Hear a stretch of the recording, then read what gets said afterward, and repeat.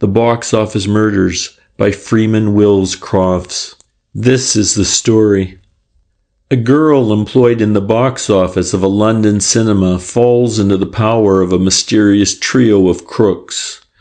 A solicitor, learning of her predicament, sends her to the Yard. There she tells French the story of the purple sickle. That night, she disappears, and next day her body is found floating in Southampton water. Inquiries reveal the fact that other similar murders have taken place, and the further French goes into the affair, the more girls he finds involved. Finally, after almost superhuman efforts, he learns the secret of the trio and runs them to earth. The author of The Cask has written another flawless detective novel, which once more displays his amazing flair for convincing reasoning and dramatic incident. End of prologue. Chapter 1. The Purple Sickle. Inspector Joseph French of the Criminal Investigation Department of New Scotland Yard sat writing in his room in the great building on Victoria Embankment. Before him on his desk lay sheet after sheet of memorandum paper, covered with his small, neat writing, and his pen travelled so steadily over the paper that an observer might have imagined that he had given up the detection of crime and taken to journalism. He was on a commonplace job, making a précis of the life history of an extremely commonplace burglar. But though he didn't know it, fate, weighty with the issues of life and death, was even then knocking at his door. Its summons was prosaic enough, a ring on the telephone. As he picked up the receiver, he thought little that the simple action was to be his introduction to a drama of terrible and dastardly crime. Indeed, one of the most terrible and dastardly crimes with which he had ever had to do. "That Inspector French?" he heard. "Arrowsmith speaking. Arrowsmith of Lincoln's Inn." A criminal lawyer with a large practice, Mr. Arrowsmith was well known in the courts. He and French were on friendly terms, having had tussles over the fate of many an evildoer. "Yes, Mr. Arrowsmith, I'm French." "I've a young lady here," Arrowsmith went on, "who has just pitched me a yarn which should interest you. She's got into the clutches of a scoundrel who's clearly up to no good. I don't know what he's after, but it looks mighty like a scheme of systemic theft. I thought you might like to lay a trap and take him red-handed." "Nothing would please me better," French returned promptly. "Shall I go across to your office?" "No, it's not necessary. I'll send the girl to the Yard. Thurza Dark is her name. She'll be with you in half an hour." "Splendid. I'll see her directly she comes, and many thanks for your hint." Though he spoke cordially, French was not impressed by the message. Communications purporting to disclose clues to crimes were received by the Yard every day. As a matter of principle, all were investigated, but not one in 100 led to anything. When, therefore, about half an hour later, Miss Dark was announced, French greeted her courteously, but without enthusiasm. She was a pretty blonde of about 25, with a good manner and something of a presence. Well but plainly dressed in some light summery material, she looked what she evidently was, an ordinary, pleasant, healthy young woman of the lower middle classes. French put her down as a typist or shop girl, or perhaps a bookkeeper in some small establishment. In one point only did she seem abnormal. She was evidently acutely nervous. There was panic in her eyes, tiny drops of perspiration stood on her face, and the hand in which she grasped her vanity bag trembled visibly. "Good morning, Miss Dark," said French, rising as she entered and pulling forward a chair. "Won't you sit down?" He gave her a keen glance and went on. "Now, if you'll excuse me for 2 or 3 minutes, I'll be quite at your service." He busied himself again with his papers. If her nervousness were due to her surroundings, she must be allowed time to pull herself together. "Ready at last?" he went on with his pleasant smile. "Just take your time and tell me your trouble, in your own way, and it'll be a strange thing if between us we'll not be able to help you out." The girl looked at him gratefully and with some surprise. Evidently, she had expected a different kind of reception. French noted the glance with satisfaction. To gain the confidence of those with whom he had to deal was his invariable aim, not only because he valued pleasant and friendly relations for their own sake, but because he felt that in such an atmosphere, he was likely to get more valuable details than if his informant was frightened or distrustful. "So you know Mr. Arrowsmith?" he prompted, as she seemed to have a difficulty in starting. "A good sort, isn't he?" "He seems so indeed, Mr. French," she answered with a suggestion of Lancashire in her accent. "But I really can't say that I know him. I met him this morning for the first time." "How was that? Did you go to consult him?" "Not exactly. That is, it was through Miss Cox. Miss Jenny Cox, his typist. She is my special friend at the boarding house we live at. She told him about me without asking my leave. He said he would hear my story, and then she came back to the boarding house and persuaded me to go and tell it to him." "She thought you were in some difficulty and wanted to do you a good turn?" "It was more than that, Mr. French. She knew all about my difficulty, for I had told her, but she believed I was in danger and thought somebody should be told about it." "In danger? In danger of what?" The girl shivered. "Of my life, Mr. French," she said in a low tone. French looked at her more keenly. In spite of this surprising reply, there was nothing melodramatic in her manner, but he now saw that her emotion was more than mere nervousness. She was, in point of fact, in a state of acute terror. Whatever this danger might be, it was clear that she was fully convinced of its reality and imminence. "But what are you afraid may happen to you?" he persisted. Again she shivered. "I may be murdered," she declared, and her voice dropped to a whisper. "Oh, come now, my dear young lady. People are not murdered in an offhand way like that. Surely you are mistaken. Tell me all about it." His voice was kind, though slightly testy. She made an obvious effort for composure. "It was Eileen Tucker. She was my best friend. They said she committed suicide, but she didn't, Mr. French. I'm certain she never did. She was murdered. As sure as we're here, she was murdered. And I may be too."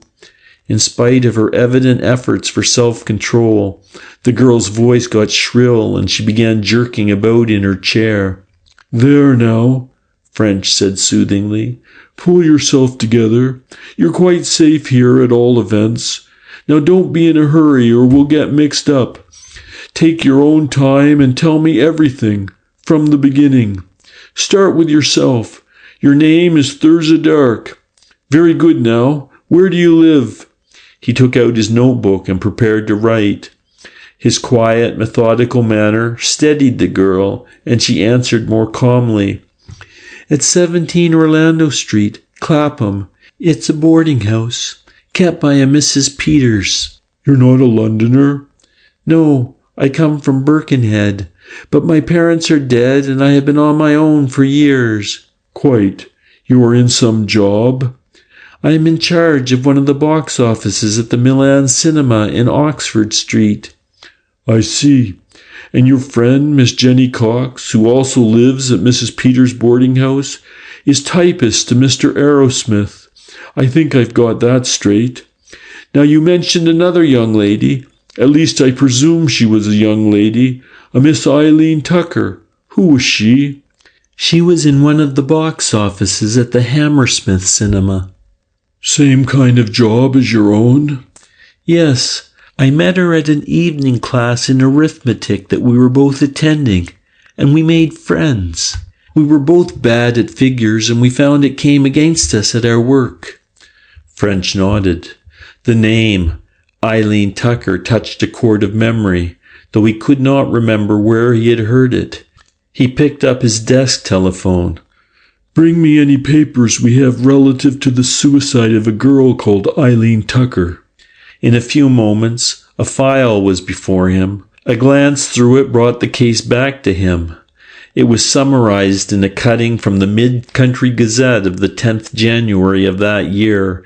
It read, "Tragic death of a young girl. Dr. J.S. Jordan, Deputy Coroner for Southeastern Surrey, held an inquest at the Crown Inn, Caterham, yesterday morning, on the body of a young girl which was found in a quarry hole about a mile from the town and not far from the road to Redhill. The discovery was made by a labourer named Thomas Binks, who was taking a shortcut across the country to his work. Binks reported the affair to the police, and Sergeant Knowles immediately visited the scene and had the body conveyed to the town. The remains were those of a girl of about 25, and were clothed in a brown cloth coat with fur at the collar and cuffs, a brown skirt and jumper, and beige shoes and stockings. A brown felt hat lay in the water a few feet away, and in the right hand was clasped a vanity bag containing a cigarette case and holder, some loose coins, and a letter. This last was practically illegible from the water, but enough could be made out to show that it was from a man of undecipherable name, breaking off an illicit relation as he was going to be married. Dr. Adam Moody, Caterham, in giving evidence, stated that death had occurred from drowning, that there were no marks of violence, and that the body had probably been in the water for 2 or 3 days.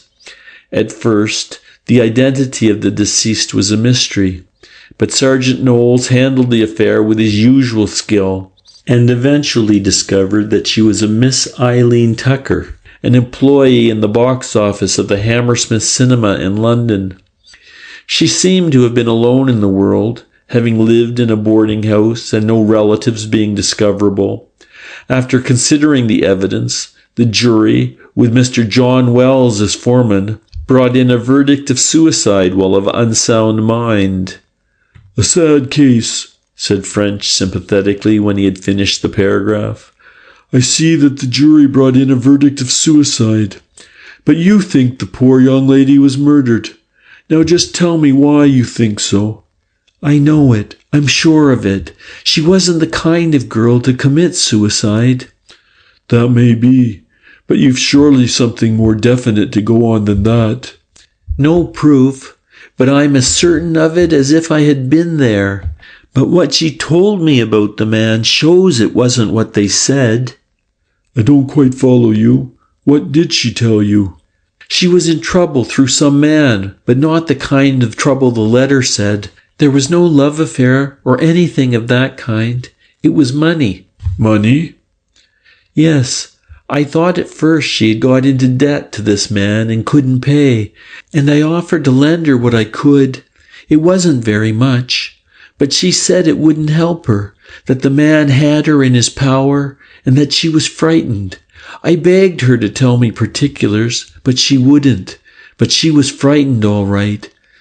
"I don't want to suggest anything bad about the poor young lady, but doesn't it look as if he had found her out in something that she shouldn't have done? Tampering with the cinema cash, for example?" Miss Dark looked distressed. "That was what I feared," she admitted. "But of course I didn't let her know I suspected it. And of course I don't know that it was that." French was frankly puzzled. "Well, but if all that's true, it surely supplies a motive for suicide." "It might have with another girl, but not with her. Besides, there was the letter." "Yes, you mentioned the letter before. Now how does the letter prove that it wasn't suicide?" Miss Dark paused before replying, and when at last she spoke, it was with less conviction. "I looked at it like this," she said. "From the letter, it would be understood that some man had got her into trouble and then deserted her. From what she told me, that wasn't so, and from what I know of her, it wasn't so. But if that's right, there couldn't have been any letter, not any real letter, I mean. I took it the letter had been written by the murderer and left in her bag to make it look like suicide." In spite of himself, French was interested. This was a subtle point for a girl of the apparent mentality of this Miss Dark to evolve from her own unaided consciousness. Not, he felt, that there was anything in it.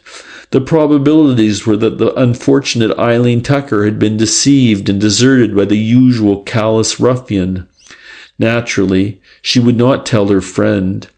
On the other hand, he considered that Miss Dark was surprisingly correct in her appreciation of the psychological side of the affair. The older French grew, the more weight he gave to the argument that X hadn't performed a certain action because he wasn't the sort of person to do it, with due reservation, of course, and granted an adequate knowledge of X's character. "That's a very ingenious idea, Miss Dark," he said, "but it's only speculation. You don't really know that it is true." "Only from what she said," returned the girl, "but I believed her." "Now, Miss Dark," French said gravely, "I have a serious question to ask you. If you knew all these material facts, why did you not come forward and give evidence at the inquest?" The girl hung her head. "I know I should have," she admitted sadly, "but I just didn't. I did not hear of Eileen's death till I saw it in the paper the day after, and it didn't say where the inquest would be. I ought to have gone to Caterham and asked, but I just didn't. No one asked me any questions, and, well, it seemed easier just to say nothing.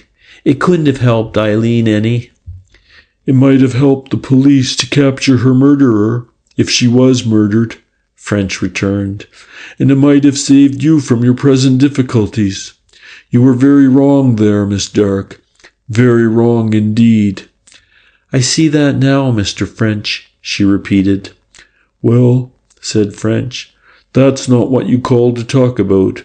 Go on with your story. What can you tell me about the man? Did Miss Tucker mention his name or describe him?" Miss Dark looked up eagerly, while the expression of fear on her features became more pronounced. "No, but she said there was something horrible about him that just terrified her. She hated the sight of him." "But she didn't describe him?" "No, except that he had a scar on his wrist like a purple sickle. A purple sickle were her exact words." That's not much to go on. But never mind. Tell me now your own story.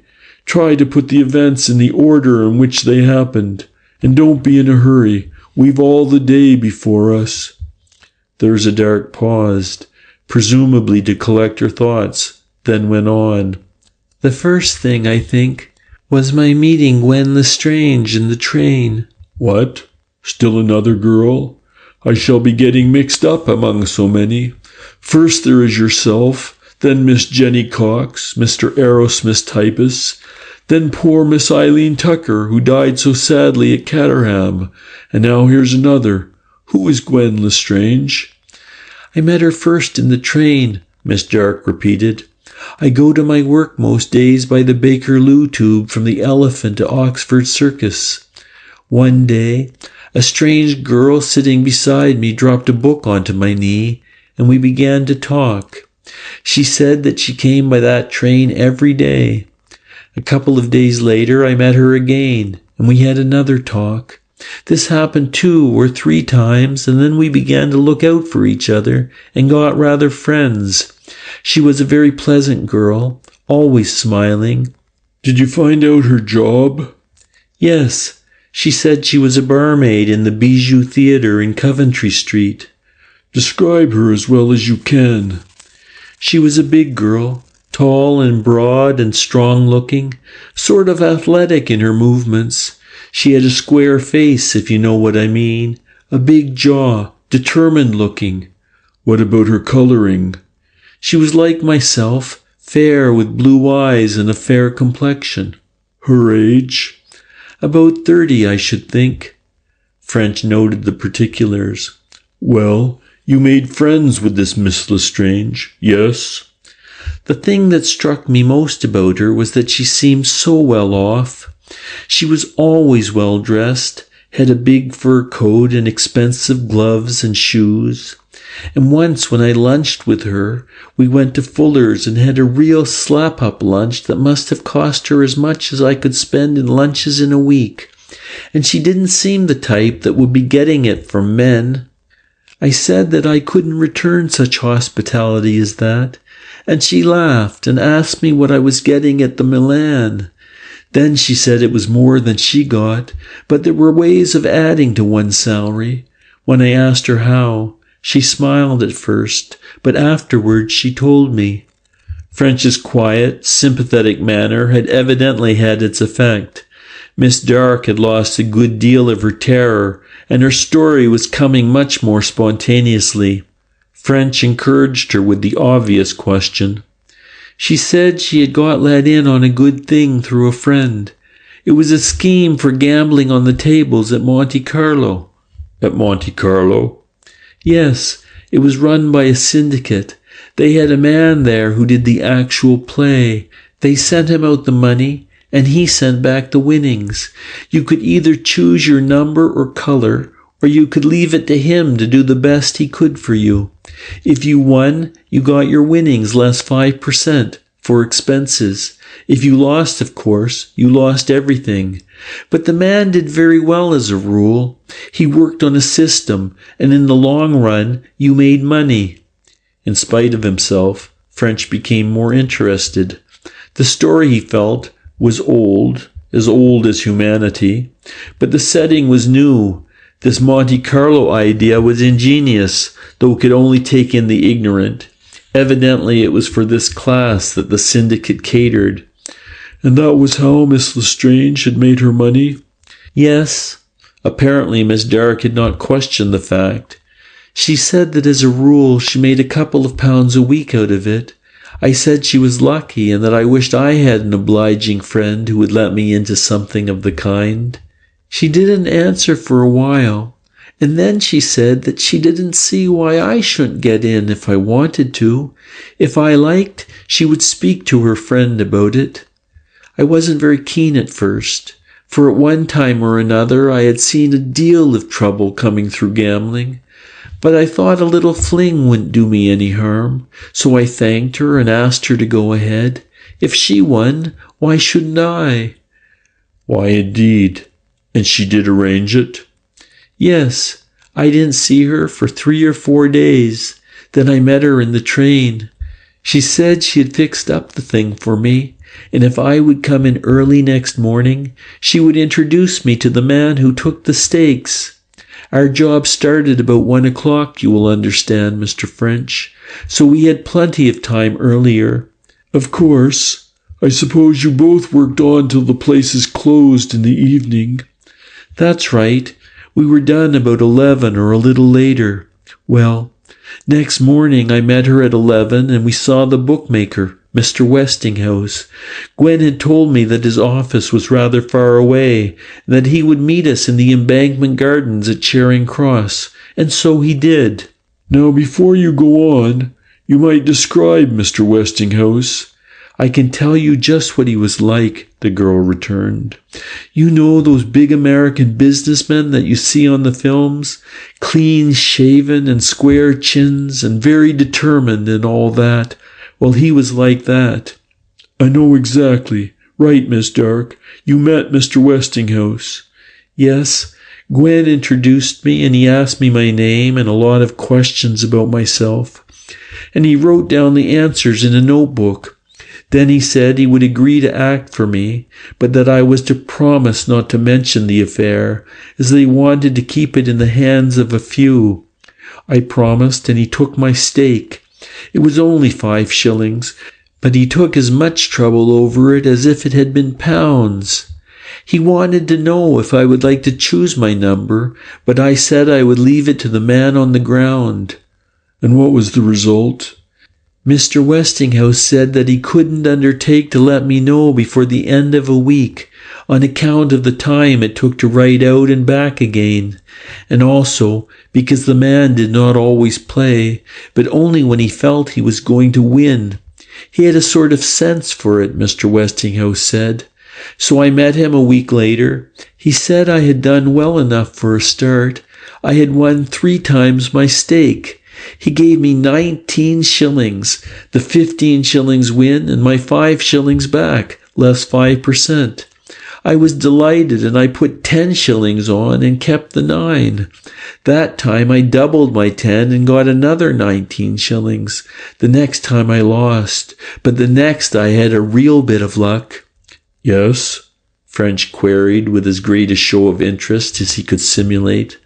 The tale was going according to plan. He could almost have told it to Miss Dark. That 4th time, the girl went on, Mr. Westinghouse seemed much excited. He said I had done something out of the common, and that it was only the 2nd case which had occurred since they started. I had won maximum. That meant 35 times my bet. I had put on 10 shillings, and he handed me £16, 12 and 6pence. A lot of money, said French gravely. Wasn't it? Well, you may imagine, Mr. French, that after that I went ahead with the thing. But I never had another bit of luck like that, though on the whole I did fairly well, at least until lately. That, of course, was the next step. She had still to tell of her loss and the penalty, but that, French felt sure, was coming. About a month ago, the girl went on, Gwen told me she was leaving town. She had got a better job in the Waldorf Theatre in Birmingham, but I carried on the gambling all the same. But somehow, after she left, my luck seemed to desert me. I began to lose until I at last had lost everything I had won, and all my small savings as well. And what did Mr. Westinghouse say to that? I told him what had happened and that I couldn't go on betting. He seemed cut up about it and said that if he had foreseen that result, he wouldn't have taken me on. Then he said it was a real pity I couldn't go on a little longer. The luck at the tables came in cycles, and they had been passing through a specially bad cycle. Several other people had lost as well as me. He said the luck was due to turn, and that if I could hold on, I would be sure to win back all that I had lost, and more. I said I couldn't, as I hadn't the money, and that was all there was to it. He said to let things stand for a week, and then to come back to him, and he would see what could be done. And you did? Yes. Mr. Westinghouse told me he was glad to see me, as the luck had turned. If I could manage a really good bet, he was certain that I should win handsomely. I said I hadn't the money.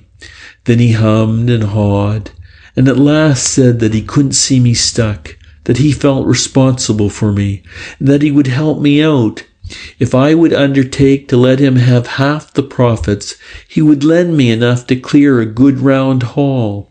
He took 2 notes out of his pocket and said here was £10. I could put it in on one bet if I liked, but he advised me to put on 4 bets of £2.10 each instead. Some 1 or 2 were sure to get home. I didn't like the idea, but I was sure he wouldn't have offered such a thing unless there really was a good chance. So after some time I thanked him and agreed. I know I shouldn't have done it, but there it is. I'm telling you just what happened. French smiled. If we were all as wise as we should be, Miss Dark, there would be no stories to tell. Never mind, just go on with yours. Well, you can guess what happened. I lost every single one of my bets.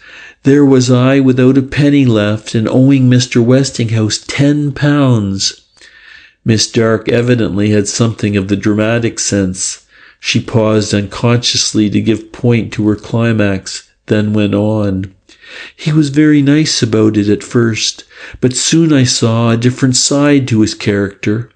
He began to press for the money, and the more I told him I couldn't pay and asked for time, the more persistent he got. At last, about 10 days ago, he said he would give me a fortnight more, and that if I had not paid by then, he would go to my employers and ruin me. When I said it was his own fault for tempting me to borrow, he got furious and said I'd see whose fault it was, and for me to look out for myself. I was in a terrible state of mind, Mr. French. I didn't know what would happen to me, or who to turn to. And then the night before last, who should I meet going home in the tube but Gwen Lestrange? Again Miss Derrick paused at her climax, and French, who had been listening carefully, though without a great deal of interest, to the commonplace little story, offered a sympathetic comment. How many times had such a little drama been enacted, and how many times it would again? Probably since before the dawn of history, gambling had been used to get fools of the human race into the power of the knaves. There was only one point in the episode still unrevealed, the source of wealth to which this silly girl had access, and from which Westinghouse expected to be paid. That, however, would no doubt soon be revealed, for French could not bring himself to believe that it was anything so crude as robbing the till in the cinema, the only thing which appeared to follow from the story. Gwen seemed pleased to see me. She said her mother had been ill, and she had got a couple of days' leave from Birmingham. She asked me to have coffee with her the next morning at Lyon's Corner House, so that we could have a chat. I think I told you I started to work about 1 o'clock, and shortly before 12 next day I joined her at Lyon's. She exclaimed at once about my looks. "Why, what on earth's wrong with you?" she cried. "You're in trouble of some kind." I didn't want to talk about myself, but she insisted on hearing, and when she learned what had happened, she was very angry. "That old scoundrel," she cried, "and I used to think he was straight." She got quite excited about it. She advised me to tell Westinghouse to go to hell and dare him to do his worst. He couldn't do me any harm, she said. I had only to deny the story and say he had been persecuting me, and he could produce no proof. But I knew that was no good, and that the mere raising of the question with the cinema manager would lose me my job. And it would have, Mr. French. "I dare say it would," French admitted. "Well, I wasn't on for it anyway, and when she saw I wasn't, she let that drop. Then she said that she felt sort of responsible for me, seeing that it was through her that I got into the thing, and that she would therefore try and help me out. There was a cousin of hers, a really good sort, who might be able to help me. He had helped her at one time when she was in the same trouble herself. She would stake her reputation that he at all events was straight, and if I wished, she would introduce me to him. Well, I needn't take up your time by telling you all our conversation. It ended in my agreeing to go to Mr. Style, as the cousin was called. Gwen fixed up a meeting. I was to be at St. Pancras when his train came in from Luton, where he lived, and he would talk to me on the platform. I went there, and he found me at once. "You might describe Mr. Style also." The girl shivered as if at an unpleasant memory. "I can easily do that," she said, and her expression became almost that of horror. "As long as I live, I'll remember his appearance. He was thin and tall and sallow, with a small, fair mustache, but his eyes were what struck you. He had such queer, staring eyes that would look at you as if they could see right into your mind. They made me feel quite queer, sort of uncanny, if you understand what I mean." French nodded, and she went on.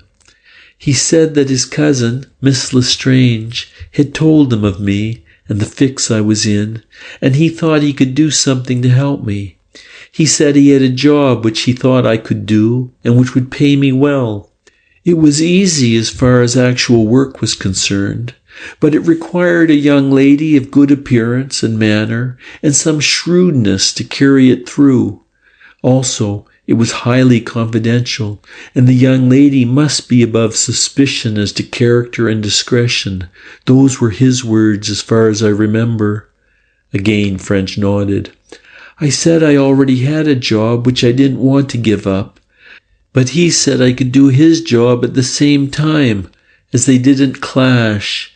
It was perfectly easy and perfectly safe, but old-fashioned people mightn't altogether approve of it, and that he was glad to know that I had no prejudices in that respect.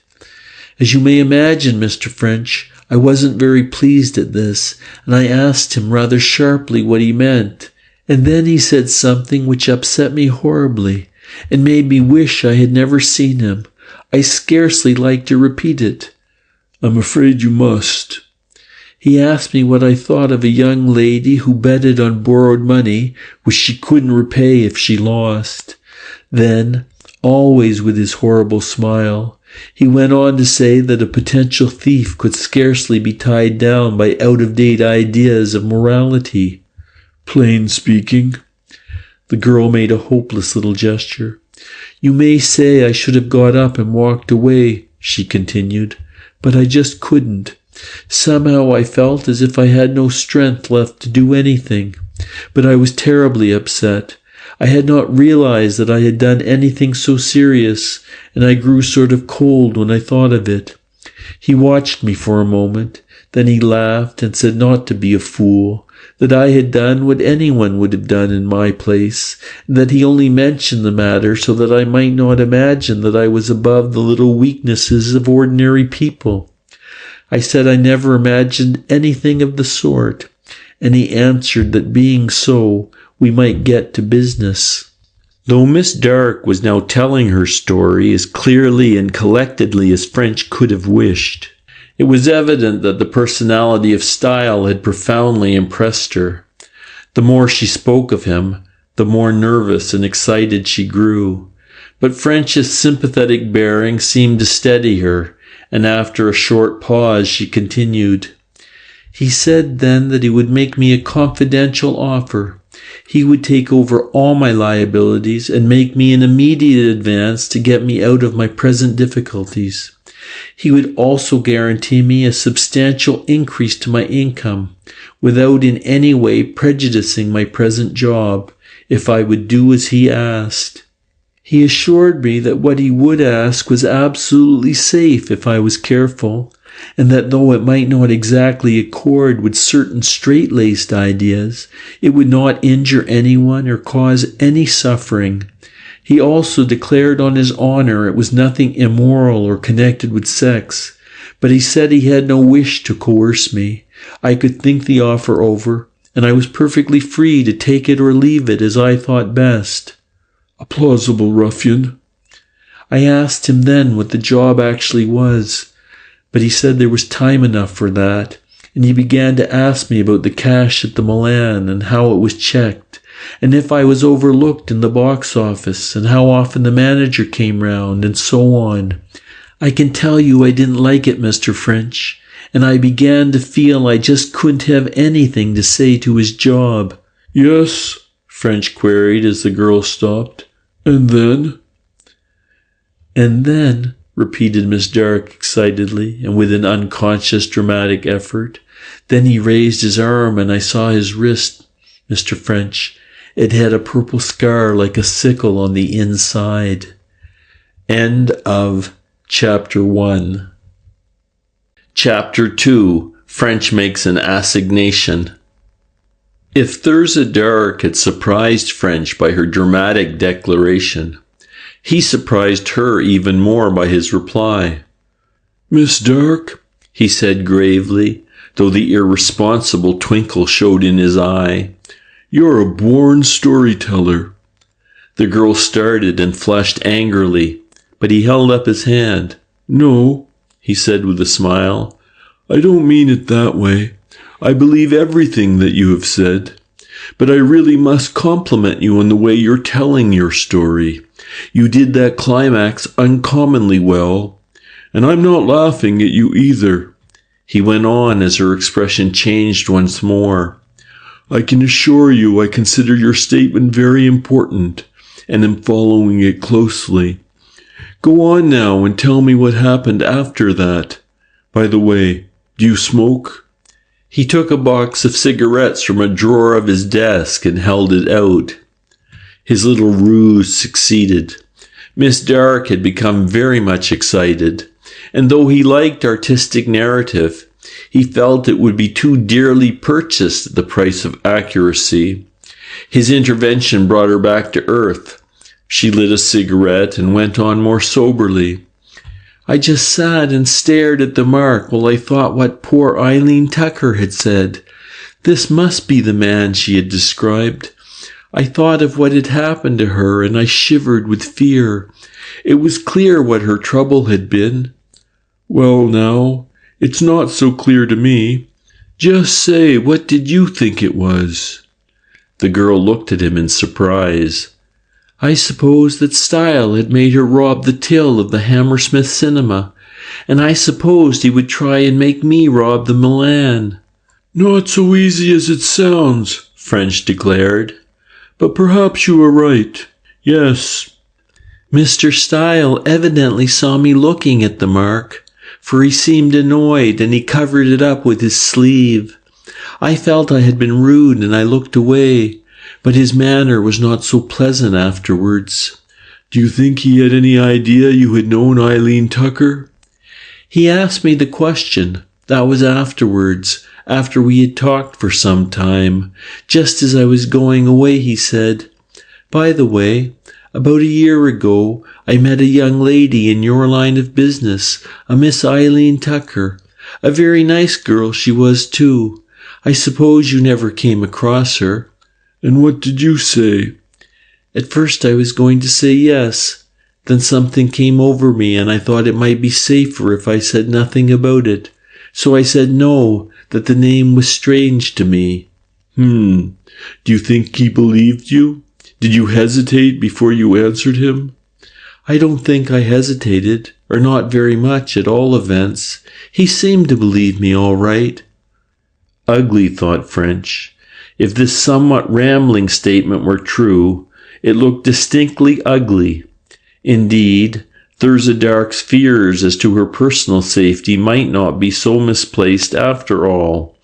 If this style had murdered Eileen Tucker, Thurza's obvious recognition of the scar would give him a nasty jar. He would realize that she must have heard of it from Eileen herself, and the very fact that she had denied acquaintanceship with the deceased girl would tell him that she suspected him. For the first time, French began to think the matter might be serious. Before Style asked you if you knew Miss Tucker, you say you talked for some time, he went on. Tell me what you said. Not very much, Mr. French. I didn't like his questions about the cash arrangements at the Milan, and he saw I didn't. He said he would like an answer from me. As if I didn't want the job, he could find plenty of others glad of it. I mightn't like the feeling it was something I couldn't tell my friends about, but that was what the pay was for. The actual work was nothing. He made no secret that it was criminal? Miss Dark seemed shocked. Such a thing never entered my mind, she declared. The worst I thought was that it mightn't be quite straight. Well, what did you say? I said I didn't like it, and he replied that that was perfectly all right, and that he respected people who said what they meant. Then he got up and said goodbye and began to walk off. But you didn't let him go? I didn't, Miss Dark admitted. While I had been talking to him, I had almost forgotten about my debt to Mr. Westinghouse. But when I saw him going, the remembrance of it seemed to come down over me like a great cloud. I said to myself, if I do what Mr. Style wants, I may be ruined. But if I don't, I shall be ruined without doubt. It seemed the lesser evil, and I called him back, intending to agree. And did you not agree? No. When it came to the point, I just couldn't, and I begged for a day or two to think it over. He said certainly, and for me to meet him at 12 o'clock on Friday, that's tomorrow, in the small room to the left of the Turner Room in the National Gallery. I could give him my answer then. Well, said French, there's one thing certain, and that is that you've done a wise thing by coming here and telling your story, and you've told it exceedingly well, if I may say so again. Go on, please. That's about all there is. I was in absolute misery all that day. In the evening, my friend at the boarding house, Jenny Cox, noticed that there was something wrong with me and pestered me so much about it that at last I told her everything. She said I should ask Mr. Arrowsmith's advice, but I said I would do nothing of the kind. That was all last night. This morning, about 10:30, she came back to the boarding house and said that in spite of my objection, she had told Mr. Arrowsmith the whole story. At first I was real mad with her. Then I saw that Mr. Arrowsmith might help me out. So I went to his office with Jenny and told him everything, just as I have to you. French nodded. For a moment he remained silent. Then, leaning forward, he spoke with decision. Now, Miss Dark, I may tell you at once that you're not to be alarmed about yourself. We'll see you through, but you must do exactly what I tell you. You may trust me, Mr. French, the girl said earnestly. Very well. Tomorrow you must go to the National Gallery as Style asked you. You will tell him that you have thought over what he said and that you have decided to do as he asked, provided he will give you an undertaking to pay you the money he promised. Don't show any hesitation so far as the moral side of the matter is concerned, but be stiff about the payment. You understand what I'm after? I want him to think he has got you. Finally, agree to his terms and say you are willing to start at once. Miss Dark looked rather scared as she promised. Please remember that you have nothing to fear. As a matter of fact, you will be watched at the National Gallery by one of our men, and you will be perfectly safe. But don't go away anywhere with Style or Westinghouse or Miss Lestrange. Just do as I've said, and I'll look after the rest. Now I'll say good day, and again I congratulate you on your wisdom in coming to tell me your story. That he was really on to something serious, French was now inclined to believe. It was worth looking into at all events, and he determined he would not only follow up Miss Dark's adventures, but also investigate the death of Eileen Tucker. His first inquiry could be made immediately. Picking up his telephone, he put through a call. That the Bijou Theatre in Coventry Street? Scotland Yard speaking. I am trying to trace the movements of a young lady called Gwen Lestrange. She states she was a barmaid with you, up till about a month ago. Can you give me any information about her? Must be some mistake, came the reply. There never was anyone of the name here. She might have been with you under another name, French went on. She was tall and well-built and fair with blue eyes and a heavy chin, always well-dressed, a fur coat and so on. No, we had no one answering to that description. Besides, no barmaid left here about a month ago. French next repeated his inquiry to the Waldorf Theatre in Birmingham, but no one of the name was known there either, nor had a new barmaid been employed within the last 4 months. It was what he had expected to hear. Methodically, he turned to the next obvious inquiry. Sending the descriptions of the 3 suspects to the record department, he asked if anything was known of them. But here again he drew blank. The gang was not known to the police, nor was any of the 3 an habitual criminal. So far as he could see, nothing more could be done till the next day. He therefore put the affair out of his mind and took up the routine matters with which he had been engaged before Thurza Dark's call. About 11:30 next morning, French, after an interview with his immediate superior, Chief Inspector Mitchell, left the yard and turned his steps in the direction of Trafalgar Square. As he walked, his thoughts were occupied with the revolting and mysterious murder which had taken place the previous evening near Skipton. He thought it not unlikely that the help of the yard would be requisitioned, and he wondered, if so, whether the case would fall to him. None of the other men, so far as he knew, were disengaged, while he, except for this trifling business he was now concerned with, was at a loose end. He hoped he would get it. He liked the country, especially in summer, and he was getting accustomed to working away from his base. His last 2 big cases, at Starville in Yorkshire and down in Devonshire at that Dartmoor affair, had been completed without the help of his staff at headquarters, and he had found little difficulty in working alone.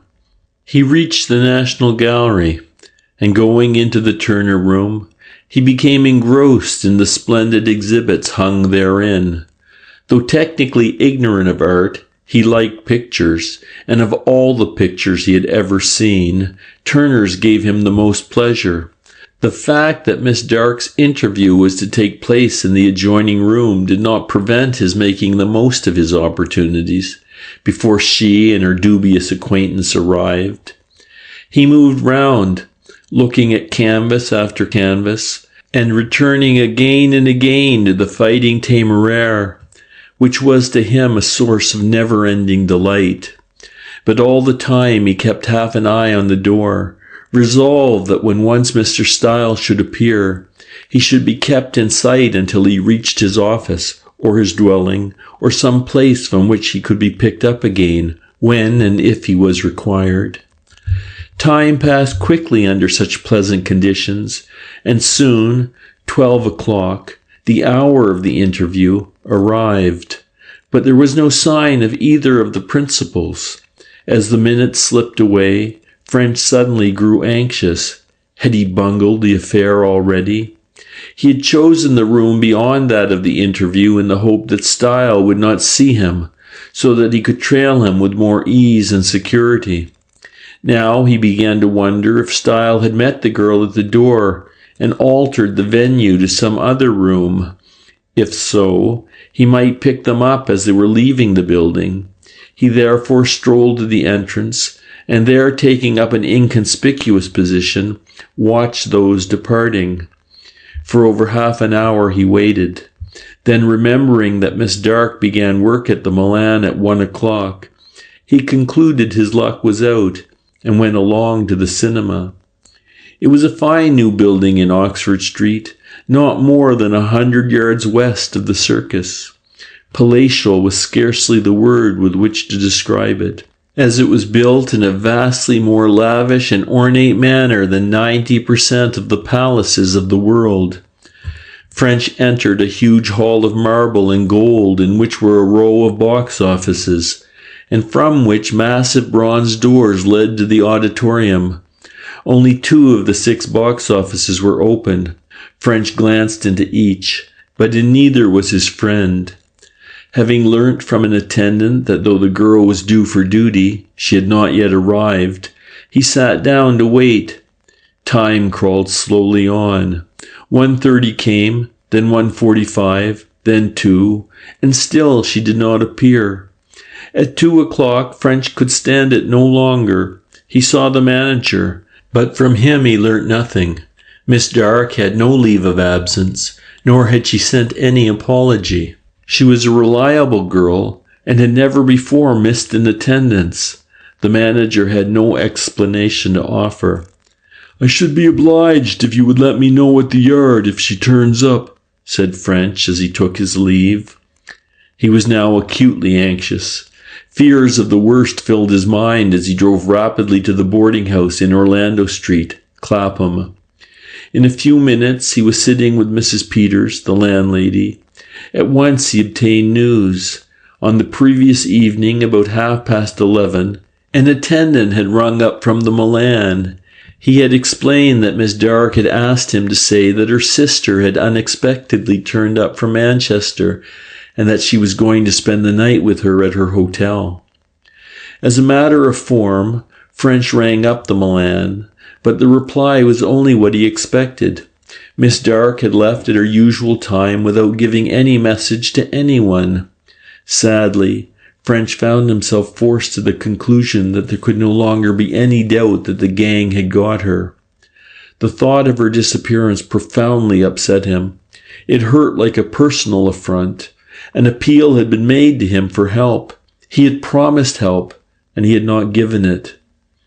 They've been too much for her, he thought. That ruffian Style saw that she suspected him of Eileen Tucker's murder, and no doubt he shadowed her to the yard.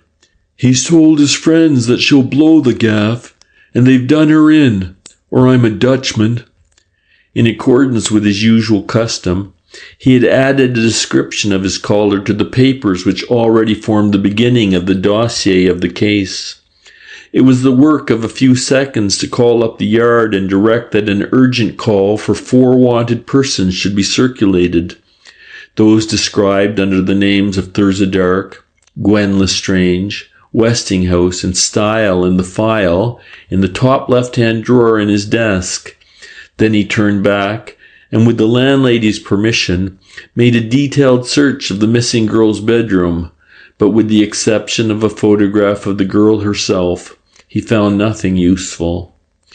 On his way back to the yard, he called at Mr. Arrowsmith's and interrogated Miss Cox, Miss Dark's boarding-house friend, once again without result.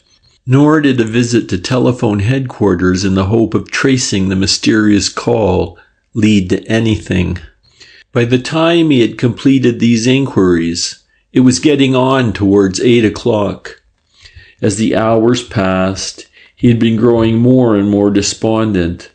But there was nothing more that he could do that night.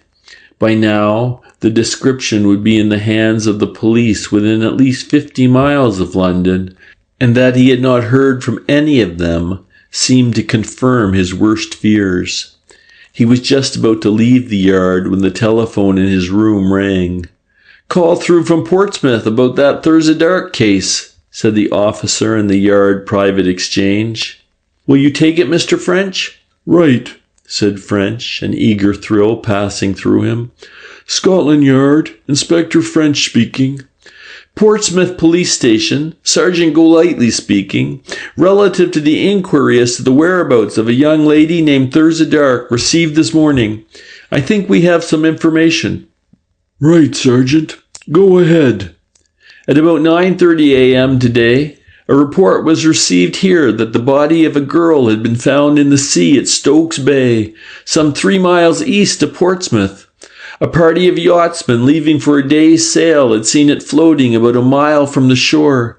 They brought it in and we had it medically examined. The cause of death was drowning. So far we have been unable to identify the remains or to find out how the girl got into the sea. It looks like suicide. We had already issued a circular when we saw yours. The remains answered the description you give." "Girl been in the water long?" 6 or 7 hours, the doctor thought. "Has the inquest taken place?" "It's arranged for 10 tomorrow morning." "Right, Sergeant. I'll go down tonight if possible. Wait a moment till I look up the trains." "There's an 8 and a 9:50, sir, from Waterloo." French glanced at his watch. "I'll get the 8. Can you meet me?" "Certainly, sir." The hands of the station clock were pointing to 10 minutes before 10 when French, armed with his emergency suitcase, left the train at Portsmouth. A smart-looking sergeant of police was waiting on the platform, and to him, French introduced himself. "The girl was with me on the previous day, Sergeant, so I can identify her myself. Otherwise, I should have brought someone who knew her." "Quite so, sir." The sergeant was deferential.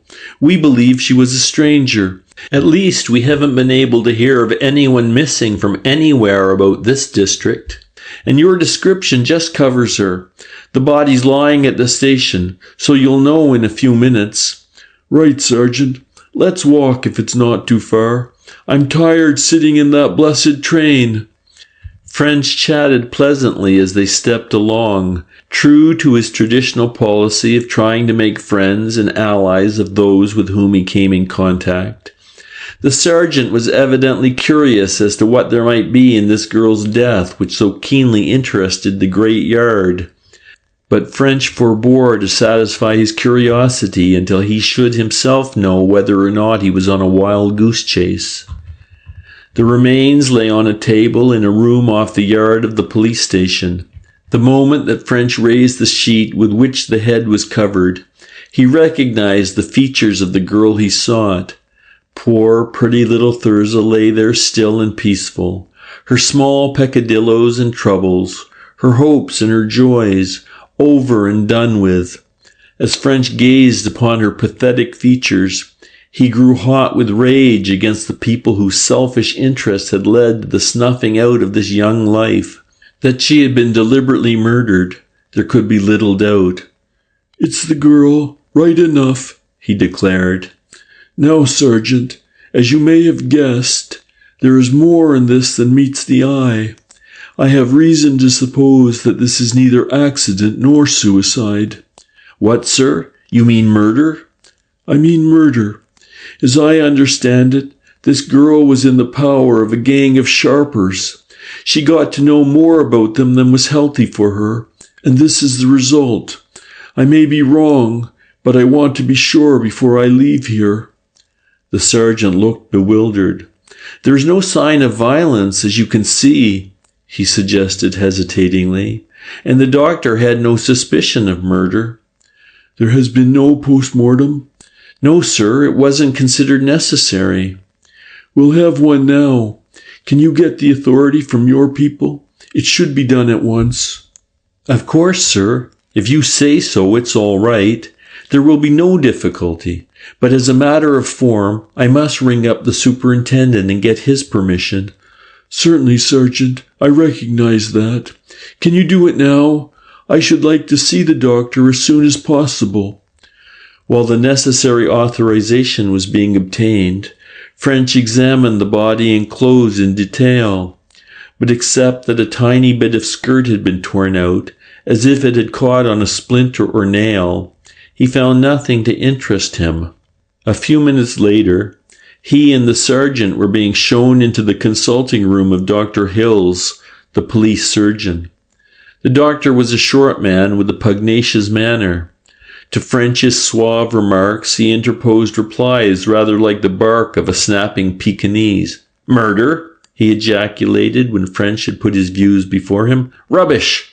There were no marks, no physical force, no resistance, not likely at all." "What you say, Doctor, certainly makes my theory difficult," French admitted smoothly. "But the antecedent circumstances are such that murder is possible, and I am sure you will agree that the matter must be put beyond any doubt." "No doubt now. Made my examination. What do you want next?" "A post-mortem, Doctor. Awfully sorry to give you the trouble and all that, but Superintendent Hunt agrees that it is really necessary." The doctor was full of scorn at the idea. He had made an examination of the remains in his own way, and that should be sufficient for any layman, but it was not sufficient for French. He held to his point, and it was arranged that the post-mortem should take place immediately. "A word in your ear, Dr. Hills," French added. "Keep the idea of subtle murder before you. These are clever people, these three whom I suspect, and they'll not have adopted anything very obvious." "Teach grandmother? Suck eggs," barked the doctor, but there was a humorous twinkle in his eyes at which French could smile back with a feeling of confidence that the work would be done thoroughly and competently. "He's always like that," the sergeant volunteered. "He pretends to be annoyed at everything, but he's really one of the best, and a damn good doctor too. He'll make that examination as carefully as the best London specialist, and you'll get as good an opinion when he's finished." If time was a criterion, the job was certainly being well done. French, sitting in the nearest approach to an easy chair that the sergeant's office boasted, had read the evening paper diligently, had smoked 3 pipes, and finally had indulged in a good many more than 40 winks before Dr. Hills returned. "Kept you up, Inspector?" he remarked, glancing at the clock, whose hands registered 3:30. "Ah, well been worth it. Found something. You'll not guess. No sign of murder, no force applied, no resistance made, death by drowning only. All as I said, but—" He paused in his stream of explosives and waited impressively. "But water in lungs and stomach, Fresh, Inspector, fresh. What do you make of that?" French was considerably impressed. "What do you make of it yourself, Doctor?" he asked. "Drowned in the sea. Fresh water in lungs. Pretty problem. Your funeral." He shrugged his shoulders, gave a quick, friendly smile, barked "Night," and was gone. End of Chapter 2. Chapter 3. The Inquest. The problem with which Dr. Hills had presented French was not so difficult as it appeared at first sight. There could indeed be only one solution, but that solution carried with it the proof of what French had up to then only suspected, that Thurza Dark's death was the result of neither accident nor suicide, but definitely of murder. If the water which the poor girl had swallowed were fresh, it obviously followed that she had been drowned in fresh water, her body having afterwards been put into the sea. Why the three fiends had committed their revolting crime in this way, French did not know, but it was clear that the placing of the body in the sea could have been done with but one object: to conceal the fact of murder by creating the appearance of accident, and had it not been for the special knowledge which French possessed, it was more than likely that the trick would have been successful. A further problem immediately arose, trifling in comparison to that of the girl's death, but still requiring a decision, should the discovery be mentioned at the inquest. To allow the conspirators to suppose that their scheme had succeeded would have the obvious advantage of making them less careful. In the course of his career, French had many times experienced the value of lulling his adversary to complacency, if not to sleep. On the other hand, it would be difficult to keep the matter quiet. The doctor would certainly refuse to hold back such material evidence. This would involve confiding in the coroner and adjourning the inquiry on some technical ground, as that official would not allow a verdict inconsistent with the facts to be returned. But an adjournment would not have the effect desired by French. Until the case was finally disposed of and a verdict of accidental death returned, the murderers would remain on tenterhooks, alert and careful. Eventually, French came to the conclusion that it would be best to let matters take their own course. At the same time, he would try to keep out of the affair, so that Scotland Yard's interest in it might remain a secret. In this case, he would not give evidence of identity. His decision therefore plunged Sergeant Golightly into an orgy of telephoning, in order that the inquest might be postponed until he could secure the attendance of Mrs. Peters, the deceased girl's landlady. The proceedings opened in the early afternoon. French had taken a seat amongst the crowd of loafers and other casuals who invariably attended such gatherings, and held no converse with the police. The room was crowded, the affair having produced a mild sensation. The first witness was a tall, bronze man of about 30, named Austin Munn. He deposed that he lived at LEE-ON-THE-SOLENT and was the owner of the schooner yacht Thisbe. At about 6:30 on the previous morning, he and 3 yachting friends had started off in the Thisbe for a long day's sail. They were going east through Spithead and towards Brighton. When they were passing through Stokes Bay, some 3 or 4 miles from Lee, he saw something in the water. He was at the tiller and he altered course to pass it closely. When they came near, they saw that it was the body of a young woman. They hove to immediately and brought it aboard. They tried artificial respiration for over an hour, though none of them thought it would be any good. The girl looked as if she had been dead for some hours. The body was that on which the inquest was being held. They turned into Portsmouth, and on arrival, one of his friends had gone to inform the police. The sergeant had come down at once and arranged for the removal of the remains.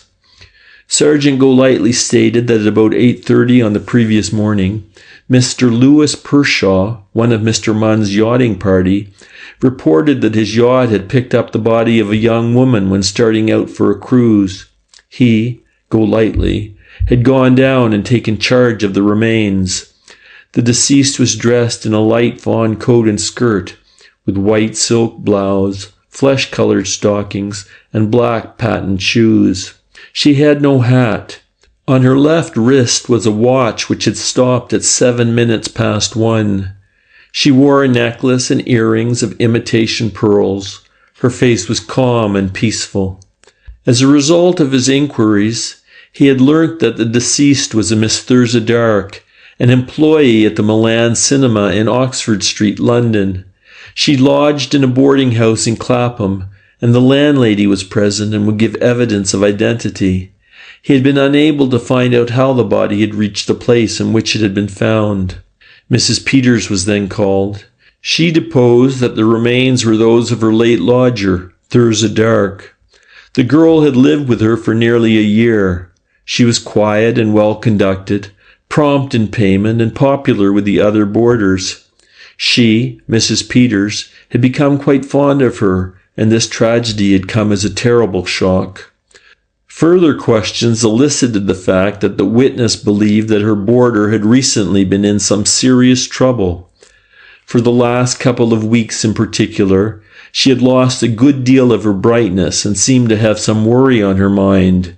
But she had not said anything on the subject, and Mrs. Peters had not tried to force her confidence. The witness then told of the telephone call. Though this had surprised her, never having heard Miss Dark mention any of her relations, she had not doubted its genuineness at the time. It was not till afterwards that she had learnt from the police that Miss Dark had not sent it. The fat was then in the fire. When Mrs. Peters left the box, Sergeant Golightly was recalled and asked if he had made inquiries into the authorship of the message. His reply that he had ascertained that it had not been sent by any of the officials at the cinema was the first hint those present had received that the case might not be quite so straightforward as up to then it had seemed. Interest in the proceedings perceptibly quickened, and the spectators leaned forward and fixed their eyes more intently on the witness. But except to obtain the statement that Golightly had been unable to trace the call and had no idea who sent it, the coroner had no further questions to ask. Dr. Hills was the next witness. He deposed that he had at first made an external examination of the remains, by means of which he had satisfied himself that the deceased had died from drowning. He gave technical details as to the condition of the body, stating that in his opinion death had taken place some 8 hours previous to his inspection. That had been made about 10 o'clock, and this, if he were correct in his opinion, would place the hour of death somewhere between 1 and 2 in the morning. That would agree with the time at which the watch stopped, the coroner remarked, turning over his notes. The hands were pointing to 1:07, Sergeant Golightly has told us. Now, Dr. Hills, you said that at first you made an external examination of the remains. What exactly did you mean by at first? Last night the police came to my house, said they were not satisfied, had an idea there might be foul play, wanted a post-mortem. I made it with Dr. Carswell. And did you find anything which might be taken to support their idea? The coroner asked, while the recently aroused interest intensified. The doctor hesitated. Found a peculiar fact, he answered, outside my province to draw inferences. And the fact? Water in the lungs and stomach was fresh. The statement produced something in the nature of a sensation. The faces of most of those present assumed an expression of bewilderment, but a few seemed instantly to grasp its significance. And what, went on the coroner smoothly, did this fact convey to you? Dr. Hill shrugged. Girl was drowned, he declared, but not in sea. Couldn't have put herself into sea. Body must have been put in by someone else. Least strikes me that way. Did the remains show any signs of force or compulsion? None. For a moment, the coroner hesitated when he had written down this reply. His forehead wrinkled from thought. Now, doctor, he said at last, you know this country pretty well, I take it. Lived here all my life. Is there, so far as you know, any river or freshwater area into which this poor girl could have fallen and from which her body could have been carried to the sea where it was found? Don't know of any. Again, the coroner hesitated. It must be evident to you, Dr. Hills, that your evidence suggests at least the possibility of foul play. I want to ask you now, not only from a medical point of view, but also from your experience as a man of the world, whether you can suggest any explanation of the facts other than that of the murder of the deceased." At the ominous word, a little ripple of movement passed over the assembly, followed immediately by a silence as those present settled down to listen even more intently. Dr. Hill shrugged again. "Utmost respect. Scarcely my province. Since you ask, private opinion, girl was murdered." "But there is no definite medical evidence for that view?" "None. Girl was drowned in fresh water. That is all." The coroner looked round. "Would any member of the jury like to ask the witness a question before he stands down?" A small, foxy-faced man like a tradesman or small shopkeeper rose to his feet. "I would like to ask the doctor just what the police said to him about foul play, and then I would like to ask the sergeant just what made him say it." "That is an important point, and one I have already noted," the coroner replied. "Dr. Hill stated," he referred to his notes, "that he was asked to make a post-mortem, as the police had an idea there might be foul play. Have you anything further, Dr. Hills, to add to that statement?" "Nothing. That covers everything." "The nature of the police suspicion was not revealed?" "No, not in detail." "And was the doctor not curious? Did he not ask?" interjected the foxy-faced juror. The coroner frowned. "The witness has said the nature of the suspicions was not revealed in detail," he said coldly, glancing at the juror. "Were you told in a general way that murder was feared?" "In a general way, yes. No details." "Who spoke to you on the subject?" This was the question French was dreading. If the matter were pressed, there would be nothing for him but for him to give evidence. The doctor looked as if he was going to hedge. Then he seemed to think better of it and answered, "Sergeant Golightly and a representative, as I understood it, from Scotland Yard." At this, a little ripple of movement swept over the assembly. From the spectators' point of view, things were going better and better. "And it was the Scotland Yard man, I presume, who promulgated the suspicion?" "That is so." "You may stand down, doctor, but please don't go away. Recall Sergeant Golightly. You didn't tell us, Sergeant, that you had received a visit from an officer of Scotland Yard?" "You may rest assured, sir, that all the essential facts would have been put before the court. As you know, sir, it is not customary for the police to state the sources of their information. I am not criticizing your conduct, Sergeant, nor do I wish to embarrass your handling of the case. But if there is further information as to how your suspicions became aroused, which you can properly give us, we should be glad to hear it." The sergeant glanced at French. To the latter, it seemed that less harm would now be done if he himself gave evidence than if a mystery were to be made of the affair. He therefore nodded, and the sergeant replied, "There is no mystery in the matter, sir. I can tell you everything that occurred. I admit that no suspicion of foul play was aroused by the finding of the body. It seemed to me a case of either accident or suicide. But that afternoon a call was received from Scotland Yard, a general call, sent, I understand, to all stations. This said that a young lady was missing, giving her description and asking for a lookout to be kept for her. When I read it, I thought it probably referred to the deceased. I telephoned so to the yard, and there was a reply that an inspector would come down by the evening train to see if he could identify the remains. Inspector French arrived and did so. He said that the possibility of foul play must not be overlooked, and suggested that a post-mortem should be made. With the consent of my superiors, the matter was arranged.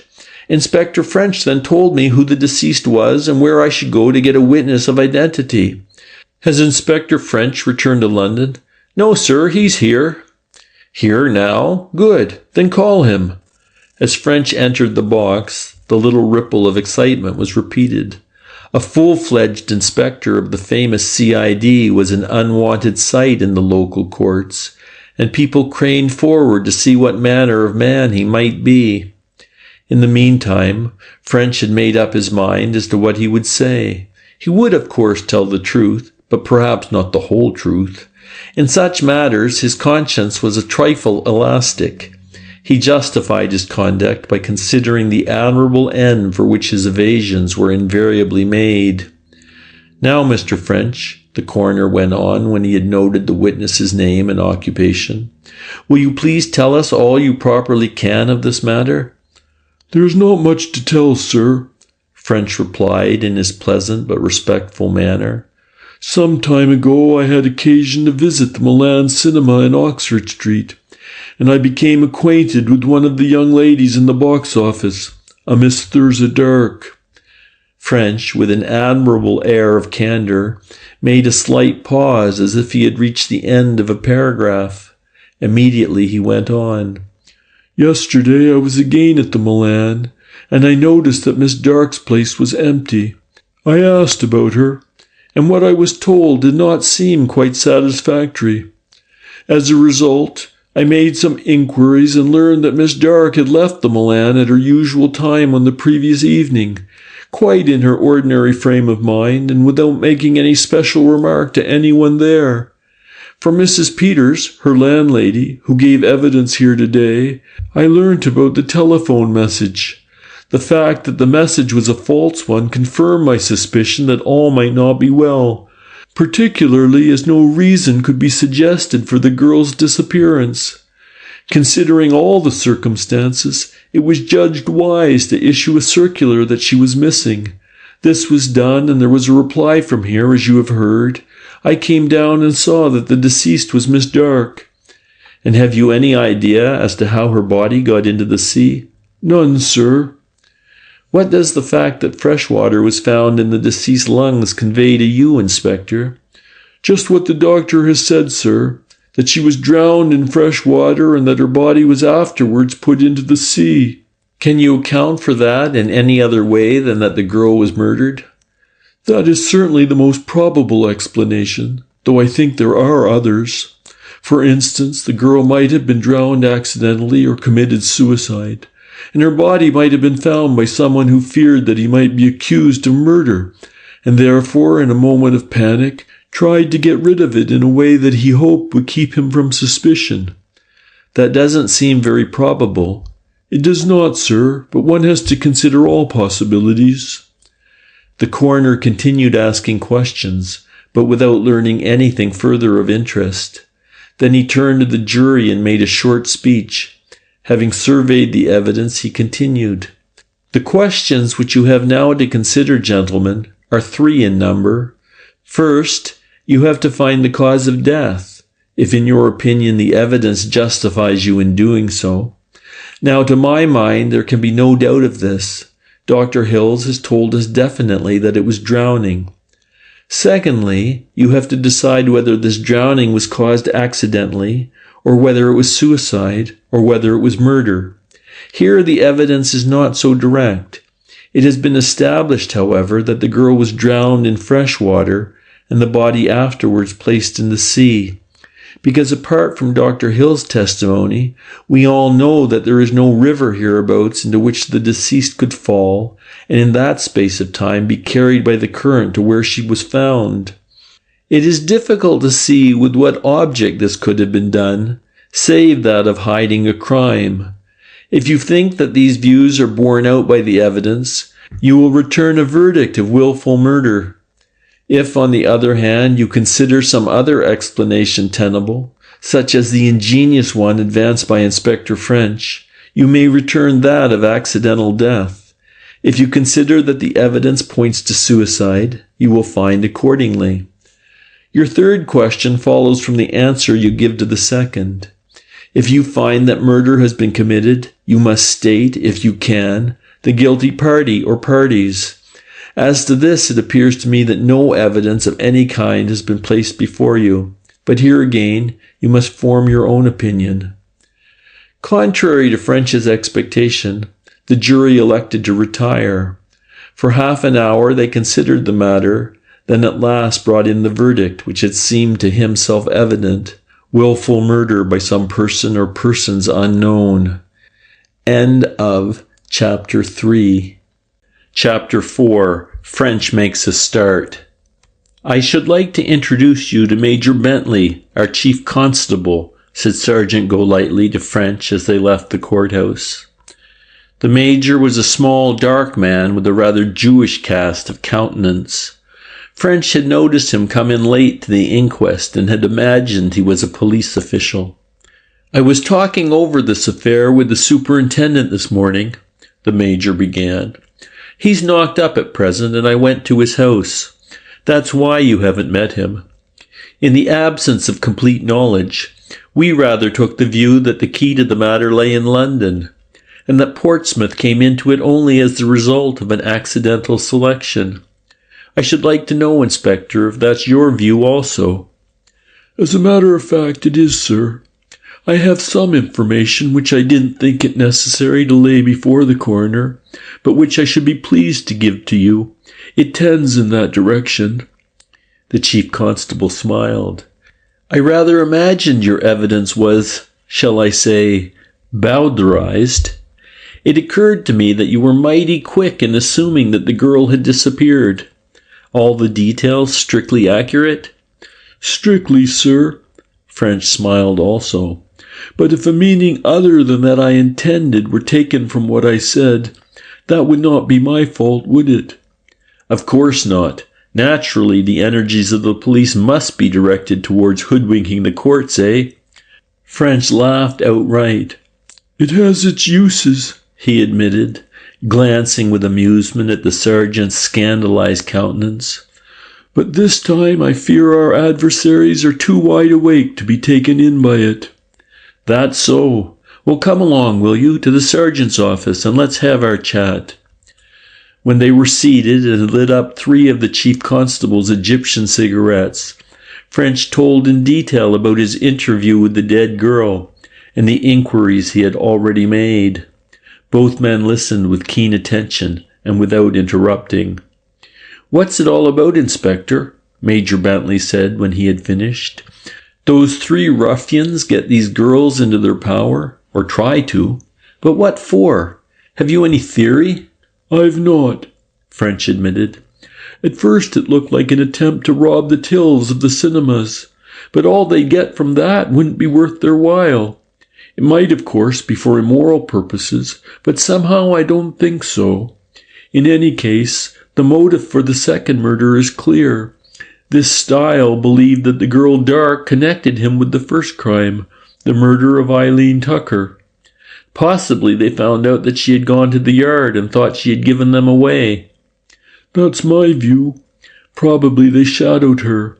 If so, they would see that her ability to identify 3 of their members would make her so dangerous that their only policy would be to make away with her." "Quite. That's clear enough. But it doesn't explain the first murder." "It does not, sir. It looks as if there was some game going on to get the cash out of those cinemas. But how it could be done I can't see." "Nor I." The chief constable shrugged his shoulders.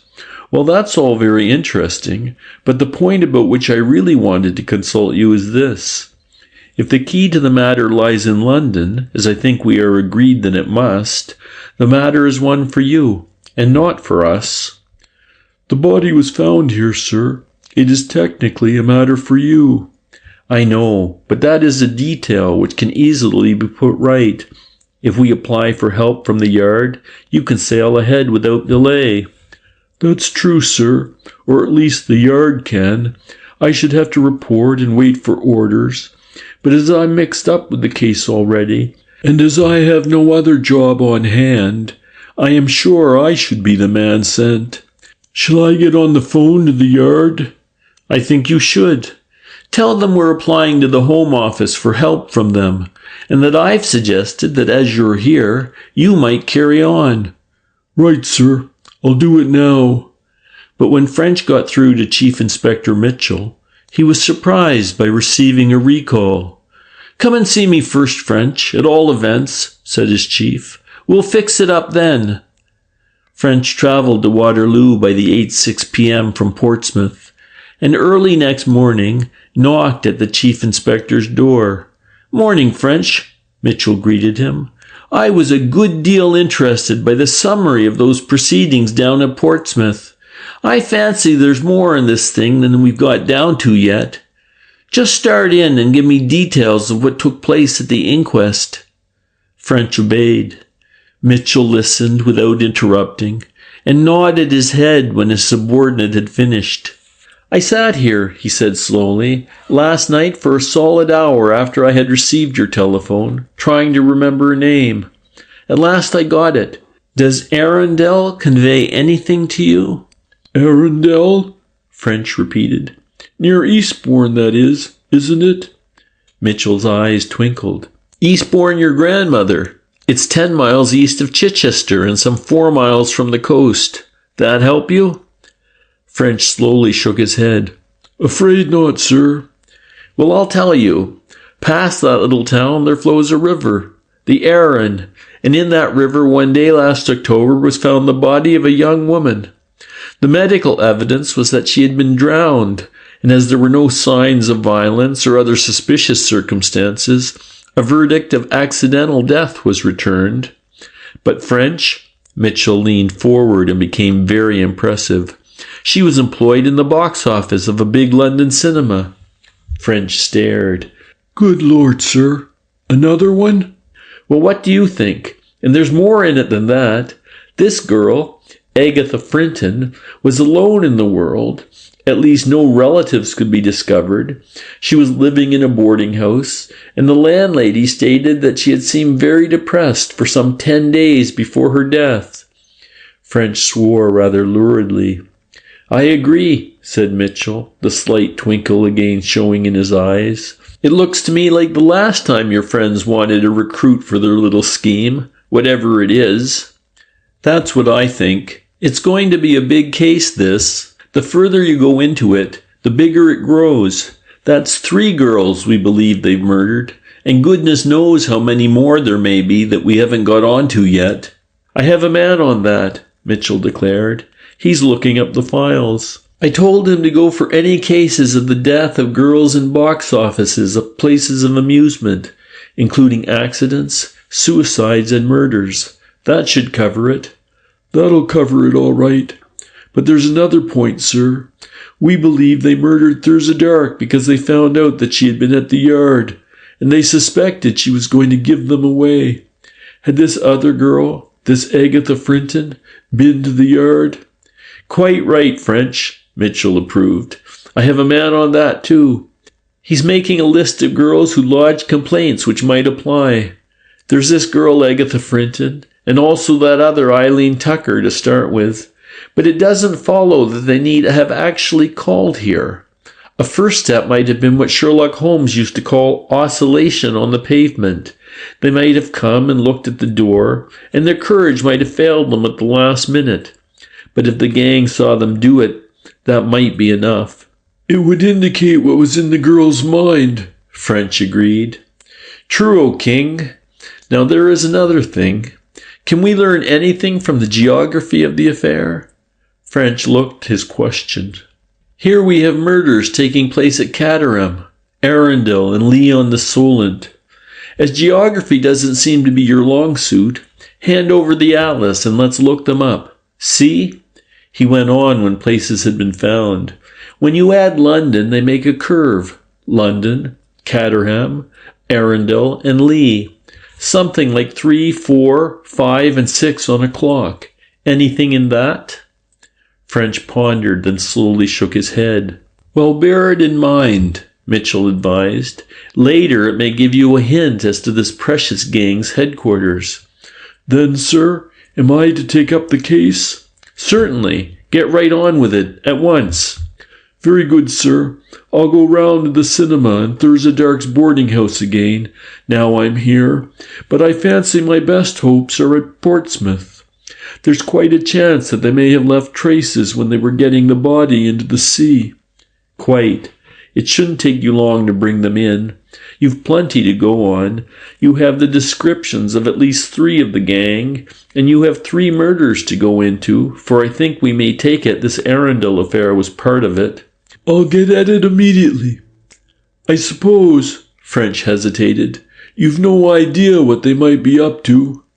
"I'm afraid not. Some way of robbing the cinemas occurs to one at once, but I don't see how it could be done on a big enough scale to be worthwhile." "That's what I thought. In fact, I don't see how it could be done at all."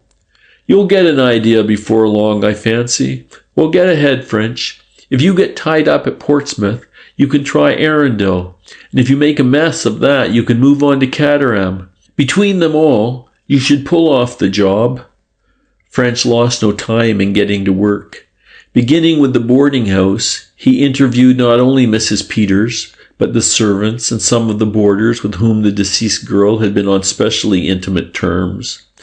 Unfortunately, from them he learnt nothing, nor did a meticulous search of Miss Dark's belongings give better results. Then he drove to Mr. Arrowsmith's office and interrogated the typist, Jenny Cox. From her he obtained a good deal of information as to the dead girl's life, but again, none of it threw light on his present problem. By the time he had finished with Miss Cox, the Milan was open, and after lunch he went there to continue his inquiries. Here, after considerable trouble, he learned one new fact, not indeed an important one, but still something. An attendant whom he had not seen on his previous visit had been on duty in the entrance hall on the night on which Miss Dark had disappeared. About 11:15, a young lady had come in. As the show was nearly over, he had wondered what she had wanted, and he had watched her particularly. She had gone to Miss Dark's box, and a short but animated conversation had taken place between the two ladies. He had overheard the stranger say as she was leaving, "Cheerio, then. I'll wait for you at the corner." She was a tall, good-looking girl, stylishly dressed with a fur coat, and she seemed eager and excited, and as if pleased about something. The attendant had noticed also that Miss Dark had hurried away as soon as she could. In spite of the man's somewhat meagre description, French had little doubt of her visitor's identity. That she was Gwen Lestrange, he would have bet long odds. He immediately set to work on the clue. After examining the remainder of the cinema staff, he arranged for the interrogation of the police who had been on duty in the immediate neighborhood on the night in question, and circulated an inquiry among the taximen of the district in the hope that the girls might have engaged a vehicle. The great machine of the CID having thus been set in motion in London, he returned at 8 o'clock to Portsmouth.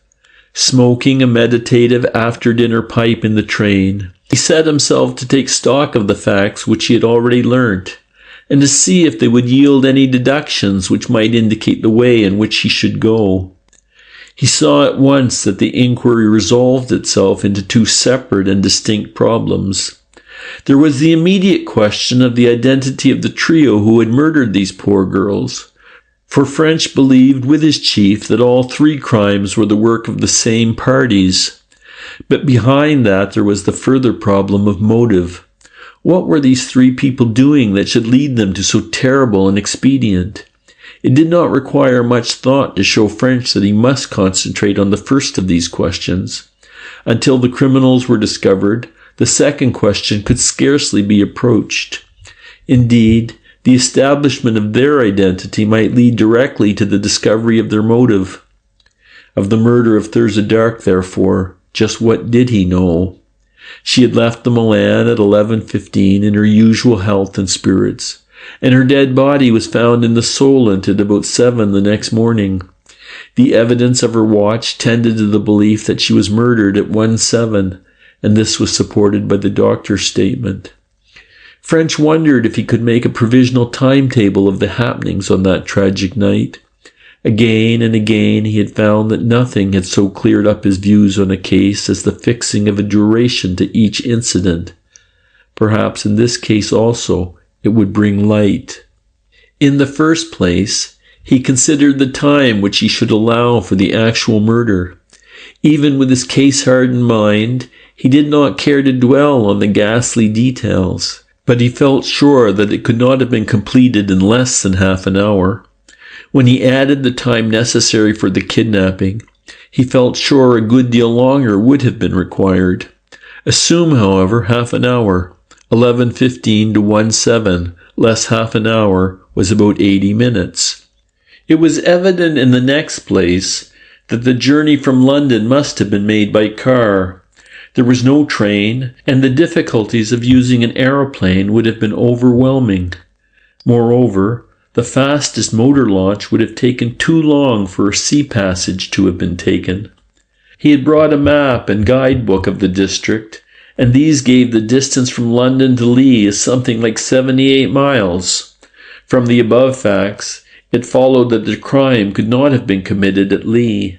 It must have been done within an 80-minute journey from London. In 80 minutes, French thought it unlikely that more than 30 miles could have been done. With such a freight, no driver would have run the risk of being held up by the police for speeding. 30 miles from London in the general direction of Portsmouth brought him to the district containing Wokingham, Aldershot, Godalming, Horsham, and Ashdown Forest. He thought that a provisional assumption was justified, that the murder had been committed either in London or somewhere on the London side of this circle. Some 50 miles had then to be covered. On these country roads, a higher speed might be admitted. Still, French did not believe Lee could have been reached before about 3:30 in the morning. The remains would then have to be put into the sea, an operation which would also have taken time. Suppose it took half an hour. This would have brought the time to 4 o'clock. About 4, it would be beginning to get light, and French was sure the criminals would do their utmost to get away as soon as possible from a place with such dangerous associations. When the train ran into Portsmouth station, French was smiling contentedly. He was pleased with his progress. From nothing whatever, he had evolved the definite conception of a car arriving at a point near Lee at some time between, say, 3 a.m. and 5 a.m. on the morning of Tuesday, the 19th of June, and of the carrying of the body from this point to the sea. Possibly a study of the shore and currents might enable him to fix that point within short limits. If so, it would be strange indeed if he did not find some further clues. In a hopeful frame of mind, he put up at the Splendid at Southsea, his plans for the next day settled. End of Chapter 4. Chapter 5. LEE-ON-THE-SOLENT. When French woke next morning, he found a brilliant sun pouring in through his window. A good omen, he thought, as he gazed out on a sea just as blue and sparkling as the Mediterranean had looked from the hotel in Nice at which he had stayed when investigating the wanderings of the Pike cousins. With luck, he would make progress today. A short journey through Portsmouth and Gosport brought him to LEE-ON-THE-SOLENT, a pleasantly situated little town of new houses stretched out along the shore. 5 minutes later, he was turning in at the gate of Austin Munn's neat villa. There, the first installment of his luck materialized. Munn, clad in white yachting flannels, was reading the paper on a rustic seat in the shade of a rose pergola. French went over to him. "Oh," said Munn, getting up. "You're the inspector, aren't you? Lovely morning. Do you wish to see me?" "For a few moments, if you please." "Certainly. Shall we sit here, or would you rather go into my study?" "I can't imagine anything better than this. A delightful place you have here, Mr. Munn." "Not too bad on a fine morning," Munn admitted. "Will you smoke, Inspector?" He held out a gold cigarette case. "Terrible business about that poor girl." "That, of course, is what I want to see you about," French returned, selecting an opulent-looking Turkish cigarette. "The local police have called in Scotland Yard, and I've been put in charge of the case. I want to ask you for some help." "Only too glad if I can do anything, but I've already told you all I know." "I'm in hopes that you can help me all the same. First, I'd like to fix just where you picked the body up. I have an ordnance map here, and perhaps you could mark the spot." French unrolled the 6-inch map of the district he had brought from London. Munn bent over it. It was about here, he pointed, to the east of Stokes Bay, almost off Gilkicker Point. And how far from the shore? A mile, I should say. Not less, possibly more. Here? French made a cross at the place. Now how was the tide running? Flowing, but the current was running out. You see, we have rather peculiar tides here. The run in and out doesn't exactly correspond with the rise and fall. I didn't know that ever obtained. Oh yes, it's caused, of course, by the configuration of the coast. It's a bit confusing at first. For about 2.5 hours after high water, the current continues to run up the estuary, though the actual level is falling. Then, for some 8 hours, it runs out. Now on that Monday night, it was high water shortly after 1 o'clock, summertime. After that, the tide level began to fall, but the current was still running up towards Southampton. About 3:30 in the morning, the current changed and began to run out towards the sea. Low water was about 7:30 on Tuesday morning, but the current continued to run out for another 4 hours. That's roughly what happens, though if you want stricter accuracy, you would say westerly and easterly instead of up and down the estuary. I think I follow you. At what time did you find the body? About 7. Then if I have understood you correctly, when the body was found about 7, the tide current was running seawards and had been since 3:30. That's right. Now, Mr. Munn, this is where I want your help. Rightly or wrongly, I have formed the opinion that the body was placed in the sea at some time between 3 and 5 that morning, most probably about 4 o'clock. Assuming that is so, where do you think it might have been put in? History seemed to French to be repeating itself as he asked the question. It was not long since he had sat on the stones at the end of the pier at Bury Point in South Wales, and asked stout coastguard Tom Manners how the tides ran in the Bury Inlet, and where a crate which had been found off Lanley might have been dropped into the water. If this went on, he thought, he might set up as a tide specialist. He only hoped that today's inquiries would have as satisfactory results as those on that former occasion. Like Tom Manners, Munn hesitated over his answer, whistling the while under his breath. I should say, he replied at last, a short way above Lee. Perhaps at Lee, perhaps at Hill Head, probably somewhere between the two.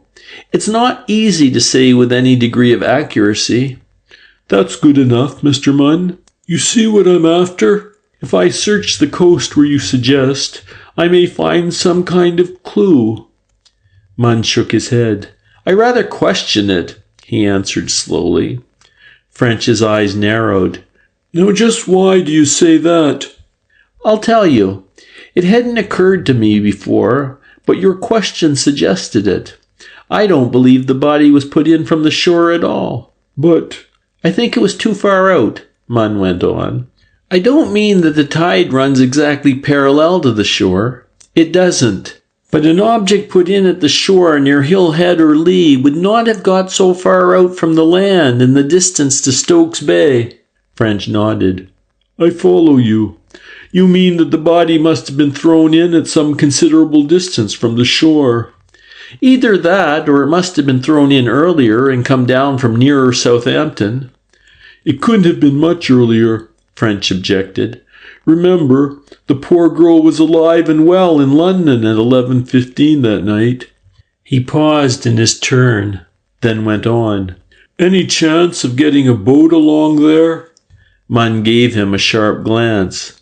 On compulsory loan? Yes, I believe that would be possible, Inspector. Several of the residents along the shore have boats which lie out at night in the summer. I should think one could be borrowed. But your criminals couldn't get any oars. They're always taken in when the boats are out of use.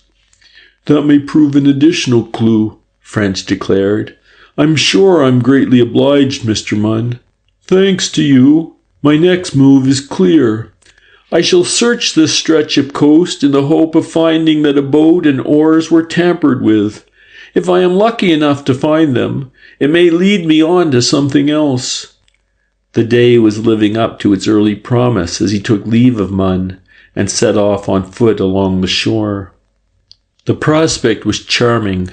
Across the blue, sparkling waters of the Solent lay Cowes, peeping out behind the Osborne woods, while upstream, on the opposite side of Southampton Water, the long, low coastline rose dark and tree-clad from shore to serrated horizon. The sea was dotted with the white sails of pleasure craft, and close under the island, a great liner moved rapidly up towards Southampton. At intervals along the road were villas, opposite many of which were boats. To borrow one of these during the hours of darkness should certainly be easy. But how was he to find out whether or not it had been done? He could see but one way, and that long and tedious. He must make house-to-house inquiries as to whether, first, any trace had been found of the taking out of a boat, and second, if anyone had been heard or seen on the shore about the time in question. Soon he found his premonition justified. A longer or more tedious job he had seldom tackled. At house after house he called, waited interminably until some responsible person could see him, talked that person into a sympathetic frame of mind, and then put his questions. With one inquisitive and voluble householder after another, he searched boats, investigated the hiding places of oars, and questioned servants. All to no purpose. Nothing helpful was to be learnt. He carried on while the day wore slowly away, growing more tired and dispirited with each fruitless repetition. At last, only one group of houses was left, and he began rather despairingly to wonder what he would do if he did not get news at one of them. But just as he was losing hope, the luck turned. In this case, the owner was at home, and on learning French's business became interested. He had, he said, been shocked to read of the murder, and would be glad to do anything to bring the criminals to justice. He at once called the members of his household that French might put his questions, and when this led to no result, he went down with French to examine his boat. It was moored off the end of a slip. A short painter was made fast to the bight of an endless rope, which passed through pulleys fixed to the end of the slip and to a pole driven into the beach some 80 or 100 feet further out to sea. This arrangement enabled the boat to be kept clear of slip and pole, while by pulling on the rope, the painter could be drawn to the slip. A cord, lapping the parallel parts of the rope at the pulley, prevented accidental movement. The moment the owner, Mr. Farrar, saw this cord, he exclaimed, "Hullo! Someone has been here. I never left that cord like that." "No," French answered, his spirits rising with a bound. "How did you leave it?" "I don't know if you know anything about knots," Mr. Farrar went on. "If you do, you will see that this is an ordinary clove hitch, such as a skillful landsman might make. Now, I always use what is called a ratline lock. It was shown to me by a Norwegian sailor whom I once met." "Pretty conclusive," French admitted.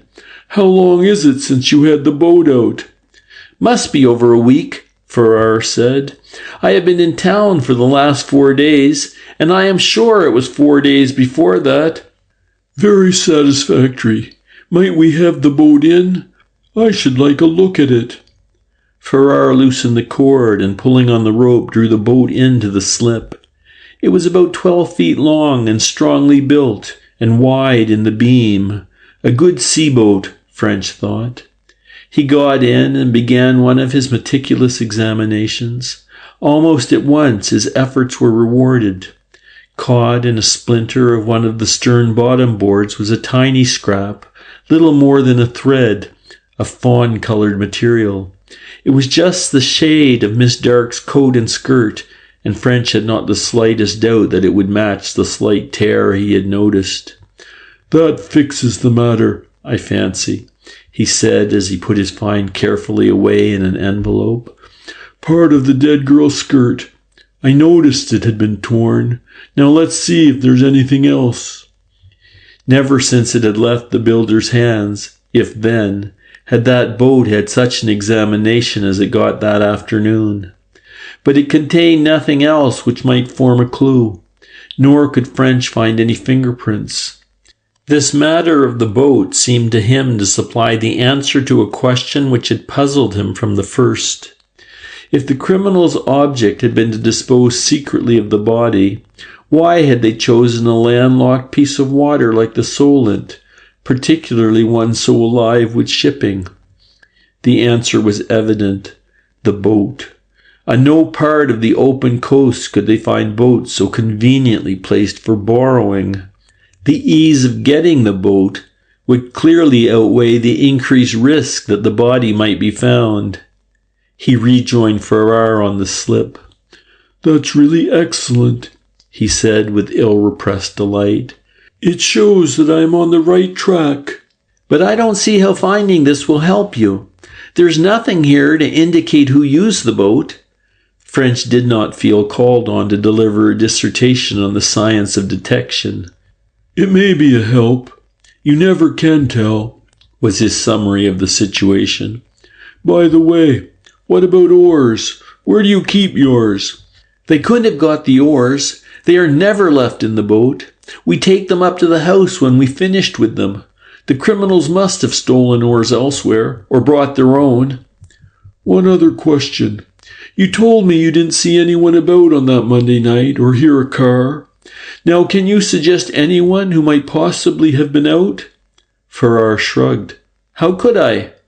"Well, who are the doctors in this part of the world? Was there a dance in the neighborhood? You see what I mean." Farrar saw, but couldn't help. He gave the names of 4 medical men, any one of whom might have been called in by residents in the district, but he didn't know if anyone had been. And then suddenly he slapped his thigh. "But I do, though, after all," he exclaimed. "Finley's wife had a son that morning.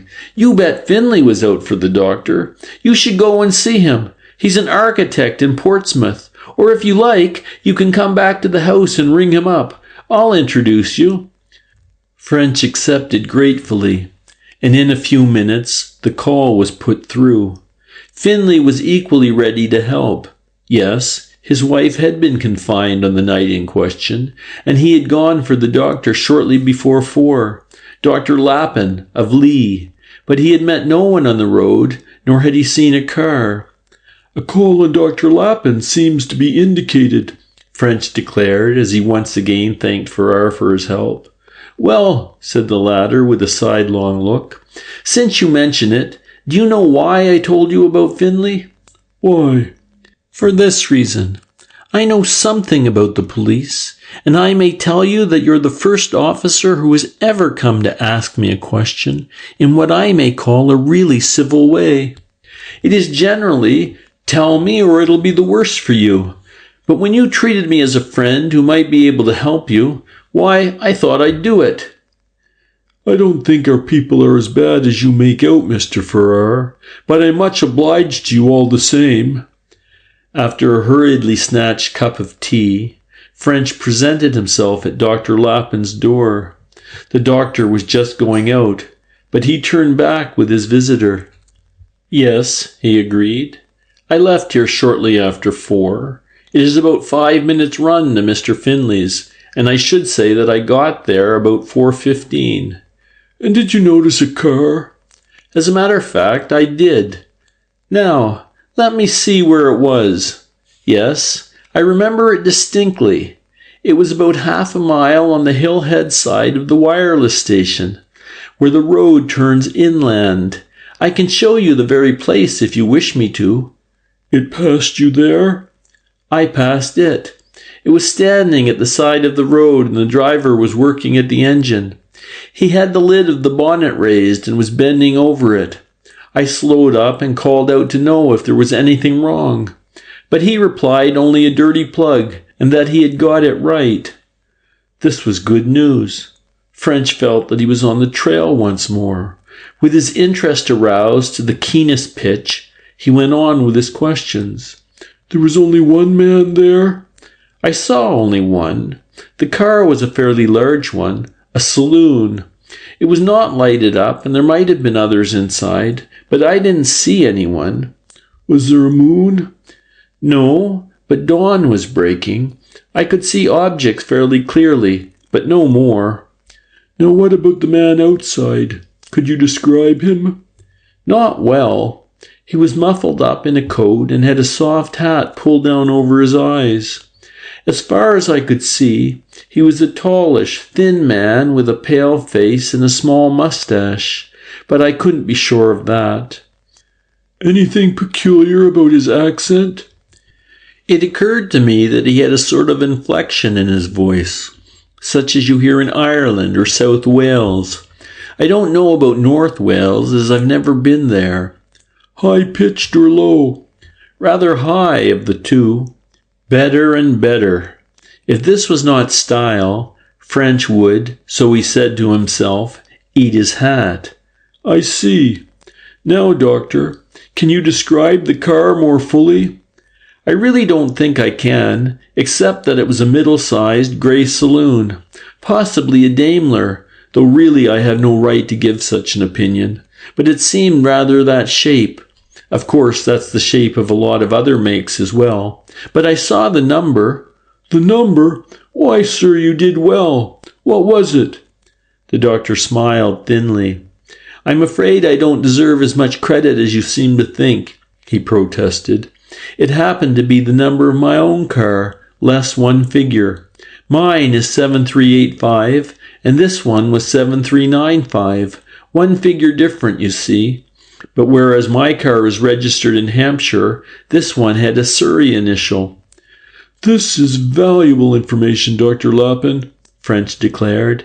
"Now, before I go, do you think there is anything else that you can tell me? You didn't see anyone on the road, for instance?" Dr. Lappin had not noticed anyone. The facts he had mentioned he was sure of, but he knew no others. When he had returned about 7, the car was gone. He promised French to give any evidence that might be required, and that in the meantime he would say nothing of what he knew. On his return to Portsmouth, French drafted a police circular. It was believed that a middle-sized grey saloon car, possibly a Daimler, and possibly registered in Surrey and numbered 7395, had travelled from London to Lee and back during the night of 18th to 19th inst. Had anyone seen or heard of such a vehicle? 3 persons were believed to have been in the car. Here followed descriptions of Westinghouse, Style, and Gwen Lestrange. Had these persons been noticed? Had anyone been seen taking out or replacing a boat between Lee and Hill Head during the same night? From the police station, French went to interview the Coast Guards, but unfortunately without result. Delighted with the result of his first day's work, he went early to bed and slept the sleep of the weary. End of Chapter 5. Chapter 6. The Supreme Appeal Court. Though self-congratulation is not precisely the same thing as pride, common experience teaches us that it is usually followed, if not by a fall, at least by a disappointment. French's satisfaction at his rapid progress was no doubt natural, but its sequence proved an illustration of this unhappy principle. After his first day's achievement, there followed a period of stagnation. It was not that he did not show energy and industry. On the contrary, no one could have done more. Rather was it as if the fates disapproved his frame of mind and withheld the success which his efforts deserved. And yet, the second day began well. On reaching the Portsmouth police station the next morning, news was awaiting him. News, moreover, which at first sight seemed valuable enough. Shortly before 4 on the morning of the crime, a motor car resembling in every respect that described in his circular was seen passing through Titchfield in the direction of Lee. It was driving fast, but not fast enough to provoke the interference of the constable who observed it. There being nothing to call the man's special attention to it, he had unfortunately omitted to note its number, but he had noticed on the left running board an object some 4 or 5 feet long by 6 inches in diameter, tied up in canvas, and not unlike a bag of large golf clubs. A second report had come from Fareham. At about 5 or a little later, a similar car had passed through the town. It had been seen twice, first approaching from the direction of Gosport, and a few minutes later leaving on the road toward Bishop's Waltham. Both the men who had seen it believed that it contained 2 persons besides the driver, and both had seen the canvas package. That this car had carried the body of the murdered girl, French had little doubt. It was true that Dr. Lappin had not observed the package, but French believed that this was for the excellent reason that when the doctor passed the car, it was not there, for he felt sure that he knew what the package contained. In this carefully planned crime, the murderers knew that though they could borrow a boat, there would be no oars in it. French had little doubt that beneath the canvas cover lay a pair of oars divided into 2 by some form of socketed joint. After it had left Fareham, the car seemed to have vanished into thin air. In spite of French's most persistent inquiries, no further trace of it could be found, nor did a single one of the vast army of men who were on the lookout ever identify anyone as a possible actor in the terrible drama. The clue of the car number had also petered out, though as French had not expected much from it, he was the less disappointed. Inquiries had shown that bearing the number seen by Dr. Lappin belonged to a well-known Surrey resident of unimpeachable character. There was, moreover, ample proof that the car had been in the owner's garage during the entire night of the crime. As soon as he was satisfied that every agency which could be directed towards the tracing of the car, or the gang, was working at highest pressure, French went down to Arundel and made exhaustive inquiries into the tragic death of Agatha Frinton. But though he was untiring in his efforts, he found out nothing more than the local police had already reported. After a week of fruitless work, he transferred his activities to Caterham. Here almost immediately he learned an interesting fact. On the 3rd night before the discovery of the tragedy, there had been a dance. The homeward way of one of the guests lay past the quarry hole in which the body of Eileen Tucker had been found. There, at about 3 in the morning, this man had passed a car standing at the side of the road, the driver bending over the engine. He had stopped and asked if anything was wrong, and the man had replied that it was only a dirty plug, and that he would have it changed in a few minutes. But though the night was calm, he had not heard the car start. Unfortunately, he could not describe the driver, except to say that he was tall and spoke with a rather high-pitched voice. These facts tended to confirm French's theory that the crime was the work of the same trio as were guilty in the Portsmouth case. But beyond that, they helped him not at all. No further trace of the car or its occupants could be found. Then ensued a period of waiting, heartbreaking to French. In spite of his own efforts and those of his army of helpers, no further facts were discovered. No irregularities had taken place in connection with the box office cash at any London cinema. No box office girls had left unexpectedly. Day after day, French had to report failure, and each day, Chief Inspector Mitchell shook his head and looked grave. "We must get them," the chief would say. "If we don't, some other poor girl's death may lie on our consciences." To which French could only reply that he knew it, but that everything he could think of was being done. The strain began to affect his nerves, and it must be admitted that not infrequently Soapy Joe was anything but saponaceous in manner. Mrs. French soon noticed it, and it annoyed her. "What on earth's bitten you, Joe?" she asked one evening when absent-mindedness and short answers were all she could extract by a thrilling tale of the delinquencies of the next-door neighbor's servant. "Nothing," said French. "Nothing," she repeated scornfully. "Don't tell me a pack of lies. You've had something on your mind for the last fortnight. What's the matter?" "Well," French admitted, "I suppose it's this confounded case. I don't seem to get any forwarder with it. I should have had those 3 people long before this, and I can't get a line on them anywhere." "I thought it was that. Now I'll tell you what you'll do. You'll put the thing out of your head and take me to the Palladium. Then when we come home, I'll make some tea and you'll tell me the whole story. Telling it like that will perhaps clear it up in your mind, and you'll see how to get on."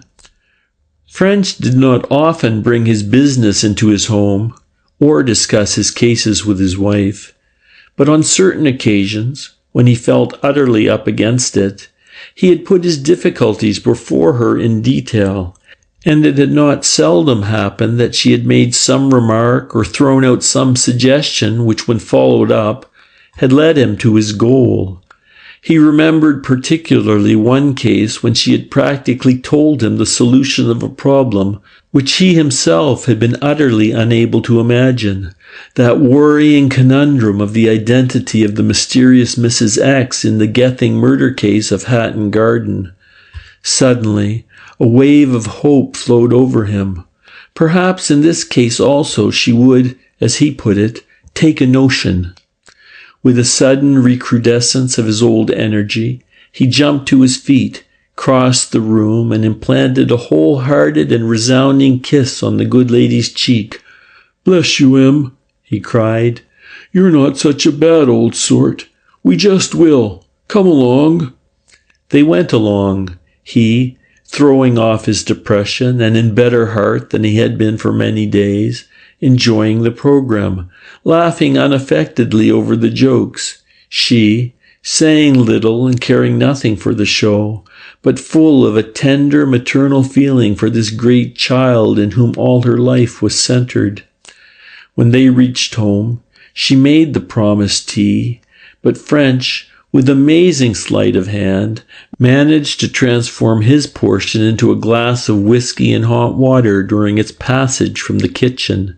He was not a drinker, but occasionally of an evening, or if he met a friend, he would take what he called half a peg.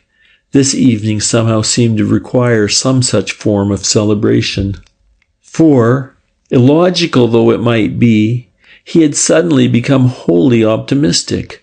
Far more than he realized, he was building on the chance of his wife taking one of her notions. Presently, they began to discuss the affair. She seated and bending over a piece of sewing, he on his feet and moving restlessly about. "I don't see, Emily, that I can tell you very much more about it," he declared. "I explained it to you before. There have been no fresh developments since then." "Huh?" she returned as she drew back her head and looked critically at her work. "Then tell me again." Pacing slowly up and down the room, French retold the whole story. The call from Arrowsmith, the interview with Thurza Dark, the checking up of the girl's story, the appointment in the National Gallery which she failed to keep, the search for her and its tragic end at Portsmouth, the crimes at Arundel and Caterham, and lastly, the means which were still in operation to find the criminals. To all this she seemed to pay but scant attention, eyes and fingers being concentrated on her work. From her manner, French never could tell whether she was really listening to him or not, though afterwards he usually found she grasped every detail. When he had finished, he waited eagerly for her comment, but she still remained silent, folding and tacking the corners of her work with apparently no thought for anything else in the world. At last, however, she spoke, and as her remark took the form of a question, his hopes bounded up. "You think those 3 poor girls were all murdered by the same people?" she said slowly at last. "Well, don't you?" he answered. "All 3 were employed." "And Mr. Mitchell thinks so too." "Certainly he does. You see, if—" "And both you and Mr. Mitchell think that they were murdered because they got hold of the secret of this gang?" "To all intents and purposes, yes. We can't tell whether the girls actually knew the secret, but they knew enough to be dangerous. We think Thurza Dark may have been followed to the yard." Mrs. French slowly threaded her needle, giving the operation immense thought and care. Then, as if once again able to attend to trifles, she went on. "If you're right in that, these 3 are up to something pretty serious. If they would sacrifice 3 lives to hold their secret, it must be either dangerous or valuable." "Well, of course, Emily. There can't surely be any doubt of that." French was feeling slightly disappointed and a trifle irritated. This was not like his wife. He had hoped for something more illuminating, but he was not prepared for her next question. "Have they stopped it?" she asked abruptly. "Eh?"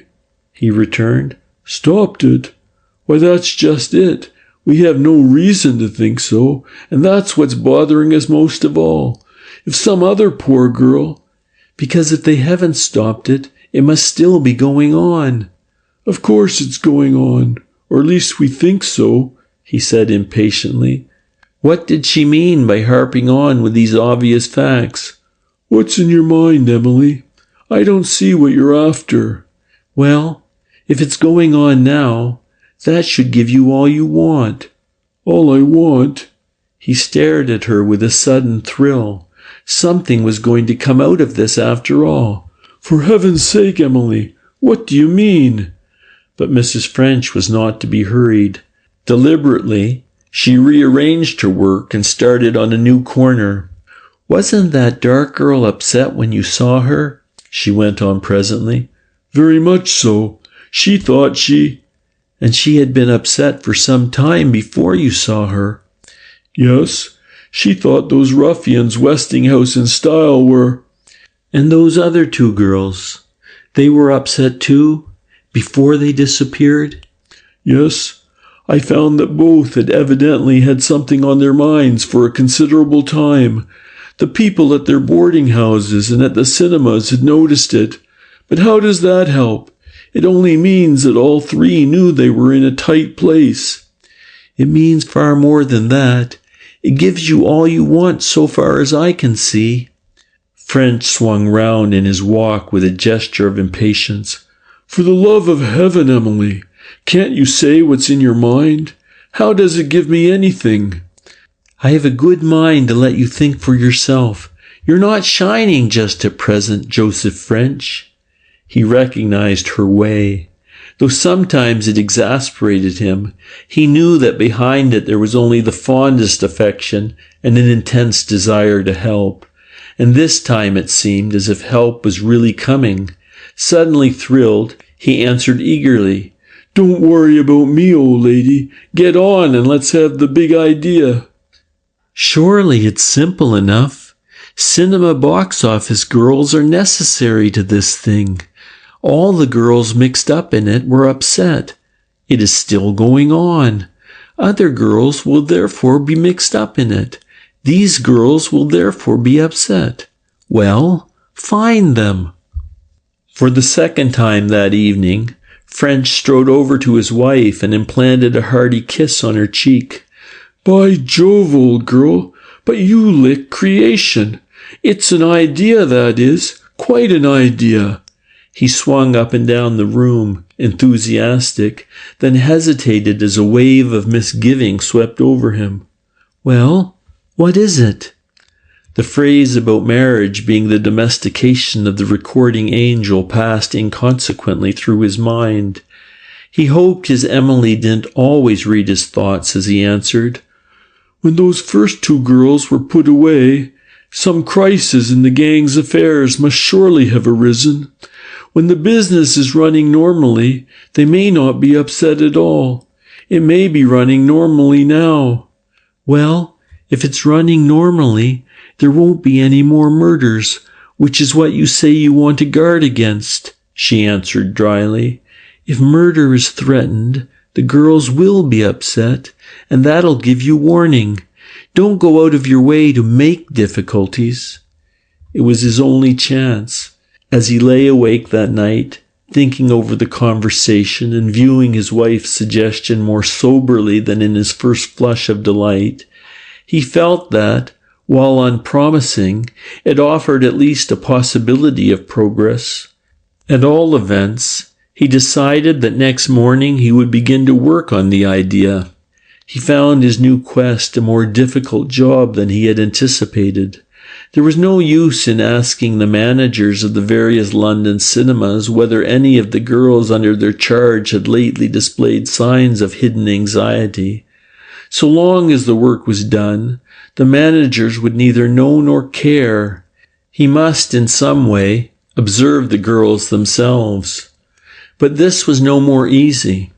It was out of the question for him to scrape acquaintance with all the cinema box office girls in London. It would take him a year. There must be some quicker way. At last, he decided that inquiries from the door porters was his most promising plan. Accordingly, he spent some days going round the cinemas. At each, he drew the most likely-looking attendant aside and pledged him to secrecy. "I may tell you," he began confidentially in each case, "that I am a detective from Scotland Yard, and that I am looking for a certain girl who has got into the hands of a gang of crooks. You will understand that it is not the girl personally that we're after, but the crooks. Got that?" The men got it without difficulty. "We don't know who the girl is, but we know two things about her. First, she is employed in the box office of a London cinema. And second, because of her association with the crooks, she will be considerably worried and troubled.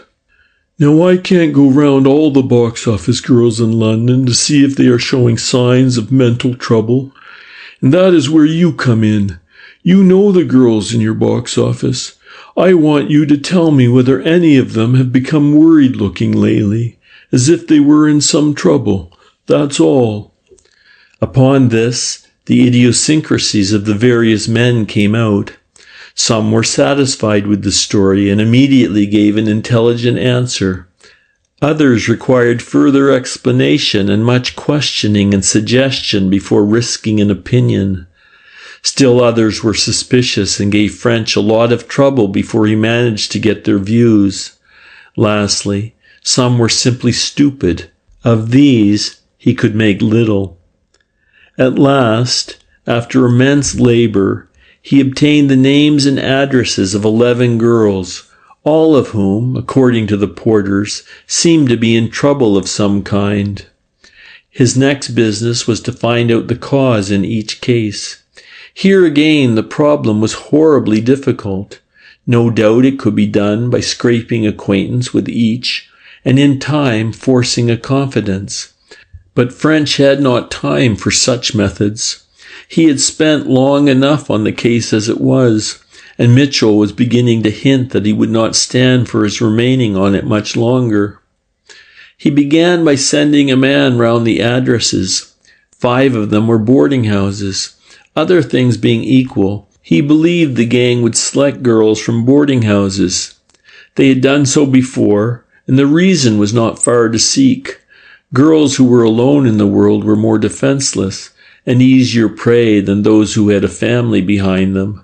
Therefore, it would be wise to start with these 5 girls. Calling at the boarding houses in turn when the girls would be on duty, he asked to see the landladies. "I'm sorry to trouble you," he began in each case, "but I am making some inquiries about Miss Dash, who, I understand, lives here and is employed in the Asterisk Cinema. I advertised recently for a cashier for my business, and she has applied. She seems suitable except for one thing. She gives me the impression of being very depressed and melancholy, as if something was preying on her mind. Now I would not care for a girl of that kind. I called, therefore, to ask whether you could tell me if her depression is temperamental, or whether it is caused by some passing trouble from which she is likely soon to recover." Like the porters, the landladies reacted differently to this stimulus. One accepted French's statement without hesitation, and replied volubly that Miss Dash was the best and brightest of girls, but that owing to the recent death of her young man, she was temporarily below her usual form. Another was circumspect, but allowed French to understand that it was believed that the course of true love was not running as smoothly as might be desired. A third was even more discreet, regretting that she was not in the confidence of her young ladies, while the remaining two evidently suspected sinister designs on French's part and would give away nothing. He realized that he had not gained much from his visits. Even the first two girls were not out of the running, as, were they in the clutches of the gang, they might easily have invented the stories told by their landladies in order to prevent suspicion attaching to their manner. But this was not likely, and French decided that he would first investigate the lives of the other three, those about whose depression their respective landladies would not talk. These were Miss Lillian Burgess of the Cosmopolitan Cinema in the Haymarket, Miss Molly Moran of the Panopticon in Leicester Square, and Miss Esther Isaacs of the Venetian in the Strand. It wasn't perhaps very likely, but from one of these he might learn something.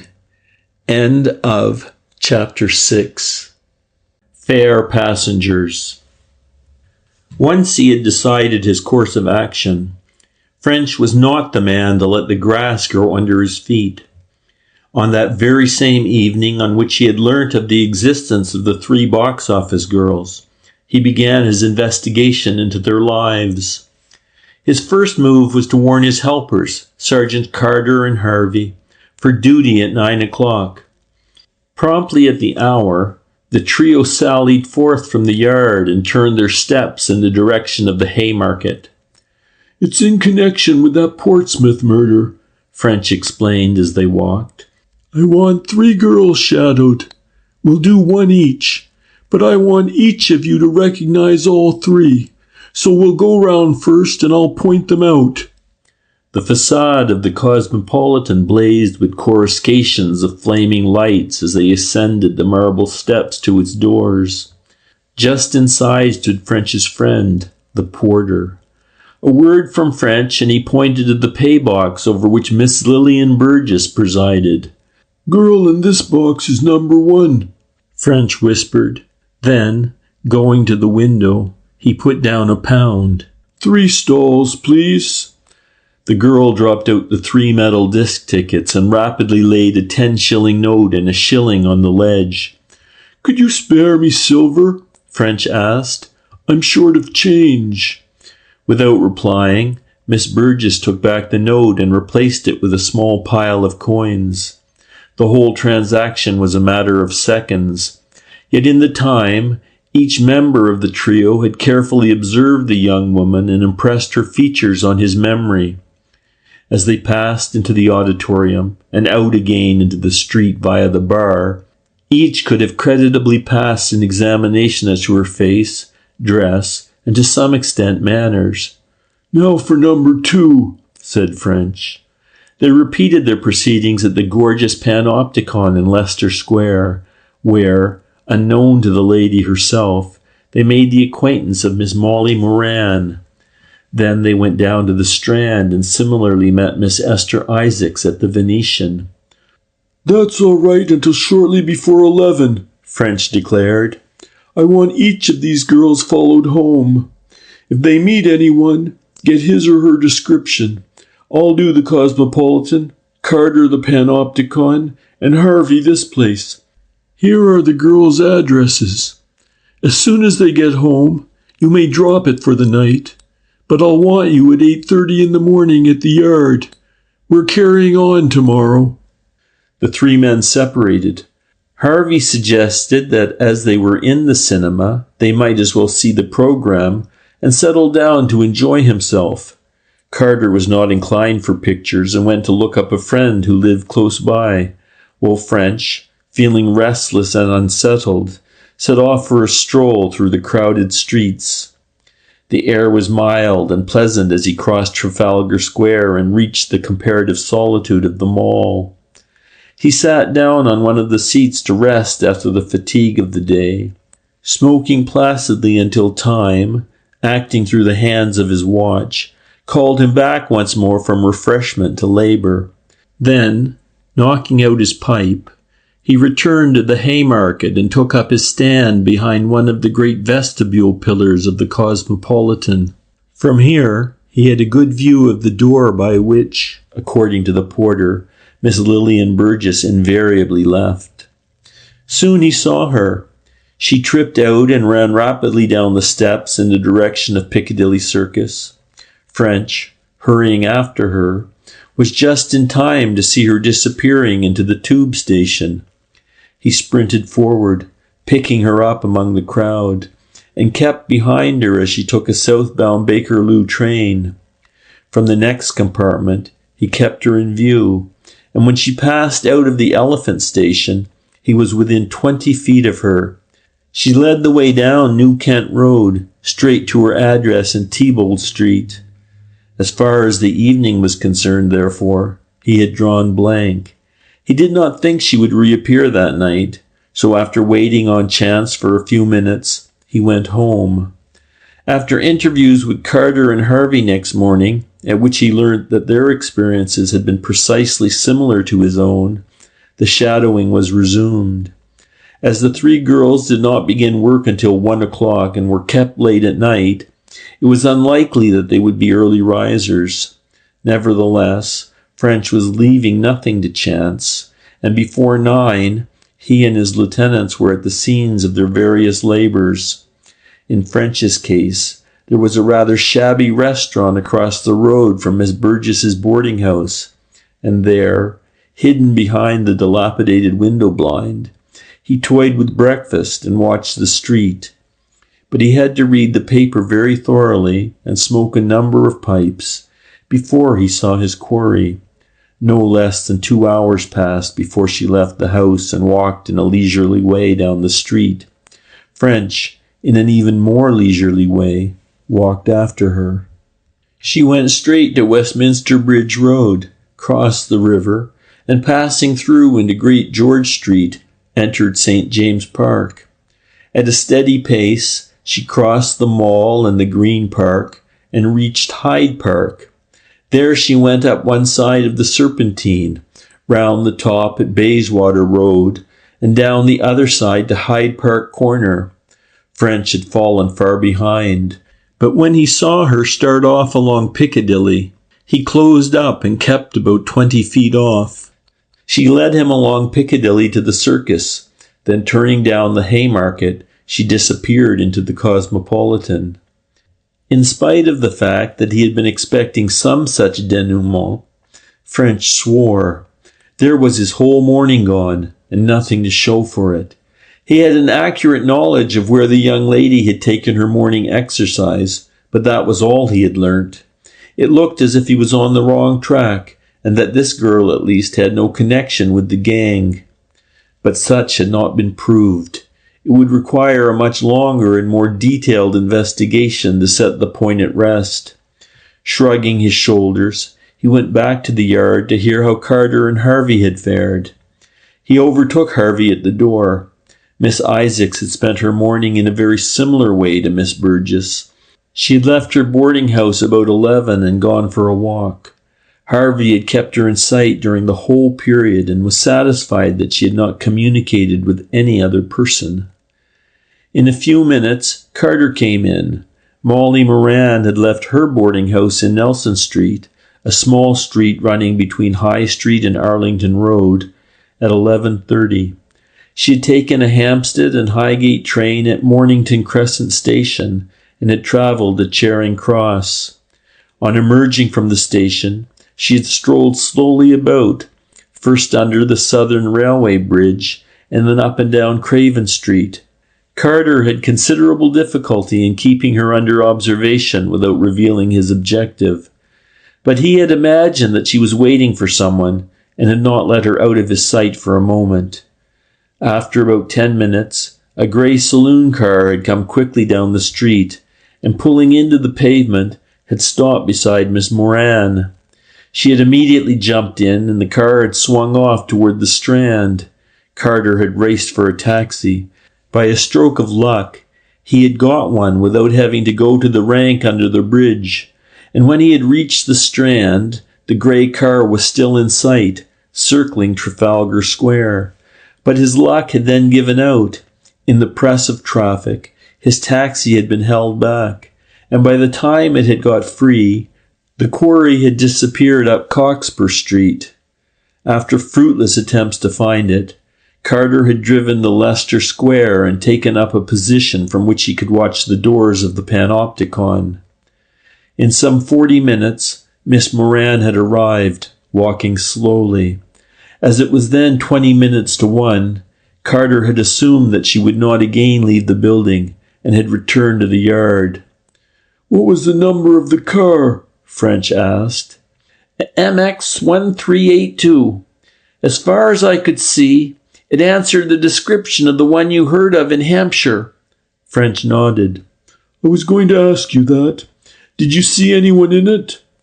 "Only the driver. I couldn't see him clearly through the glass, but he seemed a big, stout, clean-shaven man. He wore a soft felt hat, looked like grey, but I couldn't be sure of the colour." "Did the girl get in beside him?"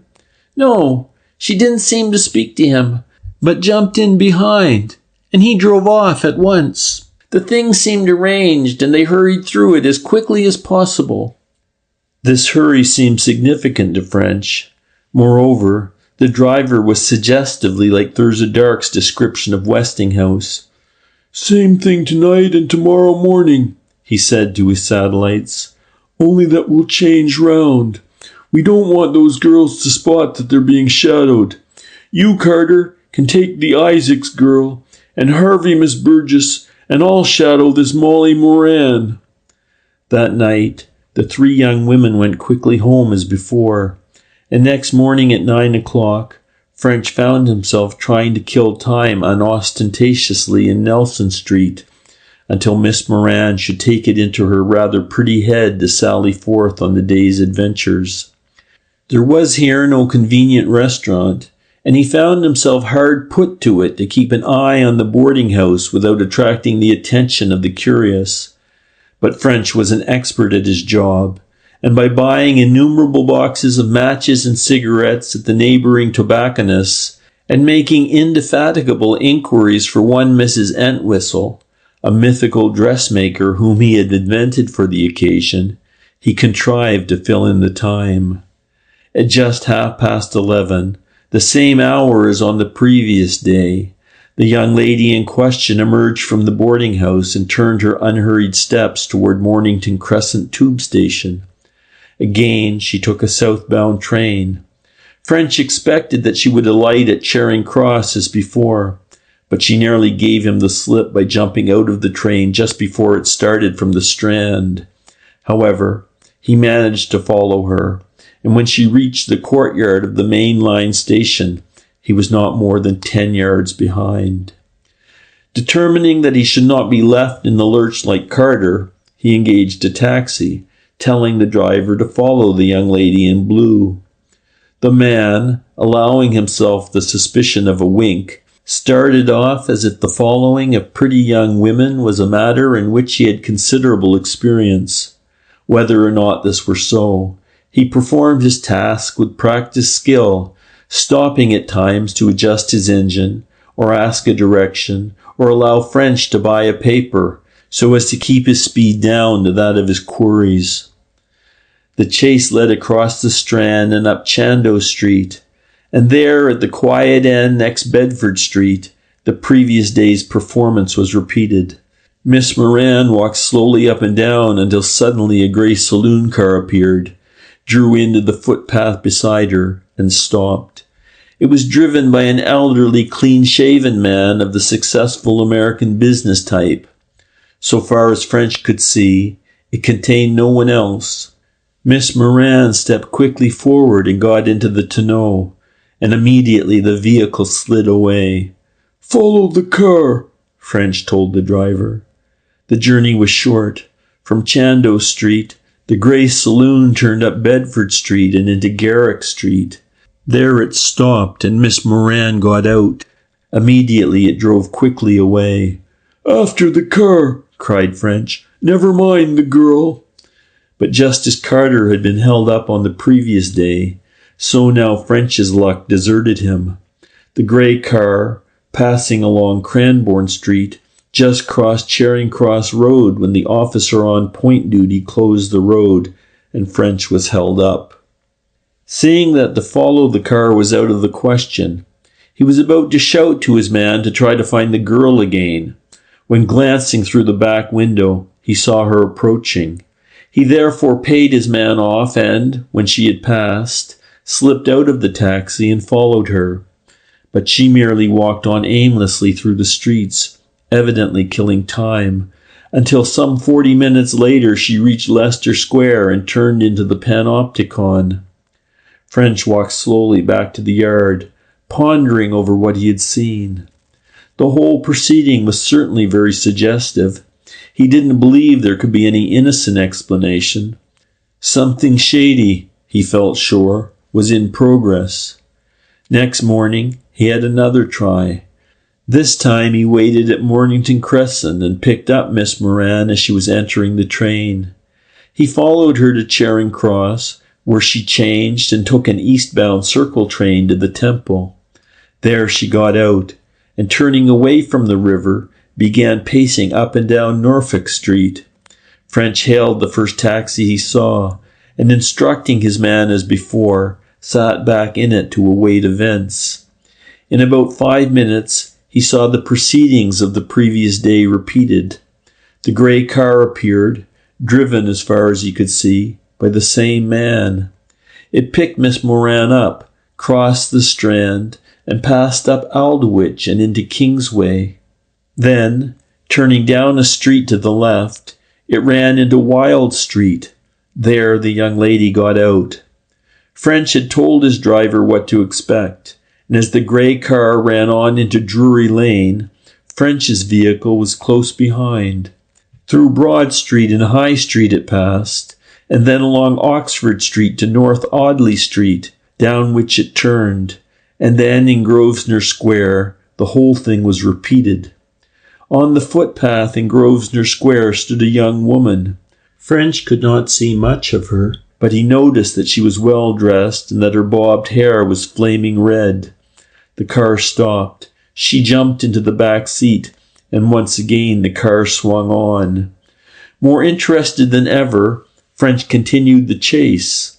The grey car passed on down South Audley Street and along South Street into Waverton Street. There it stopped, and the girl got out, the car turning on down Charles Street. For a moment French hesitated as to which of his two quarries he should follow. He would have given a good deal not to have been playing a lone hand at that moment. Rightly or wrongly, he decided on the car. Once again, to his amazement, a similar scene was enacted. From Charles Street the car ran by Berkeley Street, Piccadilly, Grosvenor Place, and Vauxhall Bridge Road to Tackbrook Street. There another girl was waiting, who in her turn jumped into the back of the car. She was driven through Bessborough Street to Grosvenor Road, and set down at the end of Page Street. Still another time, French followed the car, and still another time the same thing happened. A fourth girl was picked up in Darwin Street, off the Old Kent Road and near Bricklayers Arms Goods Station. She was taken to Long Lane in Bermondsey, and there set down, while the car went on to Newington Causeway. French began to wonder if the whole day was to be spent in giving rides to girls. It was now nearly 1, the hour at which most of the cinemas opened, and if the girls picked up were engaged in cinema box offices, there would scarcely be time to deal with any more. With keen interest he settled back in his taxi, anxious to learn the next development. But this fourth girl, it turned out, was the last. The grey car ran westward till it reached Waterloo. There it turned to the left into York Road, and again to the right into a narrow street labelled Tate's Lane, disappearing finally into a gateway about halfway down the street. French's car ran on past the gateway, and turning into the cross street at the end of Tate's Lane, stopped. Telling his driver to keep him in sight, French walked back to the corner and watched the gateway. He had noticed as he came past that the latter was surmounted by a signboard bearing the legend, Thomas Cullen, Coach Builder. A glimpse through the open gate revealed a dilapidated yard in which stood a number of carts and lorries. Evidently, Mr. Thomas Cullen was not in too successful a way of business. French wondered if the man he had shadowed was Mr. Cullen himself. At first he thought not. That untidy, ineffective-looking yard did not accord with the forceful, decided face of the driver of the car. Then he saw that if the business with the girls was the serious factor in the man's life, coach building might be merely a blind to mask his other activities. For 15 minutes or more, French hung about the corner. Then the man appeared, well-dressed and prosperous-looking, and set off striding with assured steps down the lane to York Road. He turned to the right into Waterloo Road, and French had to sprint at his highest speed to avoid losing him at the corner. He was just in time to see him disappearing into the station, and with a rapidly increasing sense of satisfaction, he followed him to the restaurant. At opposite ends of the big room, French and his quarry lunched. Then the chase was once more resumed. This time the trail led down Waterloo Road, past the Old Vic, and into Weber Street, where the man vanished into a doorway. French hung back until he thought the coast was clear, then lounged forward and entered also. The doorway led into a dilapidated passage with a flight of stairs rising at the end to offices above. On the jambs were the names of the occupants. 7 persons or firms French counted. There were 2 solicitors, an estate agent, an engineer and architect, a commission agent, a wholesale tea merchant, and a firm of electrical suppliers. Having noted the names, French passed back to the street and took up a position from which he could keep the entrance in view. For an hour he waited, sitting in his taxi for the most part, while the driver busied himself with his engine. Then suddenly, the quarry reappeared and strode off in the same forceful and determined way. French shadowed him to Waterloo and down to the Bakerloo tube. Booking to Watford, which he thought should cover any journey that the unknown might make, French followed him to the platform. The man took a northbound train, and French, slipping in his usual way into the next carriage, settled down to await developments. At Harrow, the man got out. French noted that he was evidently a seasoned and a man of some standing, for the ticket collector touched his cap respectfully. He turned out of the station on the downside of the line and set off toward the hill. "Can you tell me if that is Mr. Pointer?" French asked the collector as he gave up his own ticket. "No, sir. Welland is his name." Curtis Welland, commission agent, was one of the names on the office door in Weber Street. So far, so good. On these comparatively deserted roads, shadowing was no easy task. French had to drop a long way behind to avoid attracting his quarry's attention. Every time the man turned a corner, French was therefore at a disadvantage, and had to run to reach the crossroad before the other disappeared from view. This again brought him too close, and he had suddenly to loiter until the necessary distance again intervened, a by no means unobtrusive mode of progression. The last turn led into a recently made road. Its end, in fact, vanished into the fields, and fresh earthwork showed that it was in process of being extended. The houses along it were all quite new. Several were unfinished, while a few vacant building lots still remained. About halfway down on the right were a couple of small, semi-detached houses, mere bungalows.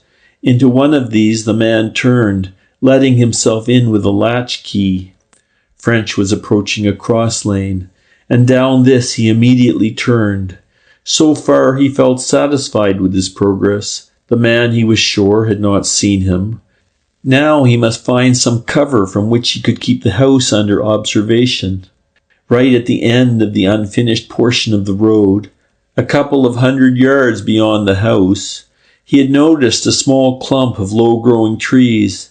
He thought if he could reach this, it would suit his purpose. Passing down the cross lane to the back of the row of houses, he came into open fields. These were separated by thorn hedges, one of which ran parallel to the street. French crept along behind the hedge until he came to the clump. There he found that while himself completely hidden from view, he had an excellent view of the house. He lay down at his ease on the soft grass, and taking out his pipe, began a leisurely smoke. It was a perfect summer's day, warm and balmy, with a bright sun, a brilliantly blue sky, and in the distance a few faint fairy-like streaks of cirrus cloud. The meadow behind him had recently been cut, and the soft breeze bore a delightful scent of fresh hay. The air was quivering with the songs of birds, with as a pedal bass the hum of innumerable insects. It was all so peaceful and soporific that after a few minutes French deliberately sat up in a somewhat strained position, lest he should fall asleep and miss his quarry. Up to the present, he had been too busy to think over what he had seen, but now he began to turn the facts over in his mind. That he was on to some very peculiar happenings there could be no doubt, but as yet there was no evidence to show that these were criminal. Still less was there proof that they were connected with the murders, but he was at least satisfied that the affair was sufficiently suspicious to warrant further investigation. What, he wondered, could be going on? It looked as if the unknown man had an interview each day with each of these 4 girls. This, of course, was not proved, as you could not argue to the general from 2 days' experience, but it seemed likely, and if so, what could be the object of these interviews? It was improbable, he thought, that the man could be interested in the girls themselves. Rather, he imagined that they must represent channels by which something was passed between the man and still other unknowns.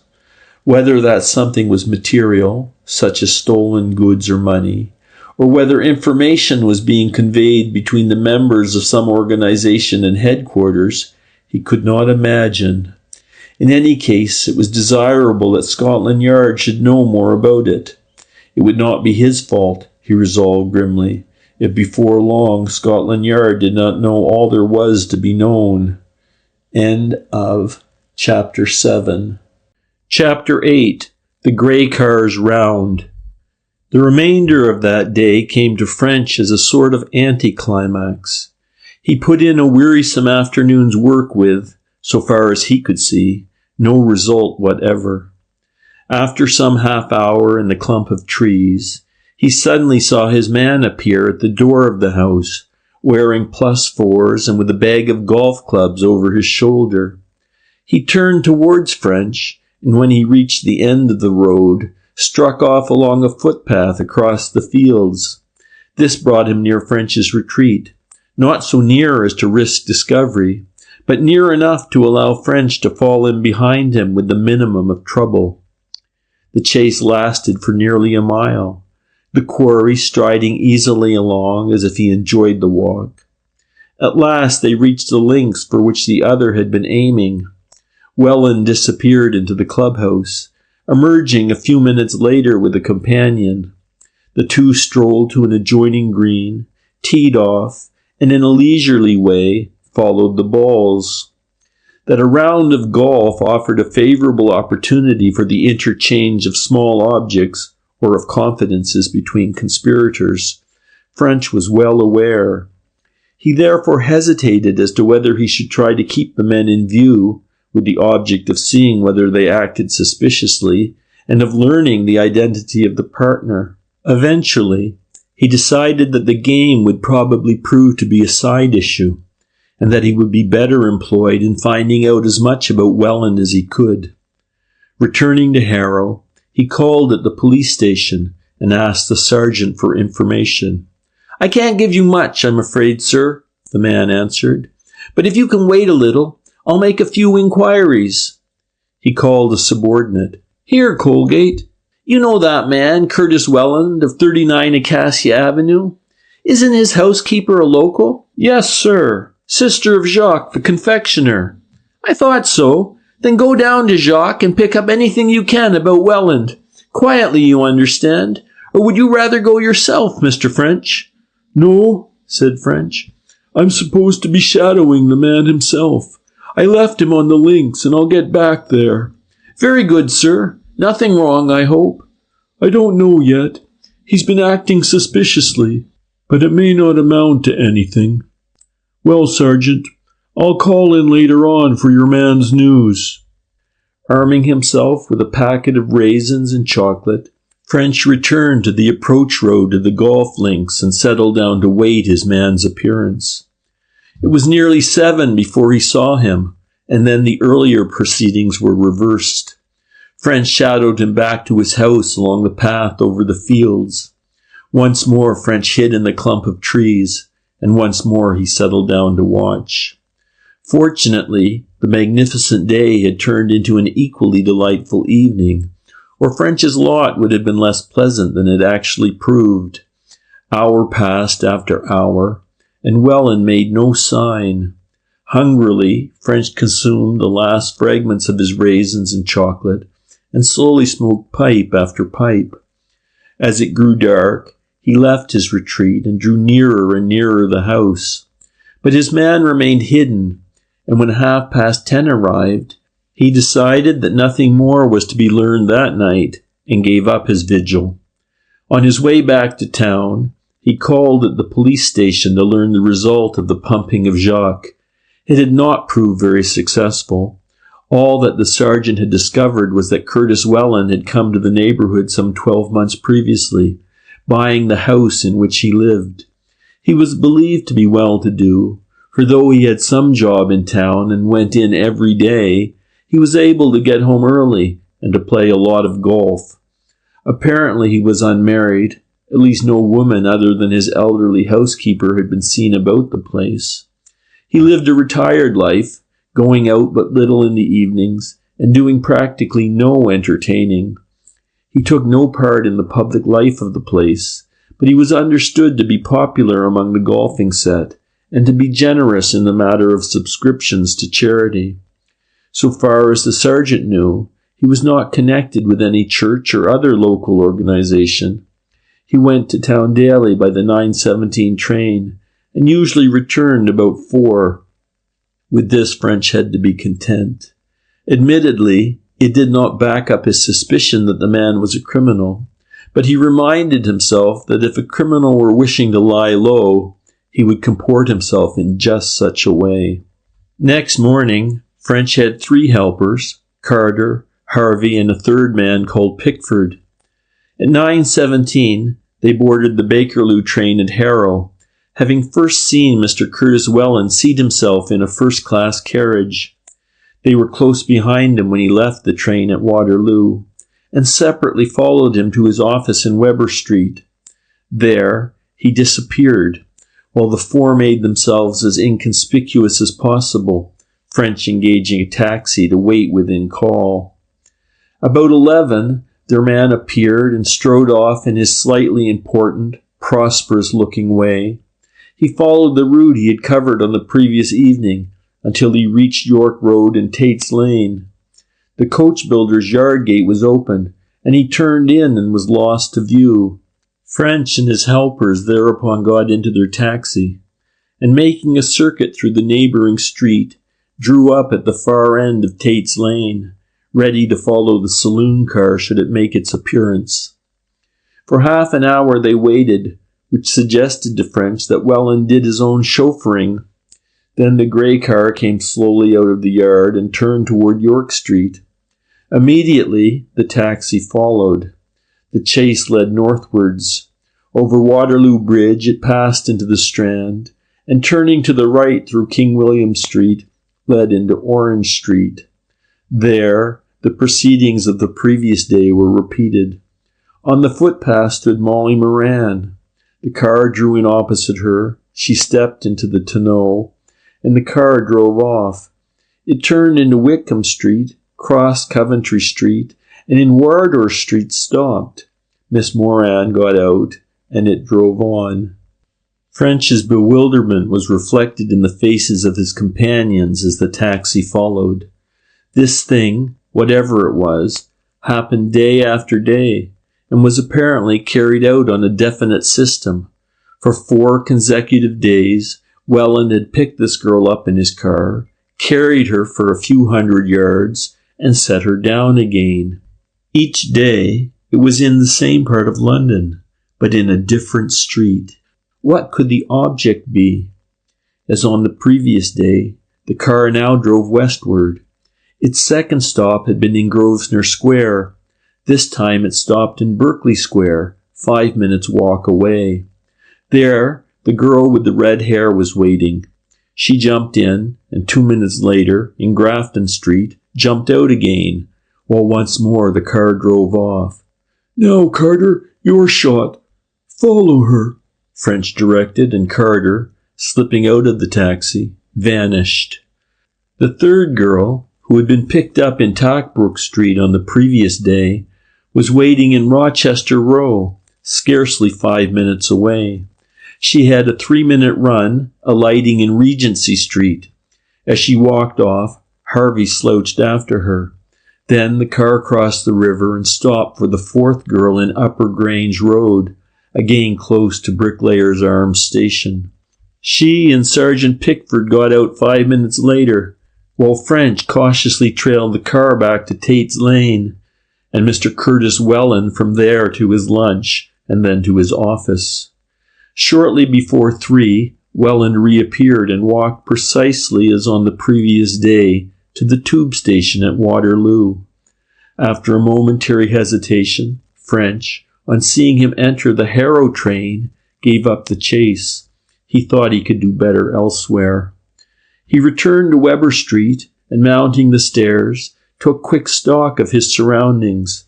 The house was 5 stories high, and on each upper floor were 2 sets of tiny offices. Curtis Welland, commission agent, was housed on the 3rd floor, with Harold Tozer, engineer and architect, opposite. The whole place was dirty and dilapidated, and suggestive of unprofitable business. French approached Welland's door and knocked. There was no response. Guardedly, he examined the lock. It was old, and he thought it might prove amenable to the persuasion of a bent wire. But obviously, he could not attempt any burglarious exploits at the moment, even if sounds of movement in the engineer's office had not warned him off. For a moment he paused. Then, crossing the landing, he knocked at the engineer's door. A lanky young man opened. "Sorry to trouble you," French apologized, "but I'm looking for a Mr. Fairchild, an engineer. I'm afraid I've been misdirected. Do you by any chance know him?" "No," said the young man. "There's no one of that name here. Sorry I can't help you." French replied conventionally and retreated downstairs. He had obtained a look at the occupant of the engineer's office, which he had wanted. Moreover, he had seen enough to convince him that the young man was alone. Once again he took up his weary vigil in the street below. For nearly an hour he killed time before he saw his new acquaintance leave. Then he quickly re-entered the building and climbed to Welland's office. With considerable misgiving, he had determined to do a dangerous and prohibited thing, to search the premises without a warrant. He felt sure he could do so without discovery. The whole of the floor itself was unoccupied, and the wooden steps of the stairs would give plenty of notice of anyone's approach. Unless some extraordinarily unfortunate accident should bring Welland himself back, He should be quite safe. As an additional precaution, he knocked once more on both Welland's and Tozer's doors. When he had waited a moment, he clattered downstairs, then creeping silently up again, he took his bent wire from his pocket and set to work on the lock. In a very few moments it yielded to his treatment, and passing softly through the door, he closed it behind him. The room was fitted up in the barest way as an office. In the center stood a roll-top desk with an Austrian bentwood chair behind it. A second chair faced the desk. In one corner was a cupboard of painted deal, and that was all. There was not even a blind on the window, nor a waste paper basket, and the second room was entirely empty. The doubt of the commission agency business, which all this suggested, was increased by a rapid search of the desk. It contained only some financial newspapers, a notebook with records of stock and share transactions, and a number of novels of the more modern and intellectual type. The cupboard, which was not locked, was empty. In spite of the speed at which French worked, his search was amazingly thorough. Every leaf in the notebook was turned over and its contents examined. Every novel was gone through, lest letters or loose sheets might have been left between the pages. The walls and floors were examined for secret hiding places. In short, when he concluded that there was nothing in the rooms to interest him, it was because he had made absolutely certain of the fact. Only once had he had a bad moment, when he had heard labored steps ascending the stairs. Silently, he had withdrawn to the inner room, in the hope that even were it Welland, he might still escape discovery. But the steps had passed on to one of the offices above, and again breathing freely, he had resumed his work. In his withdrawal also, he was fortunate. Having looked round to make sure that no signs of his visit remained, he drew the office door silently after him and gained the street unseen. It was by this time after 6 o'clock, and French felt that he had done enough for the day. But he went back to the yard, not only as a matter of routine, but to receive the reports of his 3 men. For the first time since he returned from Portsmouth, French felt a sudden thrill of delightful excitement as he listened to those reports. It looked as if at long last he really was on the right track, for each of the 3 girls was employed in a box office. The red-haired girl, it seemed, worked in the Royal Cinema in Edgware Road, and the other 2 in theatres in Vauxhall Bridge Road and Old Kent Road, respectively. Each had walked from the point at which she had been set down to her place of business, directly or by a circuitous route, as was necessary to bring her there at the required time. None of them had held any communication with any other person during the walk. In each case, the shadower had found out his quarry's name, but not her address, as all 3 men were afraid of calling attention to their activities by too persistent questioning. "Well," said French, "get back again this evening and shadow them home." Though French himself had been looking forward to a quiet evening in the bosom of his family, his eagerness was now so great that after supper he sallied forth once more to try to push the case a step further. After considerable trouble, he succeeded in obtaining interviews with the managers of all 4 places of amusement, the 2 cinemas and the 2 theatres. To each he explained his official position, and having made it clear that nothing was suggested against the girls personally, he put his questions. But as he had foreseen, the managers were not helpful. None of them had noticed anything abnormal or suspicious in the conduct of the girl in his company's employment, nor had there been any irregularity about her cash. Next day, French carried his routine inquiries a step further. Armed with the addresses which his 3 assistants had discovered on the previous evening, he interviewed the landladies of the 3 new girls' boarding houses. In each case, he was assured that the girl in question had been in evident trouble during the previous 6 months, but the landladies did not think it was financial. At least none of the girls had shown a difficulty in meeting her bill. The result of these inquiries left French more than ever determined to probe the affair to the bottom. But when he came to consider his next step, he found it was not so obvious. At last, he decided to get hold of the girls one by one and try to force a confidence. This, of course, had the serious drawback of being a virtual warning to the gang that the police were on their track. But he could see no other way that held out so promising a result. End of Chapter 8. Chapter 9. French makes a second assignation. About 10 o'clock next day, French knocked at the door of number 27 Nelson Street, and sending in a card inscribed Mr. Joseph French, asked if he could see Miss Molly Moran.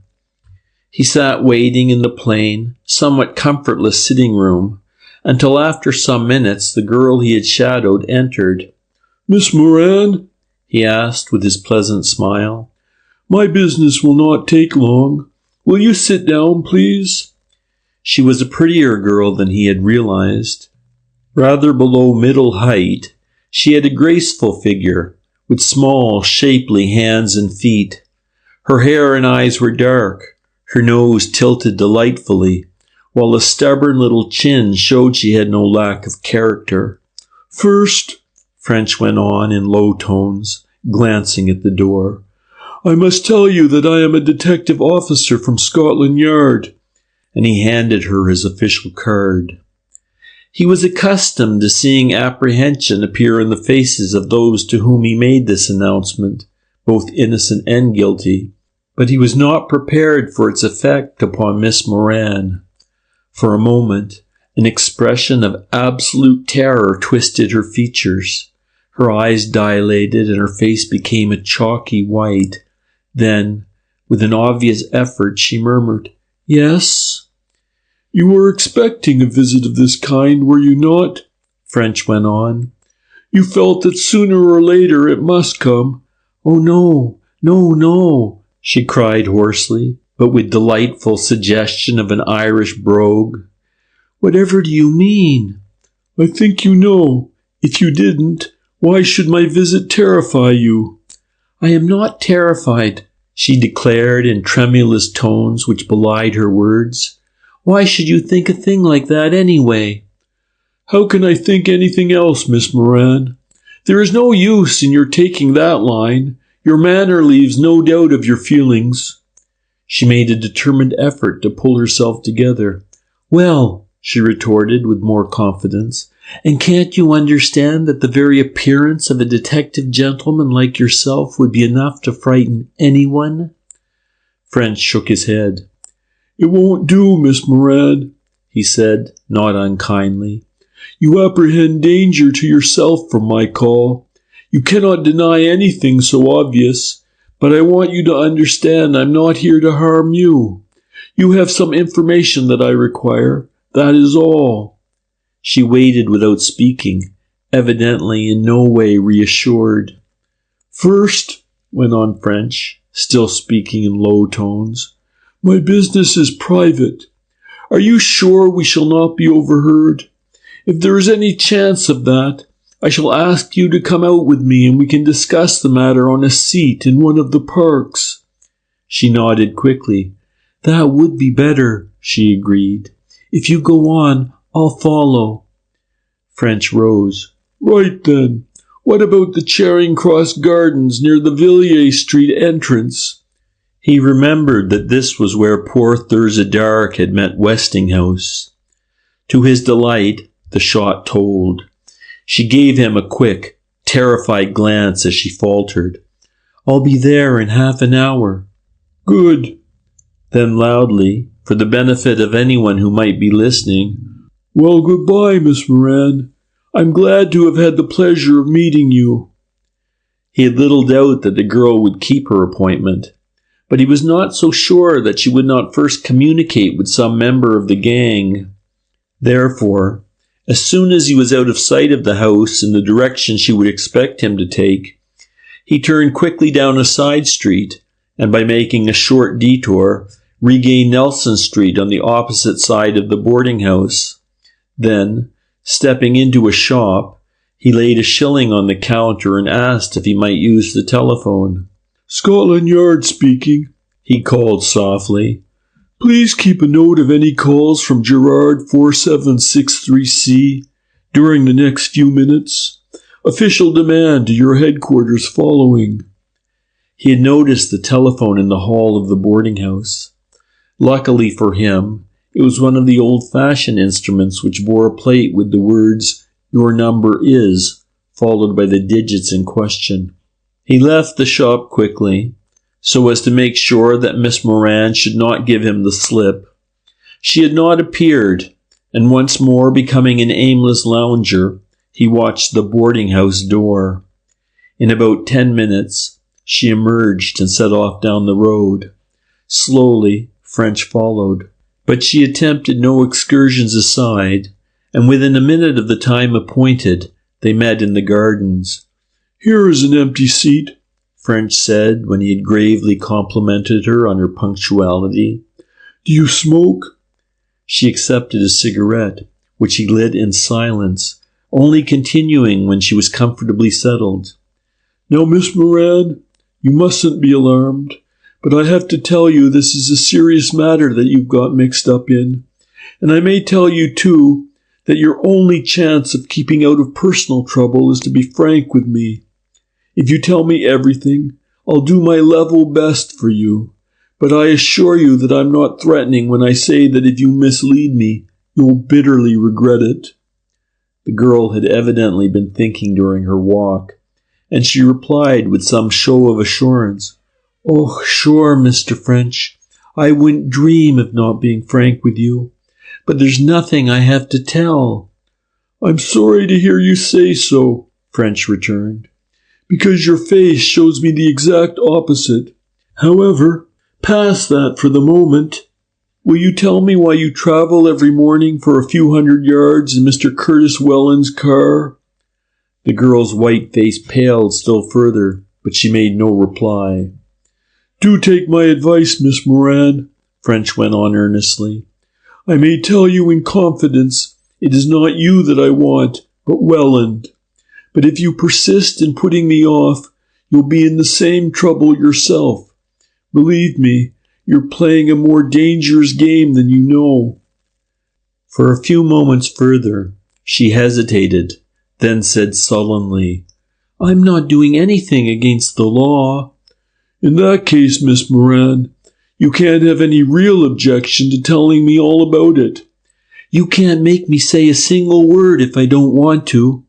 "Perfectly true, but I can arrest you on a charge of criminal conspiracy with Welland and certain other parties, and the public prosecutor will make you tell in open court at your trial."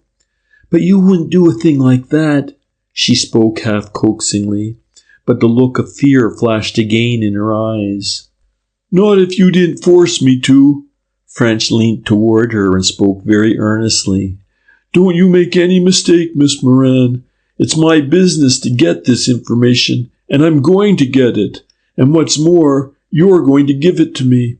You can please yourself whether you do it now or at Scotland Yard or at the Old Bailey, but you're going to give it to me." His voice became coaxing in its turn. "Why not now? Just privately, here between the two of us. I promise to help you and to protect you from your accomplices." He paused, then, as she did not speak, went on. "Do be sensible, Miss Moran. You'll never get such a chance again. Remember, it would be 100 times worse in open court, with everyone against you."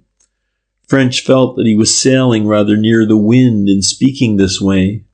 His justification to himself was that he was convinced of the girl's innocence, or rather, that if guilty of crime, she had been terrorized into it and wished to escape. But he was not in a position to say this to her in so many words. He remained silent for a few minutes.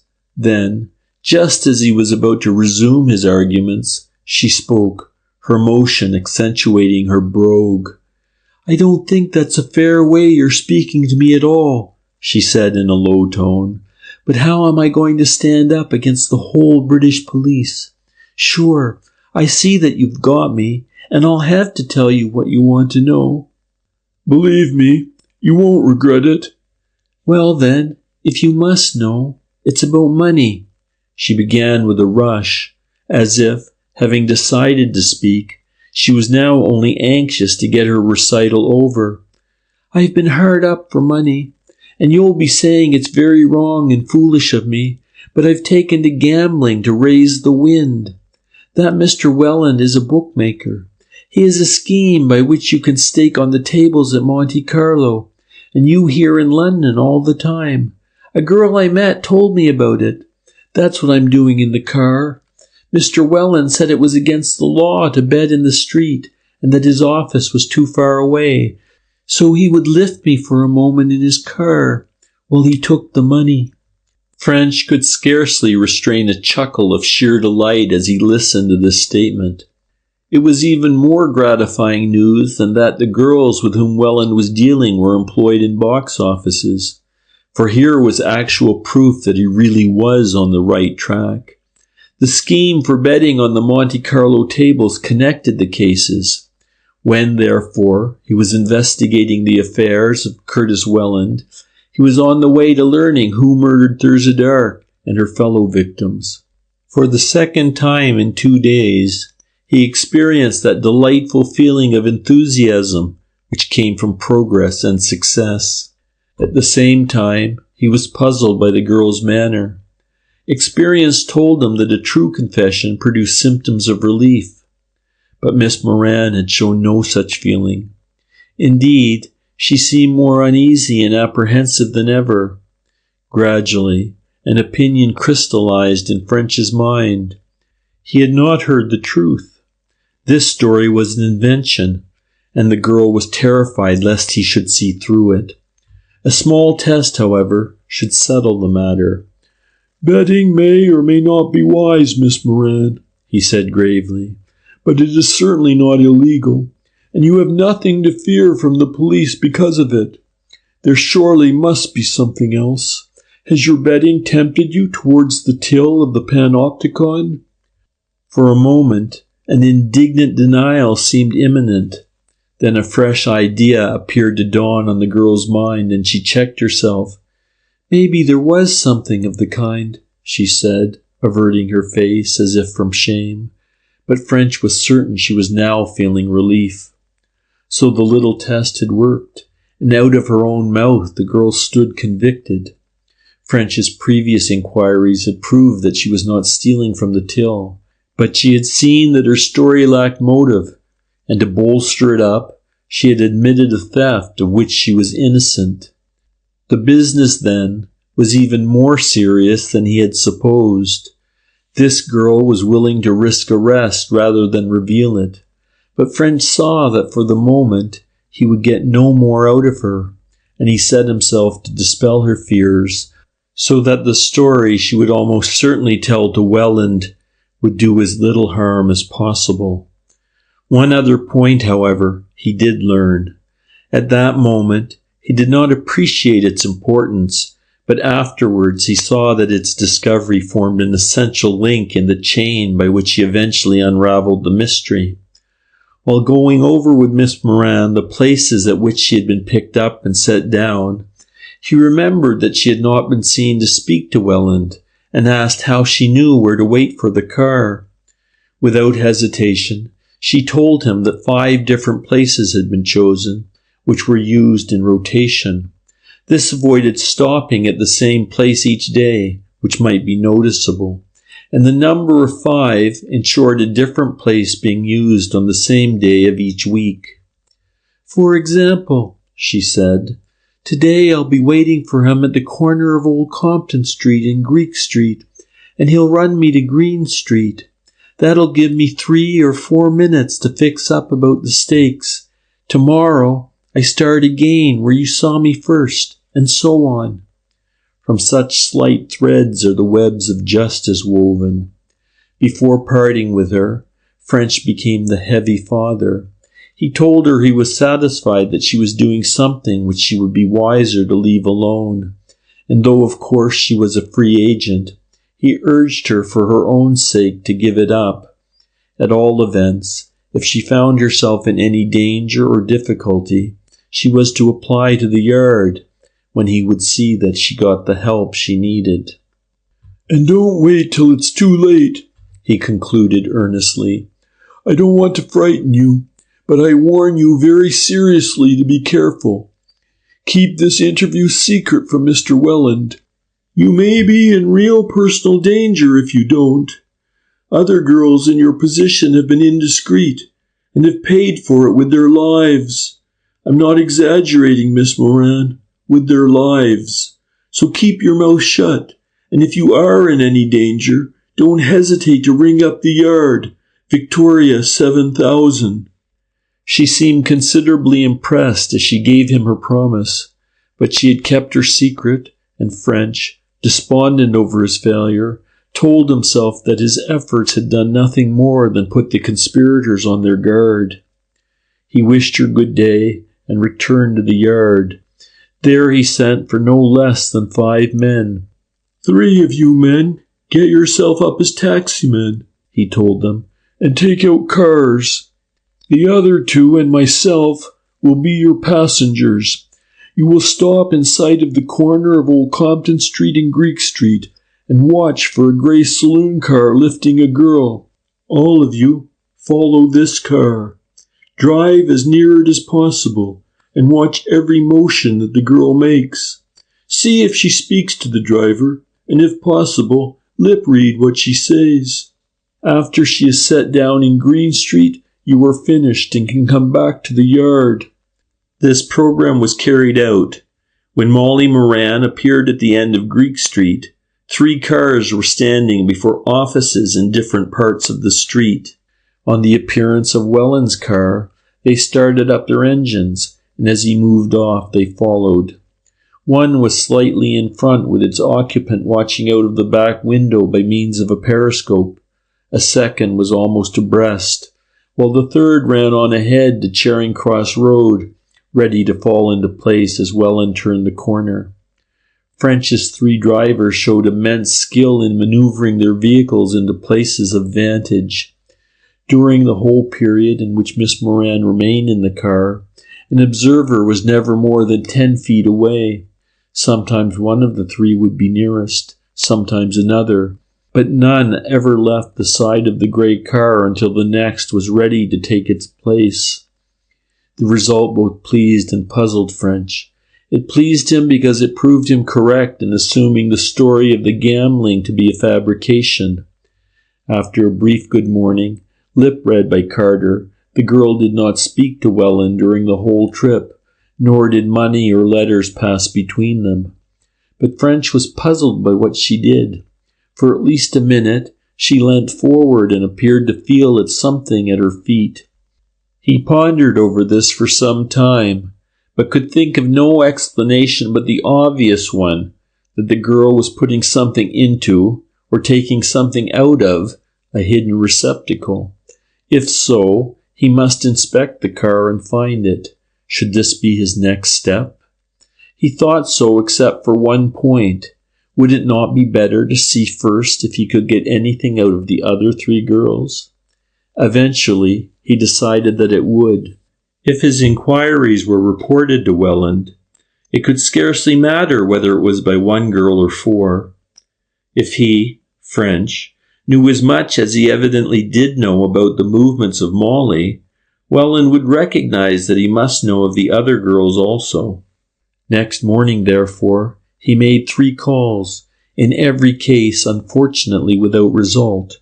All the girls showed signs of anxiety, amounting almost to terror on learning his business. But all, after the application of a varying amount of pressure, told the story of the gambling. He was satisfied that each was lying, and that the story had been rehearsed beforehand, for use in just such an emergency. There remained then the search of the car. To arrange an opportunity was not an easy proposition. For a time, he considered means of getting it to the yard, such as the arrest of Welland by error, followed by an apology and an immediate release. But he thought that as long as any other way remained, His superiors would not stand for such a method. Besides, if by some remote chance the girls had not reported his activities to Welland, it would put the man on his guard. At last, he decided that there was nothing for it but for him once again to play the burglar. He must somehow get into the garage at night, when he would have plenty of time to make an exhaustive examination. Though he did not see just how he was going to manage it, he decided that the very next day he would make the attempt. End of Chapter 9. Chapter 10. Mr. Cracksman French. The first step which French took to meet his new problem was to make a reconnaissance of the enemy's country. He went early next morning to Tate's Lane, so as to get the job over before Welland should turn up. The gate of the coach builder's yard was open, and he walked boldly in and had a look around. A closer inspection confirmed the impression of a small, moribund business, which the view from the street had suggested. The establishment covered a narrow frontage, but stretched a good way back. In the foreground stood a number of horse carts and lorries, awaiting the scrap heap, if one were to judge by appearances. These, with some spare parts, filled up all the open space to the high boundary wall on the left, except for a narrow passage to the back of the yard. Along the right ran a grimy brick building from which came the sound of hammering. The only structure with a well-to-do appearance was a new shed of about 20 feet by 10, built as a lean-to in the back left-hand corner. Numerous pneumatic tire tracks leading to the large door in the gable showed that this was Curtis Welland's garage. Though the sounds from the shed indicated that work was there in progress, no one was to be seen in the yard. French therefore strolled up to the garage to see if he could find a way to break and enter.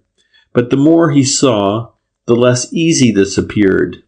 The building was of solid brickwork with a slated roof.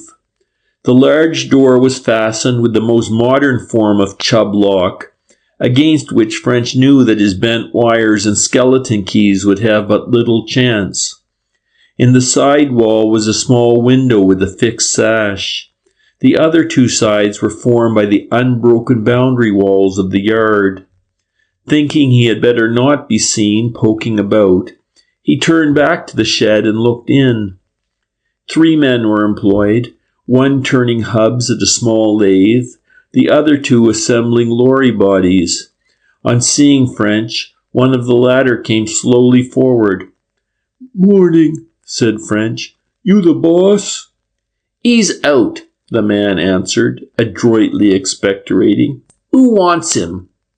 "I do," French explained. "Name of Simpkins. I want a garage for a car I've got, and I was told that you let them." The man shook his head. "But I thought that garage in the corner was let to an outsider." "That's right, but the boss, he didn't have nothing to say to the building. He only let the ground." "I follow you. Then it's occupied, is it? I couldn't get it, I suppose." "Not likely you couldn't. The man what keeps his car in the garage had it specially built for him last year." "Any chance of my getting a bit of ground to build another?" "You'd have to see the boss about that," the man declared. "I couldn't fix it for you." "I want one like that in the corner," French persisted. "Could I see into it?" "Not without you got leave from Mr. Welland you couldn't. He keeps the key. See here, mister, you call back here about 3 o'clock and you'll see the boss. He'll tell you all you wants to know." "That's common sense." French chatted pleasantly, and a couple of shillings changed ownership. Then, on his way to the gate, he made a bid for the piece of information he required. "I wonder you don't get your stuff stolen at night," he said, after leading up to the subject by remarks on the spare parts lying around. "But then I suppose you have a watchman?" "We don't have no watchman. It ain't necessary. It wouldn't be so easy for to steal anything as what you'd think, mister. This is all heavyish stuff, and if anyone was to pass it out over the wall, 10 chances to 1 but a bobby'd catch 'em on." In a thoughtful mood, French returned to the yard. By hook or by crook, he would examine that car, even if he had to commit a felony. He knew that if he were to be found out, he would get into trouble, but he felt the case had dragged on so long that for his own reputation's sake, he must get results without further delay. On reaching the yard, he sent for Sergeant Ormsby. Ormsby had gone through his apprenticeship as a carpenter before he joined the force, and being skillful with his hands, he was in request where delicate manual work was required. "I want to do a burglary tonight, Ormsby," French began. "Are you on to give me a hand? I can't tell you to, but I'd be glad for your help, and if there's trouble, I'll stand the racket." Ormsby grinned. "Right-ho, Mr. French. It won't be the first time." "I want to break into a garage. There's a heavy door with a chub lock that we can't do nothing with, but there's a window that we might get the glass out of. The frame is glazed with a single pane of rough rolled, about 18 inches by 24. "And you want me to take it out?" "Right, first shot. Can you do it, and put it back so it won't be noticed?" Ormsby shook his head. He could try, but he wouldn't go nap on the result.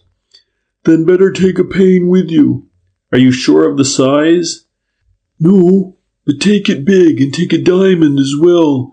You want the usual things and some reddish-brown paint and dust. We'll try and get the lock off from the inside, and then perhaps you could cut a key." Ormsby was dubious as to the possibilities, but delighted at the prospect of adventure, and departed jubilantly to get his paraphernalia together. It was getting on towards 2 o'clock next morning when the two men set out. Both were wearing dark clothes, caps, and rubber shoes. Except for Ormsby's pane of glass, wrapped up neatly in dark-colored paper, there was nothing to draw an observer's attention to them. In addition to the glass, Ormsby had a small kit of tools, while French carried 2 electric torches and a large black overcoat. Tate's Lane, when they reached it, was deserted save for a single policeman patrolling slowly toward its far end. "When he goes round the corner, we'll have our opportunity," said French, who had looked up the areas covered by all the adjacent beats. They waited in York Street until the man disappeared, then followed him down Tate's Lane. 2 minutes later, they were at the coach builder's. "Now for it," said French, glancing quickly round. No one was in sight. Opposite, the houses were in darkness except for a single lighted window, which showed a dull yellow square against the surrounding gloom. Rather a nuisance, French thought. Someone over there was awake and might chance to look out. "I'll go first," he whispered. Ormsby laid his glass against the wall and, forming a back, gave French a hoist up onto the wall. A moment later, French had dropped softly to the ground within. Quickly, the glass and tools were handed over, and in 10 seconds more, Ormsby also was inside. They stood listening, but the silence was reassuring, and they tiptoed to the garage and set to work on the window. French directed the beam from his torch and held up the coat to screen the light, while Ormsby tackled the removal of the glass. The night was ideal for their purpose. There was no moon, but the light of the stars showed up faintly the larger objects, while allowing the men to work unseen. It was calm and sounds carried far. In the street, they could hear the footsteps of the returning policeman ring sharply. Soon the putty was cut away and the sprigs withdrawn. Then, affixing rubber suckers to the corners, Ormsby pulled. This was the critical operation, but he worked skillfully, and gradually one corner after another came away, and he was able to lift out the pane. "Fine," French whispered. "Now a hand in." A flash from the torch showed that there was a small bench beneath the window. With difficulty, French squeezed through onto the bench and dropped noiselessly to the floor. Immediately, he opened the door. Ormsby slipped in, and the door was shut. Their first care was to rig the coat over the window, lest the light should betray them. Then, while Ormsby started on his door key, French, with the other torch, examined the car. His search was extraordinarily thorough. From tires to roof, and from headlights to rear number plate, he went over every detail, but absolutely without result. The car was a perfectly normal 1520 Mercury saloon, probably worth £450 when new. It was upholstered in grey leatherette, and the small fittings were complete and excellent in quality. With a helpless, baffled feeling, French stood pondering. Were all his ideas of the affair erroneous? Did these girls really use the car only to register bets with the driver? For a moment, he thought it must be so. Then the face of poor, pretty Thurza Dark came up before his imagination, as he had seen it in the Portsmouth police station. No, there was something in their drives more deadly and sinister than gambling. Crime, terrible and dastardly, lurked there. Setting his jaw grimly, he turned back to the car. There must be something. He sat down once more on the back seat, and stooping forward as the girls had done, marked the arcs which his fingers could reach. On that space he worked, examining joints, testing for secret springs, measuring cubic capacities, and then suddenly he found what he wanted. Beneath the back seat was the petrol tank. This he had already measured and dipped, and it had seemed to fill the entire space. But now he found that a thin steel plate, hinged along the floor, turned up in front of the tank. It fitted so well that at first he had taken it for the front of the tank itself, but he had accidentally pressed a secret spring, and the plate had moved forward. Attached to the inside of the plate, and fitting into a recess in the tank, was a small steel pocket lined with velvet. The recess was triangular in cross-section, which explained the fact that he had been able to push Ormsby's steel rule right down to the bottom of the tank, and even feel round its edges without discovering the trick. French breathed a sigh of relief. At last the action of the girls was clear. On entering the car, they had stooped down, lowered the plate, put in or taken out some object, raised the plate again, and dismounted. After arrival from his round, or before starting, Welland had emptied or filled the pocket. But beyond the admittedly crucial point that his suspicions had been proved justified, French had learned nothing. That the objects transmitted were small was now certain, but this had been probable from the first. In vain he searched for some fragment in the velvet lining of the pocket, which might indicate the nature of the transitory contents. In vain he longed for the skill of Dr. Thorndyke, who might have been able, with his vacuum extractor, to secure microscopic dust from its fibers, which would have solved the problem. Satisfied that he had learnt all he could from the car, he turned to the examination of the building itself. There was not much to examine. The four walls, unbroken save for door and window, were finished smoothly with cement. Under the window was the bench, a plain structure offering no hiding place. The roof was not sealed, the rafters, slating laths, and slates being visible.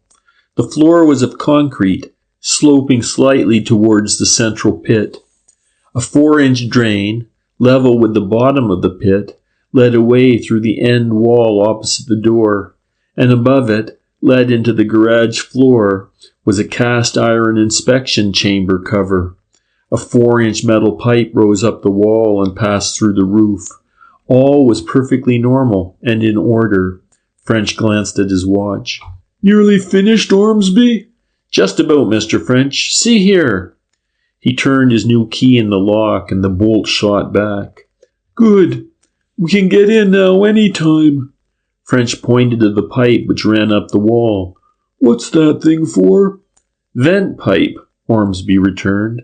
"That's all right. Required to ventilate the drain." "I'm satisfied with everything here except the drains. Best have this inspection chamber cover off and see that all is okay."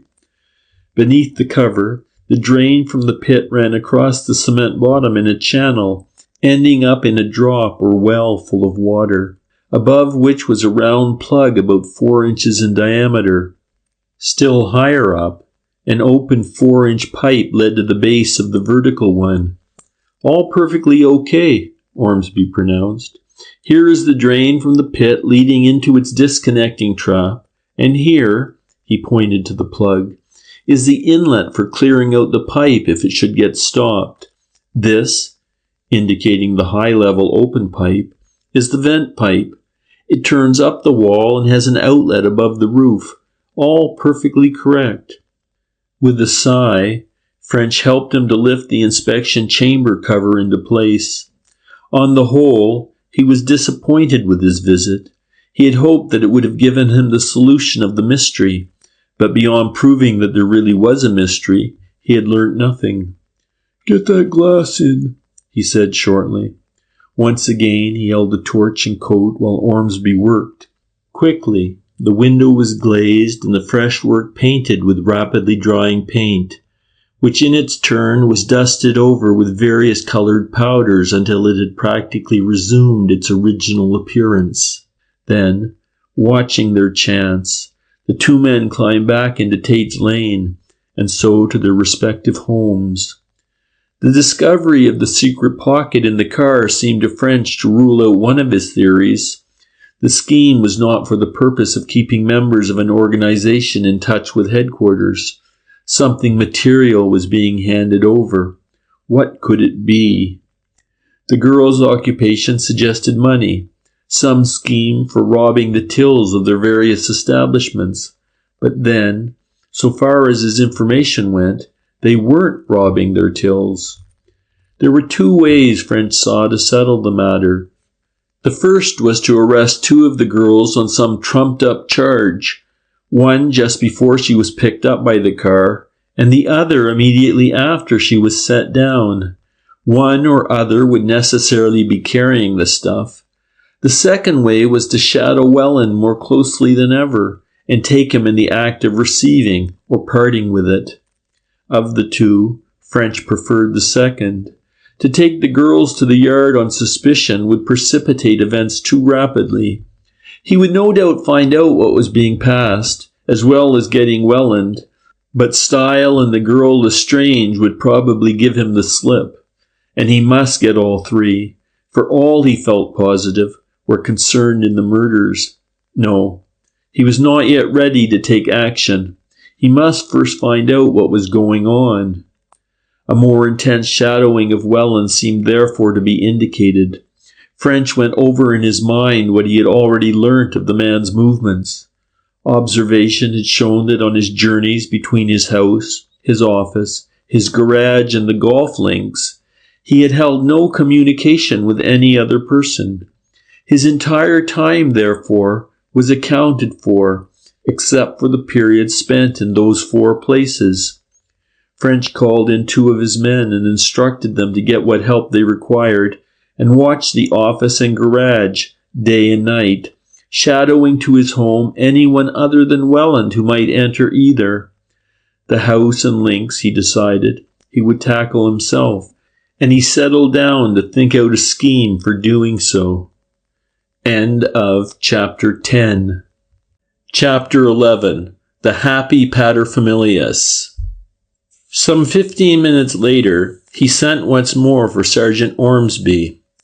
"You have a son, haven't you, Ormsby?" he asked. "A nipper of about 10. "That's right, sir."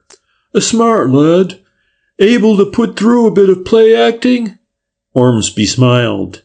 "If you had seen him doing Tom Mix and Miss Hook of Hollywood at a children's show out our way, you wouldn't need to ask." "The very thing. Could you spare him for an hour or 2 tomorrow?" "Of course, Mr. French. He's on holiday now in any case." "Then how would this work?" French outlined his plan, and the other laughed. "Suit the boy first class," he observed with a chuckle. "And suit me too, for the matter of that." "Good then. We'll leave in time to be at Harrow Station before the 9:17 in the morning." Next day, French and an intelligent but somewhat mischievous-looking boy alighted at Harrow shortly before 9. They were dressed for their parts. French was obviously a landed proprietor on a visit to town, while Freddie Ormsby was a convincing study of a preparatory schoolboy. Having seen well and leave by the 9:17, they strolled into the town. "Now, Sonny, we've got to kill an hour or two. What would you like, coffee or an ice?" Freddie's predilection being for ices, they found a shop and gave a bumper order. French sipped coffee and smoked a lengthy pipe, and then they went for a walk. It was not till nearly 11 that they found themselves at the end of Acacia Avenue. "Now, Fred, here we are. Do your best, like a good chap." They strolled down the road, evidently strangers to the place, and as evidently father and son. At all vacant lots they stopped, clearly discussing a possible dwelling. Next door to number 39 was such a lot, and at this they halted in its turn. "That bow window on the ground floor," French said in low tones, as he demonstrated with gestures how the ground might be terraced. On his previous visit, he had noted the exterior of the house, and by plotting the various elevations, he had deduced its probable plan. From this he was satisfied that the window in question belonged to Welland's sitting room. No other had a large enough expanse of blank wall beside it for the necessary size of the room. Freddie Ormsby acted with promptitude. "Oh, Daddy, see!" he cried in shrill tones. "Look where the cat is!" And before his scandalized parent could intervene, he had picked up a stone and sent it whizzing with unerring aim through the largest pane. "Played, sir. Fine shot," French whispered. Then, in loud tones, "Well, upon my soul, you little rascal, look what you've done. What do you mean, sir, by such conduct?" The door of number 39 was opened by an elderly woman with an indignant countenance as an angry but apologetic gentleman and a scared, woebegone boy approached up its tiny drive. "I'm afraid, madam," said French, taking off his hat politely, "that an accident has occurred for which I am responsible. My son has so far forgotten himself as to throw a stone which unfortunately has broken your window. He had been warned about stone throwing, again and again, and I'll see that this time it will be a lesson to him. I can only offer you, madam, my apologies, and go at once for a glazier to make good the damage." The good lady, who had evidently been prepared to breathe threatenings and slaughter, on finding the wind thus taken out of her sails, became somewhat mollified. "Oh, well, if that's the way you put it, it will be all right," she admitted, "though it did give me a start, and no mistake, the stone coming through. But there," she went on magnanimously, glancing at the frightened culprit, "you don't need to say too much to him. Boys will be boys, that's what I say. Boys will be boys." "It's excessively kind of you to look at it like that," French declared. "As I said, I can assure you it will be a lesson to him he will not forget. I hope nothing has been damaged inside the room." "Well, I haven't looked yet. Better come in and see for yourself." "Thank you, and I think it will save time if I get a sample of the glass and measure the window." Having adjured Cecil to wait for him, and not to get into any more mischief while his back was turned, French followed the housekeeper. The room, as he had imagined, was Welland's sitting room. It was comfortably, though not luxuriously, furnished. In the window was a deep saddlebag armchair with beside it a table bearing some papers. Against one wall was a roll-top desk with the cover down. A tantalus and a cigar cabinet stood on a second table. Many shelves of books hung on the wall. "The desk," thought French, as he expressed his relief that no further damage had been done and took his measurements. 2 minutes later he withdrew in an atmosphere of politeness and regrets. "You did that well, old man," he congratulated his now grinning companion, when at last they were clear of Acacia Avenue. "You shall have 5 bob and the best lunch I can get you." At the station they met Ormsby, clad in a glazier's well-worn overalls and with smudges of paint on his cap. "He did it fine," French greeted him. "You'll be having the lad on the films yet. There's the size of the pane, and there's what it was glazed with. Have you got what'll do it?" "No," said Ormsby, "but there's a glazier's down the street. I'll get it there. It was the room you wanted, all right?" "Yes, and there's a desk in it that you'll have to go through. How'll you do if the old woman sticks in the room?" Ormsby smiled. "Trust me for that, Mr. French. You may not have known it, but it sometimes takes a terrible lot of hot water to glaze a pane. I'll keep her boiling up fresh kettles." 3 hours later, Ormsby knocked at the door of French's room at the Yard. "There's absolutely nothing there, Mr. French," he began, and he took the seat to which the other pointed. "I had a bit of luck, and I've been through practically the whole house, and there's not a thing that you could get hold of. In the first place, that woman's a bit deaf, and that helped me." "I noticed it," said French. "Yes, well, I went to the door and said I was the man come to glaze the pane, and she had me in at once, and I got to work. She hung about for a minute or two, but I didn't speak, and when she saw me getting at it, she said she would be next door in the kitchen if I wanted anything, and went out." "Lucky for you." "Wasn't it, sir? But better than that, she was washing clothes, and as long as I could hear the suds going, I knew I was safe. I made some mess round the window to show I was working, and then I went for the desk. It was an easy lock, and I had it open in 20 seconds. I went through everything, and there's not a paper nor any other thing that shouldn't be there. All absolutely okay." "Pity," French interjected. "Isn't it? Then I made some more mess, and had a look round the room, and a quick run through the books. Then the old lady came in to see how I was getting on." He paused, and French nodded his appreciation of the situation. "She seemed satisfied with the amount of the mess, and went back to the kitchen without speaking, and I heard the washing start again. I thought I might take a bit of risk, so I slipped upstairs and found the man's bedroom. I was afraid to stay too long, but I was long enough to make sure there was nothing there either. So then I came down and finished up the pane and painted the putty and came away." "Well, that's that, Ormsby." "Sorry I couldn't get more, Mr. French." "We may do our best to cook evidence," French said, with the twinkle in his eye showing even more clearly than usual. "But I draw the line at inventing it if it's not there." Here was another disappointment. French had been building more even than he knew on Ormsby's search of the house, and when this also had drawn blank, his chagrin was correspondingly great. The affair was certainly exasperating. It was a long time since he had felt so completely puzzled. There was nothing for it, however, but to carry on with the plan he had made, and 5 o'clock that afternoon saw him at the clubhouse of Welland's golf course, inquiring for the secretary. "This is a confidential matter, Mr. Allen," he began when he was seated in that gentleman's office, "and I do not know that I can claim your help in it. I can, however, ask for it, and that I am going to do." The secretary murmured politely. "It concerns a member of your club," went on French, "Mr. Curtis Welland. Now I may say, in confidence, that we have reason to suspect that Mr. Welland may not be all that he appears to be.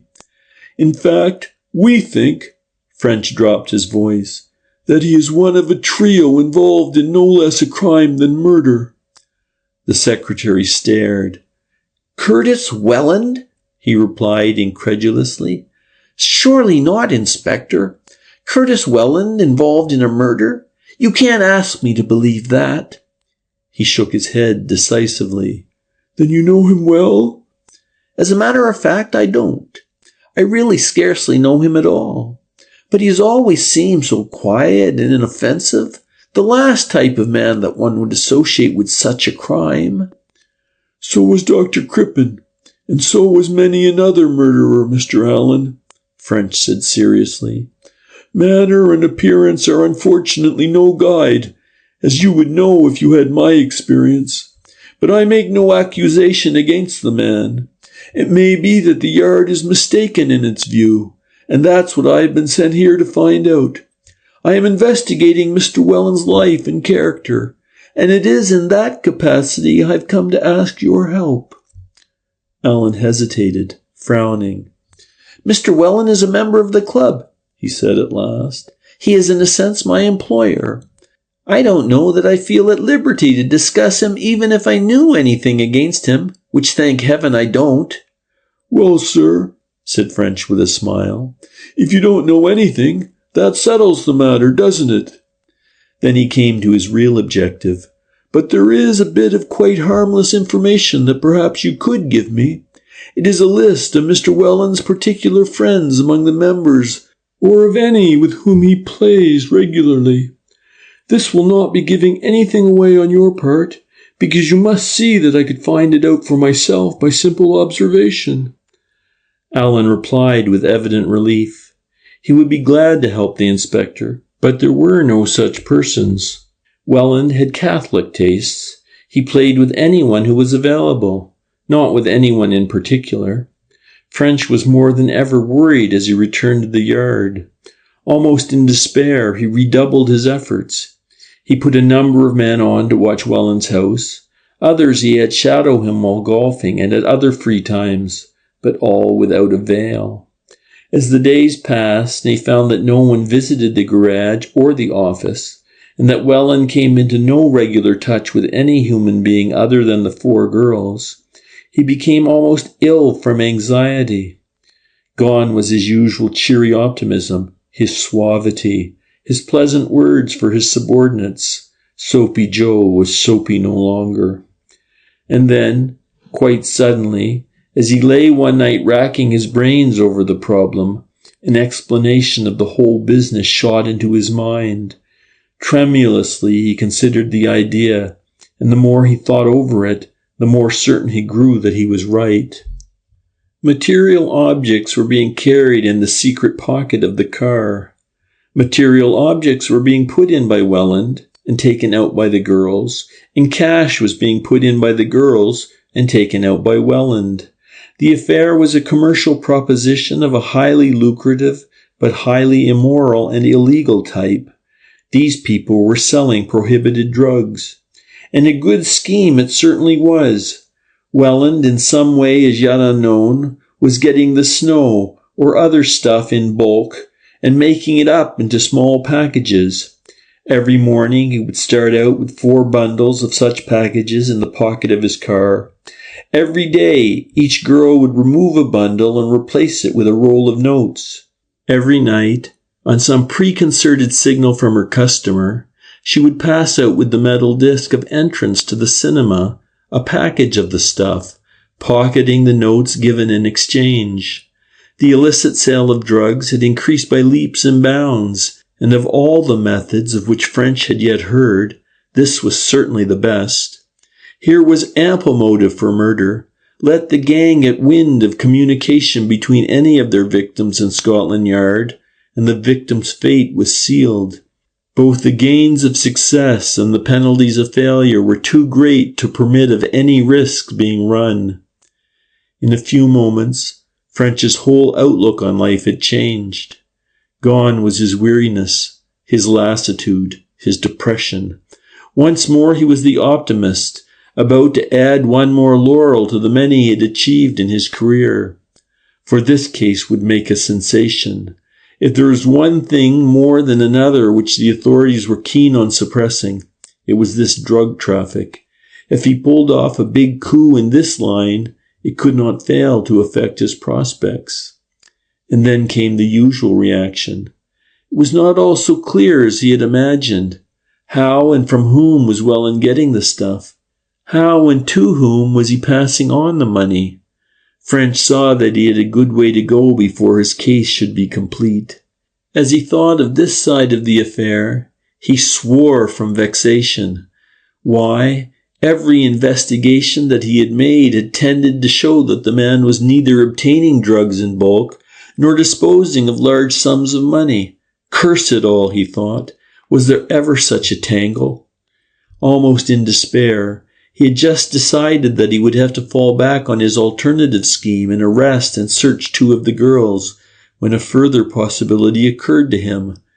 Could he not keep so close a watch on the girls while in their box offices that he could not fail to see small packages being passed out? To think of the idea was to act on it. Early next morning, French was once again closeted with the manager of the Panopticon, in confidence putting forward his suspicions and begging the other's help towards testing them. As a result of their deliberations, 3 men in the garb of electrical fitters arrived an hour later at the cinema.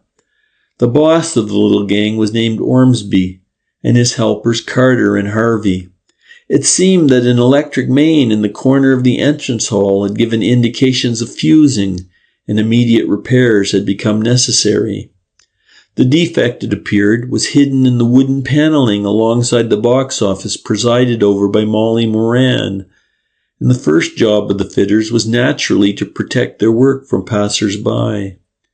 When, therefore, the staff came on duty for the afternoon session, they found that a neat canvas structure had been erected beside the box office.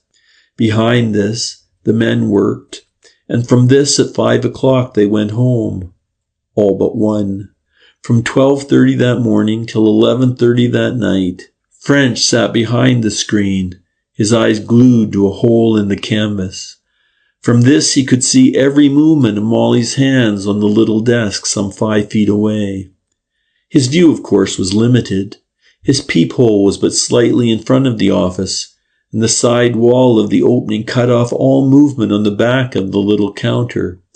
But he could not have placed his observation point further forward, as his sight would have been impeded by the backs of the purchasers. But over a small area he had a perfect view, and he did not believe that anything could be slipped across unobserved by him. The watch was tedious, but not so tedious as if he had to be on the strain all the time. He knew that no attempt such as he expected could be made during periods of rush booking. It would be too dangerous. It was therefore only the booking of isolated persons that he had to watch, and there were other alleviations. The noise outside was so great that he was able to change his position without fear of discovery. Moreover, he had taken in a goodly supply of food, which he consumed at frequent intervals. But still he thought the time would never come to an end. Stiff and sore and with a splitting headache, he waited until at last, after the performance, when all but the manager had left, he crept out and thankfully stretched his cramped limbs. His physical discomfort was, however, as nothing to his mental perturbation, for he had seen nothing. Moreover, so good had been his outlook that he was satisfied that there had been nothing to see. Nothing was being passed out with the entrance checks. Of that he could swear. His drug theory was therefore false. Whatever Welland was doing, it was not peddling opium. Something else was being transferred through the medium of the secret panel in the car. French could have wept when he found himself forced to this conclusion. Never in his life had he been up against anything which had puzzled him more. He would give a month's pay, he thought savagely, to get the thing cleared up. That evening, he had recourse once more to his household oracle. Again he put his difficulties before Mrs. French, and again light seemed to come from doing so. Not that this time she made any suggestions. Rather, it was that his own mind clarified, and he saw that there was only one thing left for him to do. The arrest of the girls would be too dangerous. He must therefore get Molly Moran's confidence. By hook or by crook, he must force her to tell her true story, and if he couldn't frighten or cajole her into keeping his interference secret from Welland, why then, he must just take the consequences. He determined he would see her again, first thing next day. End of Chapter 11. Chapter 12. The Car's Freight. At 9 o'clock next morning, French rang up the number he had noted on the Nelson Street boarding house telephone and asked for Miss Molly Moran. "It's in connection with our previous conversation, Miss Moran," he explained. "There is a fresh development which I want to discuss with you. Will you meet me in half an hour at the same place as before?" Though she agreed, French could sense the unwillingness in her tones. "Very good of you," he declared. "I'll not keep you long." He greeted her pleasantly when she appeared, led the way to a deserted seat in the Charing Cross Gardens, supplied her with a cigarette, and for a few moments chatted of everyday matters. Then, when she seemed more at ease, he turned to business. "What I want to see you about is this, Miss Moran," he said more gravely. "Since our last interview, I have learnt that this matter of Mr. Welland is even more serious than I thought. I want to tell you what I know and to ask your further help. And first, are you quite satisfied that I really am from Scotland Yard? Would you like to go with me to the yard where I am known?" "Oh no, Mr. French," she answered hastily. "That's not necessary at all. I'm perfectly satisfied." "Very good. Now, I told you before that I believed you were in personal danger from your association with this man. I want to tell you why I think so." She did not reply, but sat with a bored expression, evidently trying to conceal her interest. "Nearly 3 months ago," went on French, "a young lady named Thurza Dark was sent to the yard by a solicitor.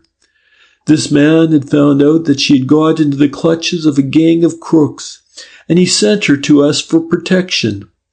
Now, Miss Moran, this young lady was employed in the box office of the Milan Cinema in Oxford Street. That is the first point. She said that on her way to business she had met a young lady in the train, a Miss Gwen Lestrange. She was a wealthy young lady, or seemed to be, and they got talking about her money. As Miss Lestrange said she was only a barmaid in a theatre, Miss Dark asked where it came from. With some appearance of hesitation, she was told it was from gambling at second hand on the Monte Carlo tables. After further conversation, Miss Lestrange suggested that Miss Dark should have a fling in the same way, and agreed to introduce her to the man with whom she herself dealt. He was then called Westinghouse. They met here, in this garden, and Westinghouse arranged the gambling. There was no question now of Miss Moran's attention. She was watching French with tense interest, in fact with an expression almost of horror. He glanced at her with satisfaction. "Is there any need for me to go on, Miss Moran?" he said gently. "Can you not imagine the rest? How Miss Dark won fair sums at first and thought she was going to make her fortune. Then how she began to lose. How at last she got into debt to Westinghouse. How he became threatening and swore he would report her to the cinema authorities. How he threatened prosecution, imprisonment, until the poor girl was almost beside herself with terror. You can picture it, can you not, Miss Moran?" That she could picture it in vivid detail was evident. Her eyes were dilating and her face had paled. "The remainder you can imagine also," went on French. "How at this crisis Miss Lestrange turned up unexpectedly. How she was sympathetically concerned about Miss Dark's woebegone appearance, and how she recommended recourse to her cousin, who, she said, had helped her out of a similar difficulty. Then, how this man played on Miss Dark's fears in order to entrap her in his evil schemes. Ah, I see I needn't go into it further. You evidently know as much as I do about it." In truth, the girl's appearance left no doubt on the point. French, pausing for a moment, continued. "Now I must tell you something that had happened earlier. A very great friend of Miss Dark's, a young lady also employed in the box office of a cinema, had recently died. She was a jolly, gay young thing, but for several weeks she had appeared to be in trouble.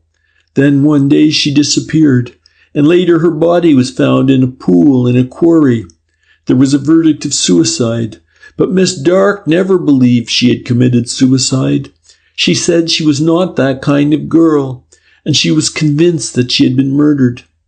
Now Miss Dark had tried to get out of her friend the cause of her trouble, but beyond the fact that it was due to some man who had got her into his power, the girl would not say. But she had described the man, and what had terrified Miss Dark was that the man to whom Miss Lestrange had sent her exactly answered the description. This was his description: middling tall, thinnish, fair-haired, rather terrifying eyes, and— French paused for a moment, then added, a purple scar shaped like a sickle on the inside of his left wrist. Miss Moran gave a little gasping cry. She had gone dead white and swayed as if faint. "Steady on, Miss Moran," French said sharply, but in low tones. "You don't want to attract attention. You're all right and perfectly safe. Pull yourself together." With an evident effort, the girl did so. She did not belie the evidence of her firm little chin. Again French told himself she was a young woman of character. "You mustn't be alarmed," he went on. "I'm here to help you out of your difficulties. We'll discuss that in a moment. Meanwhile, I must finish my story. As I say, Miss Dark recognized the man, and very wisely she temporized. If he would give her a couple of days to think it over, she would come to a decision. He agreed. By friends about whom I needn't explain, she was persuaded to report the circumstances at the yard, Miss Moran." French's voice became very grave. "She was evidently watched. That night she disappeared, and 2 days later her body was found in the sea near Portsmouth. In this case, there was no question of suicide. The poor girl had been murdered before being thrown into the sea." Once again his listener's pallor grew death-like, and once again with an evident effort she pulled herself together. "I have one other thing to tell you. Inquiries revealed the fact that some 5 months before Miss Dark's friend's murder, another young lady was found drowned under suspicious circumstances. She also was in the box office of a cinema. Absolute proof was not obtainable, but there is no reasonable doubt that she also was murdered by the same gang." French paused, carefully lit a cigarette, glanced keenly around, and resumed. "From all this, Miss Moran, you will see that when I said I thought you might be in personal danger, I was basing my opinion on something very real. I do not wish to frighten you unduly, but you must see that unless some steps are taken, it may be your turn next. Now the question is, are you going to be wise and confide in me?" She did not answer, and French also smoked in silence to let the question sink into her mind. Presently he went on. "There is another side of the affair which you must not overlook, and about which it is only fair that I should warn you. We now know so much about what is going on that it is only a question of time before we learn it all. If you are then found to be doing something illegal, you will undoubtedly be charged with conspiracy in the crime. If, on the other hand, you do all you can to help the authorities, I will do all I can to help you. Even if the matter should be too serious for me to keep you out of court, your having turned King's evidence would get you off." It was evident that this view had not occurred to the young lady. She looked even more frightened and unhappy, though still she did not speak. French grew impatient. "Very well," he said in sharper tones. "I warn you again that your own safety requires that you should tell what you know. But if you won't take my warning, I can't help it. I am of opinion that here and now you are carrying with you the object or objects which you will shortly place in the secret panel of Mr. Welland's car. I shall have to take you into custody on a charge of conspiracy, and have you searched so as to find out what that article is." His conscience pricked him slightly as he spoke. Was this strictly in accordance with the rules for the interrogation of a possible witness? Then he thought he was justified. This girl would not incriminate herself. He could swear she was innocent, and anything was good enough for the murderers of Thurso Dark. The girl gave a little cry. "Take me into custody?" she whispered hoarsely. "Surely you wouldn't do a thing like that." "I certainly would. I am going to find out about this business at whatever cost. Come now," he went on more coaxingly.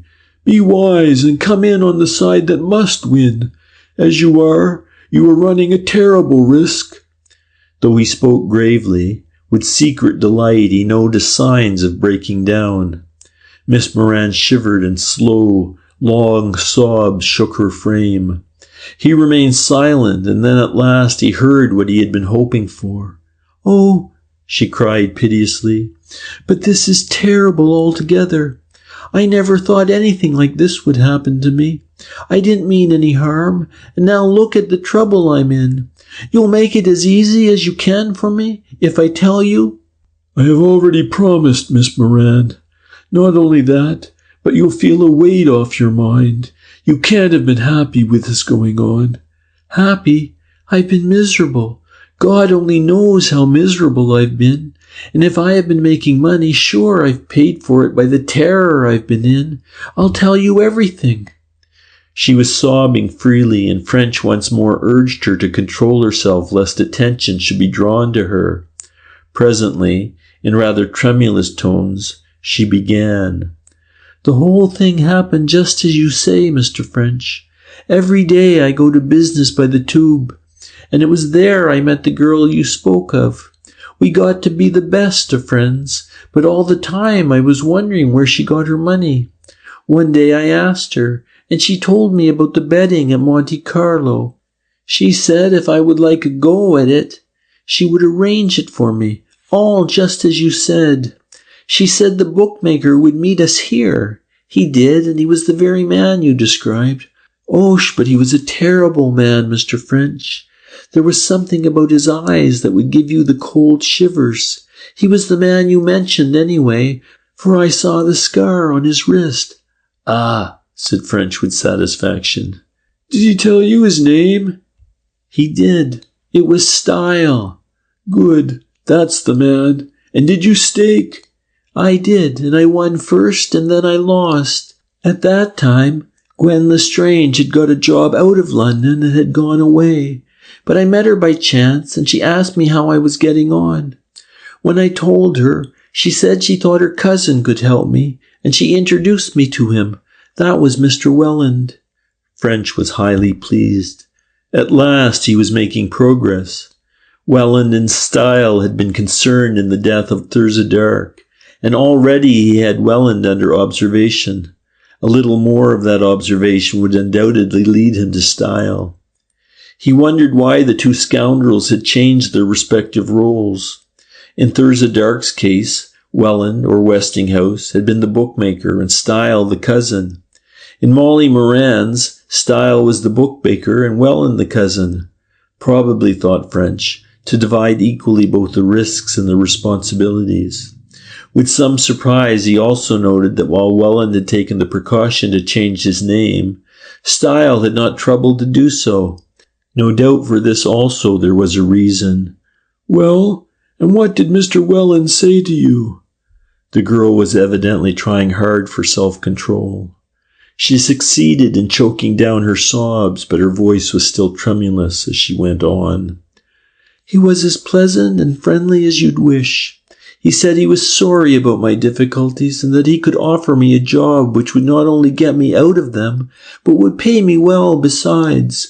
And it wouldn't interfere with my work at the cinema, for all he wanted could be done between times when I wasn't selling tickets.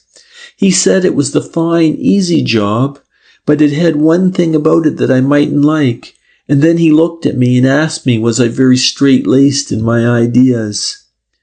Well, as a matter of fact, Mr. French, I'm not straight-laced at all, so I said not, and he said that was fortunate, as it was the only drawback the job had. There were some straight-laced people who might object to it, but not ordinary men and women of the world. Anyway, it was safe enough and absolutely moral, and no one would ever know anything about it. Besides, I needn't go on with it unless I wanted to. I asked him what the job was, and he said that was going too fast. He would have to have my word first to carry it out for at least a week. After that I could go on or not, as I liked. He said that if I promised, he would begin by giving me enough to square Mr. Style. Then he said that maybe I would like a day or two to think it over, and that I could come back and see him again." "A plausible ruffian," French commented, now speaking in his pleasantest tones. "I'm sure that's just what he said to your predecessors. And what did you answer?" The girl hung her head. "Well, Mr. French, I'm not pretending I didn't do wrong, but just think of my position. I had only my job to live by, and I was going to lose it in a way that would have prevented me getting another. Then there was this job offered me, maybe not just all right, but safe anyway. It was a choice of two evils, of possible ruin if I accepted, or of certain ruin if I didn't. I took the chance." "Of course you did. I can see the fix you were in, and I'm not blaming you." "Well, to make a long story short, I told Mr. Welland I would take his job. He smiled and shook hands and congratulated me. He said I'd never be sorry for what I was doing, and then he handed me £10, saying that here was part of the money I owed Mr. Style, and that if I paid this much, Mr. Style would certainly give me time to meet the rest. He made me sign an IOU for it, and he said I had better go and pay Mr. Style at once. Next time Mr. Style came to the gardens, I was waiting for him. He was very threatening at first, but when I showed him the £10, it changed his manner.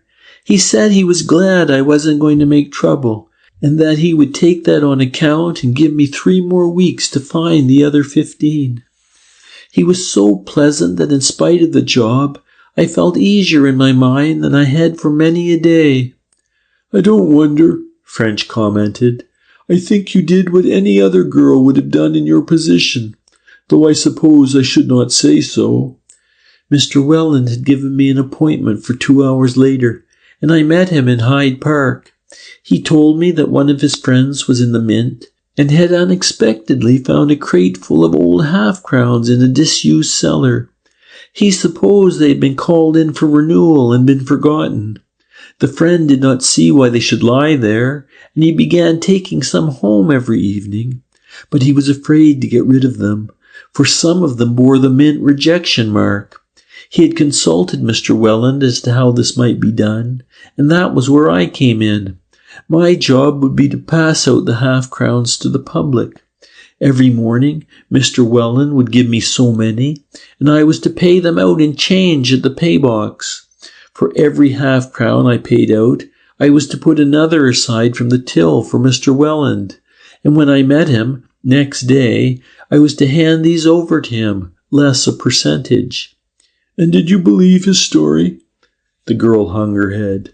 "No," she admitted in a low voice, but as he put it, it didn't seem so bad.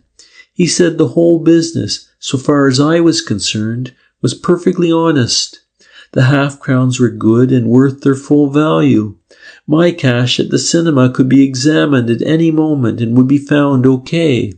The only thing the most straight-laced could object to was his friends taking these old coins from the Mint in the first instance, but I had nothing to do with that. "And once again, did you believe that?" "No," and the girl's voice was very mournful.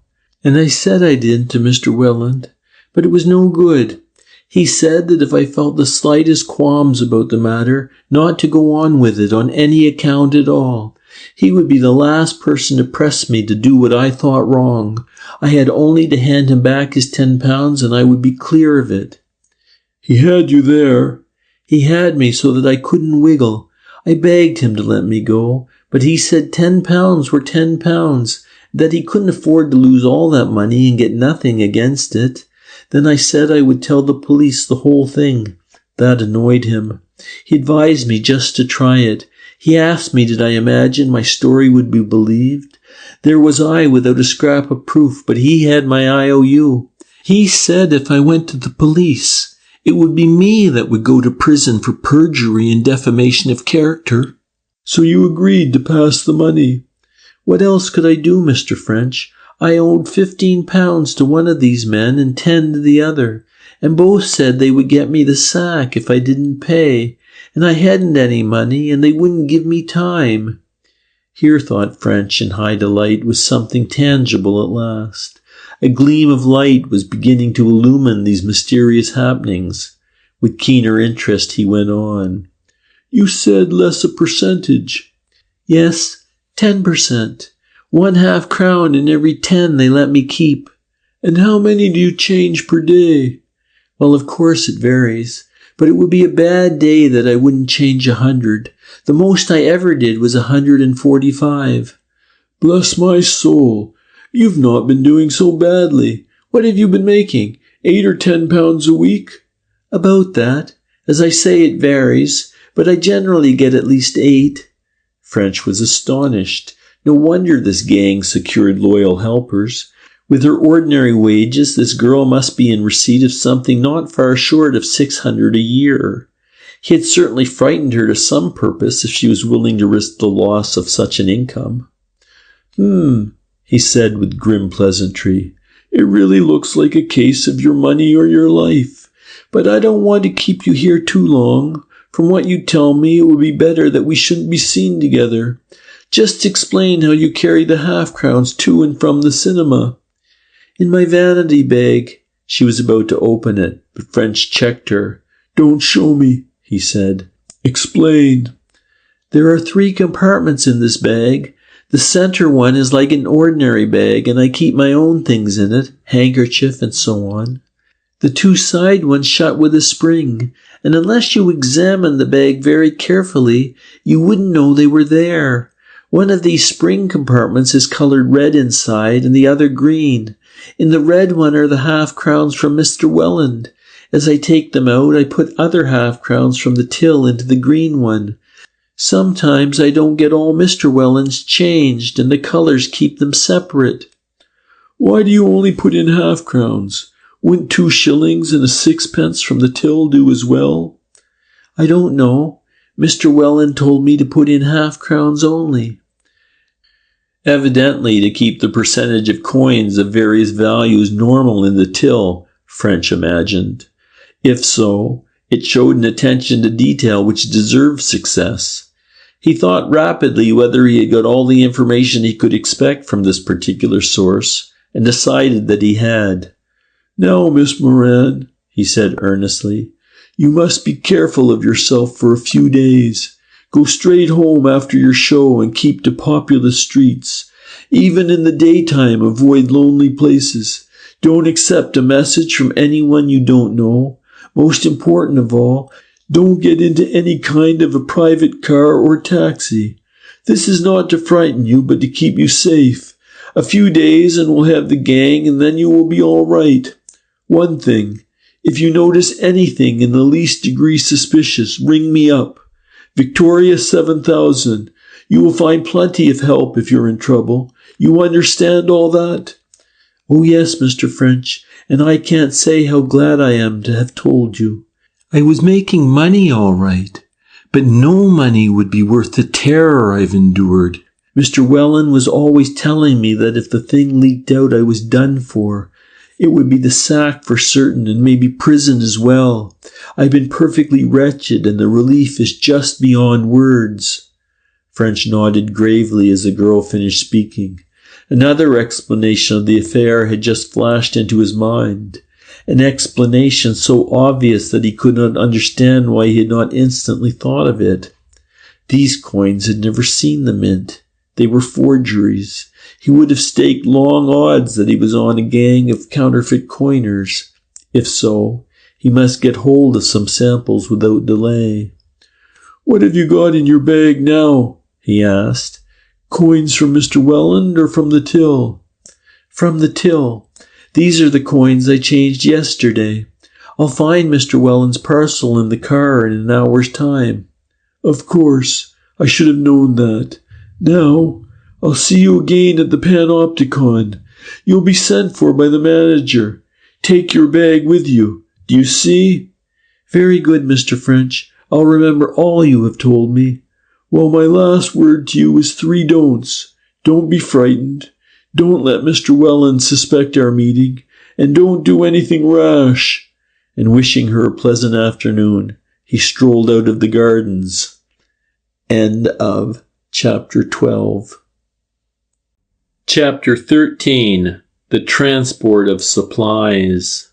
Inspector French continued his stroll along the embankment until he reached the yard. There, after an interview with his chief, he got a cheque for £10, and going to the nearest bank, asked for the money to be paid in half-crowns. With his pockets weighted down with the silver, he went on to the panopticon and asked for the manager. As a result of his conversation, he was shown into a waiting room, where presently he was joined by Molly Moran. "You here already, Mr. French?" she greeted him. Yes, I want to get hold of some of those coins.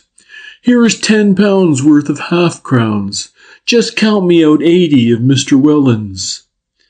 "But there's nothing remarkable about them at all.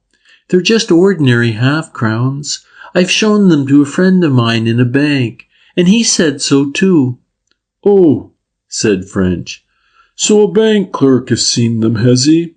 But were you not afraid to tell him about them?" "I didn't tell him at all. What I thought was that maybe they weren't good, that maybe Mr. Welland's friend was making them. Counterfeit coining, don't you call it?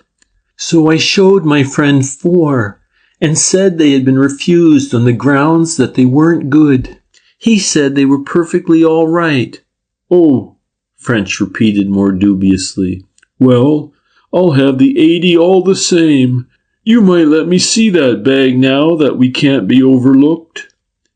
It was just what Miss Moran had described, a plain but large vanity bag with a central compartment of normal appearance, and 2 side ones, each capable of carrying some 150 half-crowns, and fitted with an inside skin or bag which could be lifted out with the coins. When these side compartments were closed by their spring latches, they were invisible to casual inspection, though if the bag were handled, their existence became obvious. French was not surprised, therefore, to learn that Welland had given the strictest instructions that the bag was to be carried looped on the girl's arm, and never taken off except when she was actually working in the paybox. But his interest in the bag was but slight compared with that he felt in the coins which Miss Moran had received from Welland. There were 130, and he tumbled them out on the table and began to turn them over. His first glance surprised him, and increased that feeling of depression which the girl's story of the bank clerk had aroused. That they were not new was undoubted. All had clearly been in circulation. Moreover, the dates varied, and roughly speaking, the wear on any individual coin corresponded with its age. Welland's story was unlikely enough at the best, but here already was proof of its falsity. These coins had not been recalled from circulation because of age or wear. They were still perfectly good. French swore internally as he realized the conclusion to which he was being forced. If these coins were of different dates and had been in circulation, they were not forgeries. Dies were expensive and difficult to make, and it was beyond belief that a series with different dates should have been obtained. Again, once the coins had been got into circulation, the counterfeiters would have finished with them. They would not be trying to get rid of them now. He set himself to re-examine the samples with greater care, and the more he did so, the more convinced of their genuineness he became.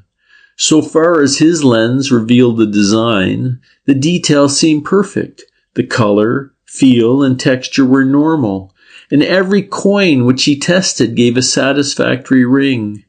He would, of course, have them examined by the experts at the mint, but he had little doubt his own conclusion would be confirmed. If so, it seemed to follow that the coins had been stolen, but he could not think of any source from which they might have been obtained. It was absurd to suppose they had been taken from the mint. Coins of such an age and in such a condition would not be there. Nor did it seem likely that a bank had been robbed, Such an operation would be extremely difficult. And further, if it had been found possible, it was difficult to see why half-crowns alone had been taken. The only explanation which French could devise was that some eccentrically minded miser had spent his life hoarding them.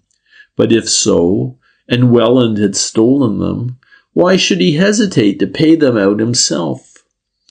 On this latter point, however, a little further thought supplied an explanation. The one feature of the affair which was clear beyond doubt was that it was being carried out on a very large scale. If Miss Moran changed 800 half-crowns a week, it was to be presumed that each of the other girls did the same. Say, 3,000 half-crowns a week, 150,000 a year, nearly 19,000 pounds worth. No one man could do it.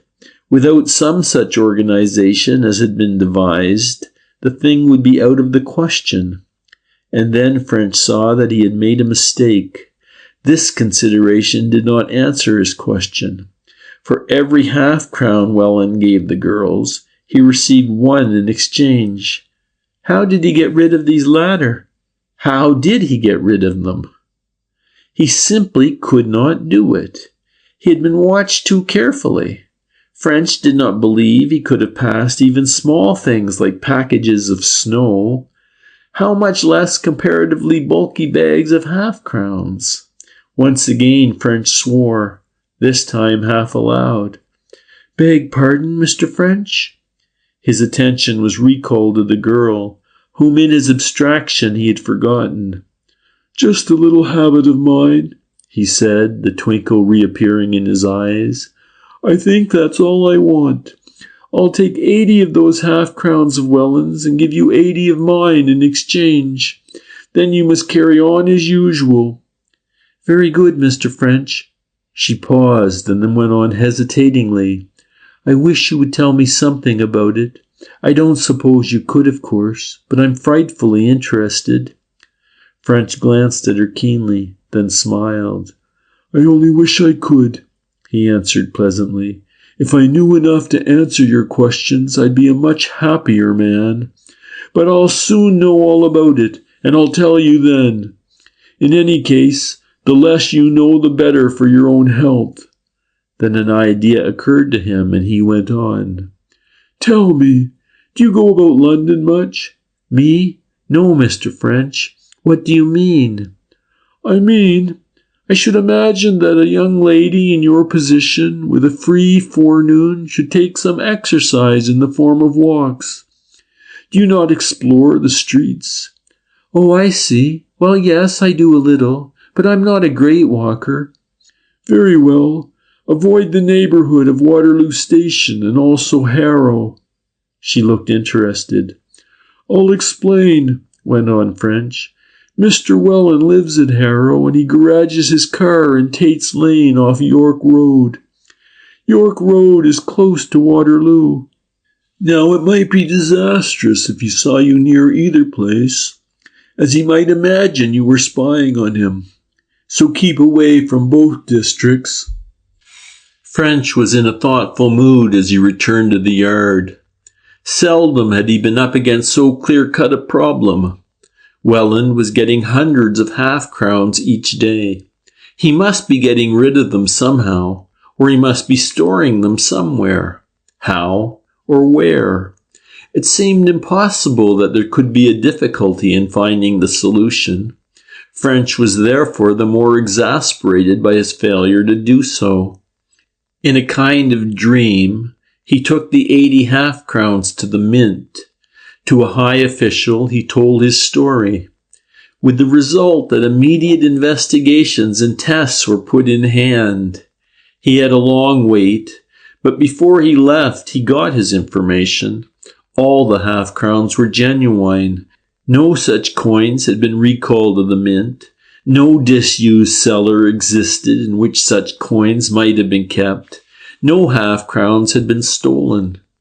This, of course, was final proof of the falsity of the tale Welland had told Molly, which, so far as it went, was to the good. but it made the entire operation of the gang even more inexplicable.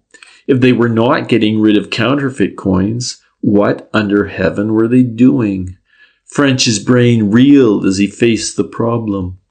He walked slowly back to the yard, full of bewilderment and baffled rage. These people were changing one lot of perfectly good half-crowns for another. In spite of the magnitude of the numbers dealt with, they were getting in no half-crowns from outside, nor were they disposing of any. At least they certainly were not obtaining nor distributing anything like the number passed by the girls. What was it all for? A sudden wild hooting of a motor horn and frenzied cries from passers-by recalled French to his surroundings. He sprang practically from beneath the bonnet of a heavily laden bus, only just in time. For quite 100 yards he forgot about Welland and his half-crowns as he meditated upon the undesirability of dreaming in the London streets. Then his thoughts swung back again to his problem. Whether it was due to the start he had received, or whether it arose in the normal processes of thought, he immediately found himself considering a new idea. Suppose all these apparently contradictory premises were true. Suppose Welland was neither obtaining half-crowns nor disposing of them. Suppose he was changing one perfectly good lot of them for another. What if the half-crowns he obtained from the girls on one day were handed back to them on the next? What if this elaborate machinery was simply a blind to cover some more sinister proceedings? Had Molly Moran lied, and were the gang selling drugs after all? Admittedly, French did not see how such a scheme would facilitate the distribution of cocaine or heroin, but this problem seemed to him the lesser of the two. At all events, there must be more in it than half-crowns. But lengthy pondering over it produced no light. Every solution that occurred to him seemed more improbable than the last. In despair, he returned to the idea that the disposal of the half-crowns was the essential. Suppose a hoard of half-crowns had been stolen, some of which were known to be marked. Most unlikely, admittedly, but at least this theory covered the facts. In his efforts to carry the thing a step further, he tried a trick which had frequently helped him out of a similar tight place. If, when following a trail of footsteps, he came to hard ground on which they were not visible, he made a cast and went on to the next soft area in the hope of picking them up again. Now he made a mental cast.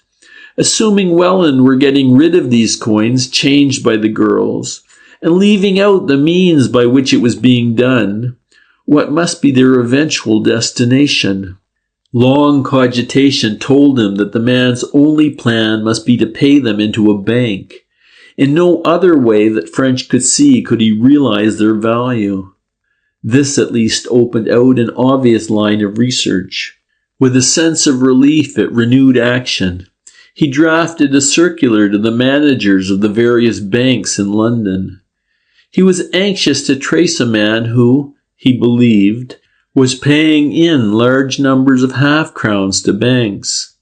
He would be grateful to the manager if he would make inquiries as to whether such payments were being made at his bank, and if so, let him have some particulars on the matter. For the remainder of that day, the inquiry hung fire, but next morning French was called to the telephone.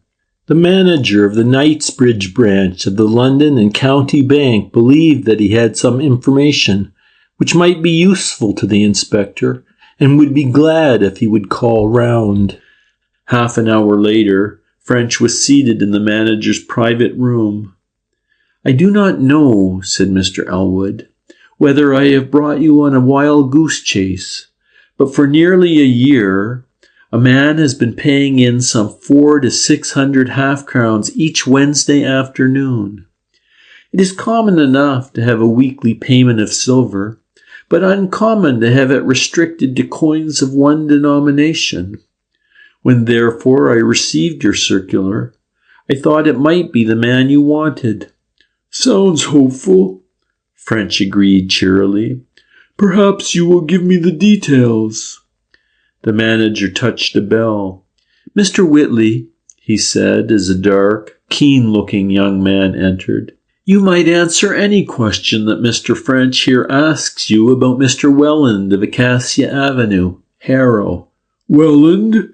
Exclaimed French in amazement.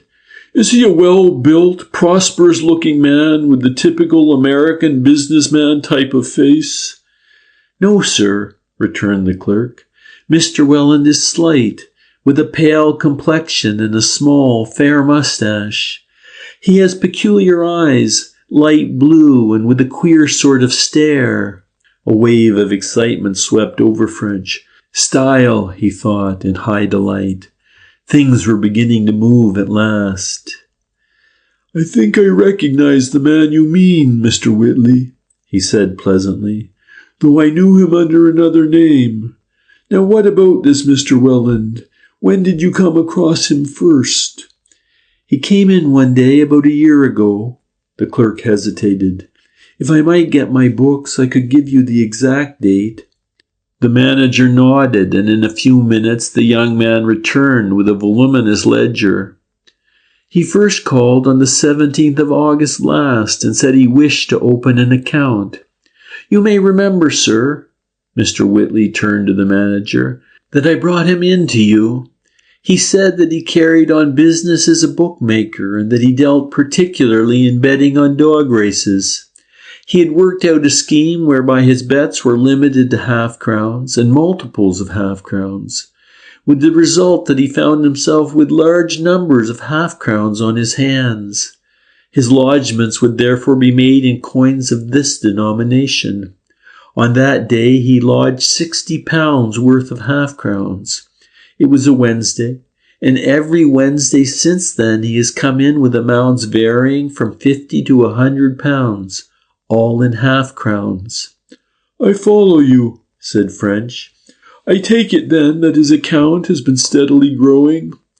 No, the young man returned, for he draws checks for comparatively large amounts at intervals. I do not think that his account has ever stood at more than £500.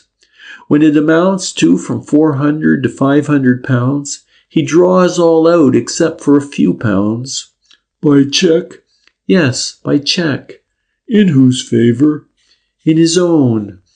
I suppose I need scarcely ask you, Mr. Whitley, if you were satisfied that this business was perfectly in order.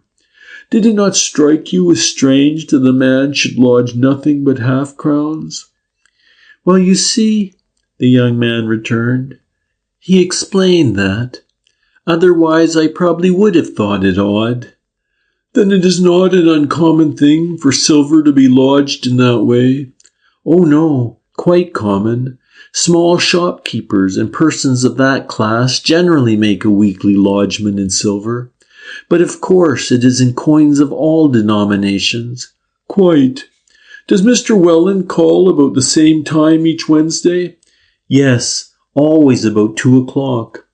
Very good, said French. With your permission, sir, he turned to the manager, I shall be here at 2 o'clock next Wednesday, that is tomorrow, to meet Mr. Welland. I may say that I believe the information you have given me will prove highly important, and I need scarcely impress on you both the absolute importance of saying nothing of my visit and of giving no warning to Mr. Welland. French's mind was in a whirl as he left the bank. Then it was half-crowns.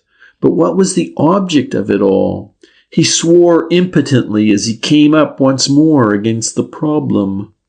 But one thing at least was altogether splendid. For some time past, he believed he had had sufficient evidence against Style to convict him of murder. But his difficulty had been that Style had vanished. Now Style was found, or at least he would be on the next day. That was 2 of the known members of the gang. With luck, the shadowing of Style would lead him to the 3rd, Gwen Lestrange. This morning had marked a great forward step in the investigation. But when he reached the yard, French's delight increased tenfold. There were there awaiting him 2 other telephone messages and 2 letters, all from managers of banks and all containing similar news. In each case, the manager advised him that in reply to his circular, he believed the wanted man was dealing at his bank, and each suggested a call for further information. During the afternoon, French was a busy man. Engaging a taxi, he drove round the various branches, and in each found that Style was making a lodgment of half-crowns, exactly as had been described by Whitley at Knightsbridge. Only on one point did the stories differ. Each bank was visited by Style on a different day of the week.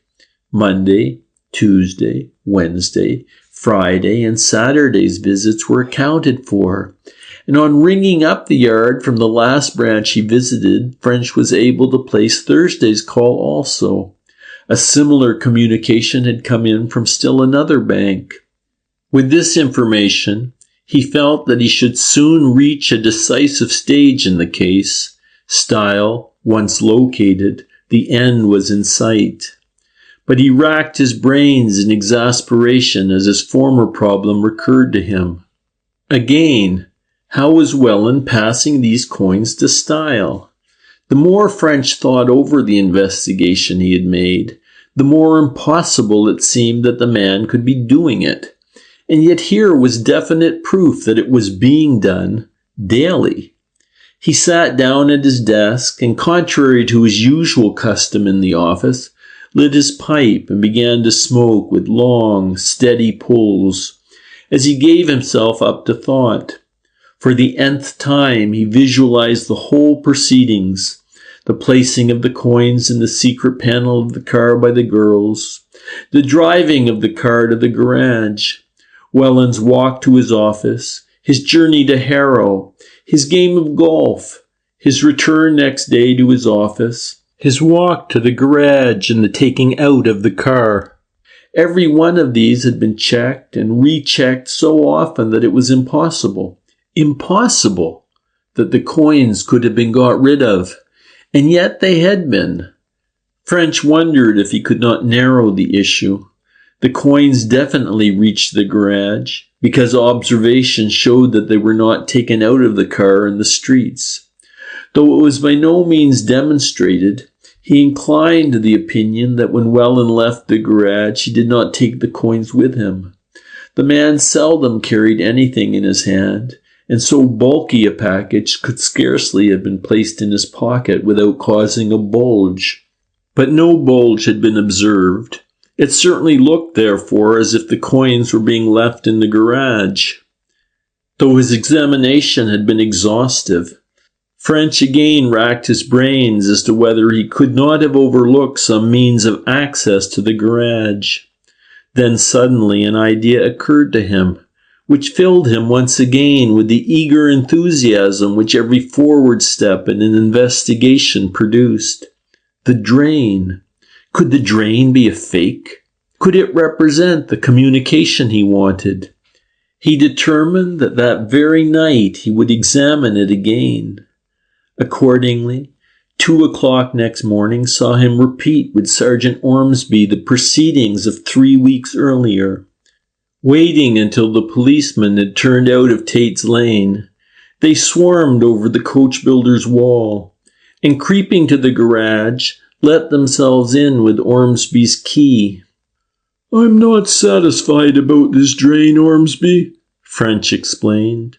"I want to make sure that there is nothing more here than meets the eye. Let's have this cover up again." They raised the manhole cover, and Ormsby got into the inspection chamber and prepared to examine the 3 pipes in turn. French, lying down in the pit, was able to put his eye to that connecting the pit to the chamber. Ormsby's torch lit it completely, so that every inch was visible. It was a perfectly clear connection without any break or junction, and French had to admit that nothing was to be learned from it. The second pipe from the chamber was the outfall with the intercepting trap attached. Here also, investigation showed that everything was as it should be. The trap was full of water, and on Ormsby removing the disc sealing the pipe immediately above it, a rush of offensive gases came out, proving that the connection to the sewer was genuine. There remained, therefore, only the ventilating pipe, and this, it was obvious, passed under the floor to the vertical shaft, and so to the roof. "That is all right, Mr. French. You needn't worry about it. It's just an ordinary vent pipe," Ormsby declared. But French still was not satisfied. "I must make sure of the connection," he said. "Couldn't you get up on the roof, Ormsby, and pour down some water and see if it comes out here?" The pipe passed out through the roof at the back of the garage, opposite the door.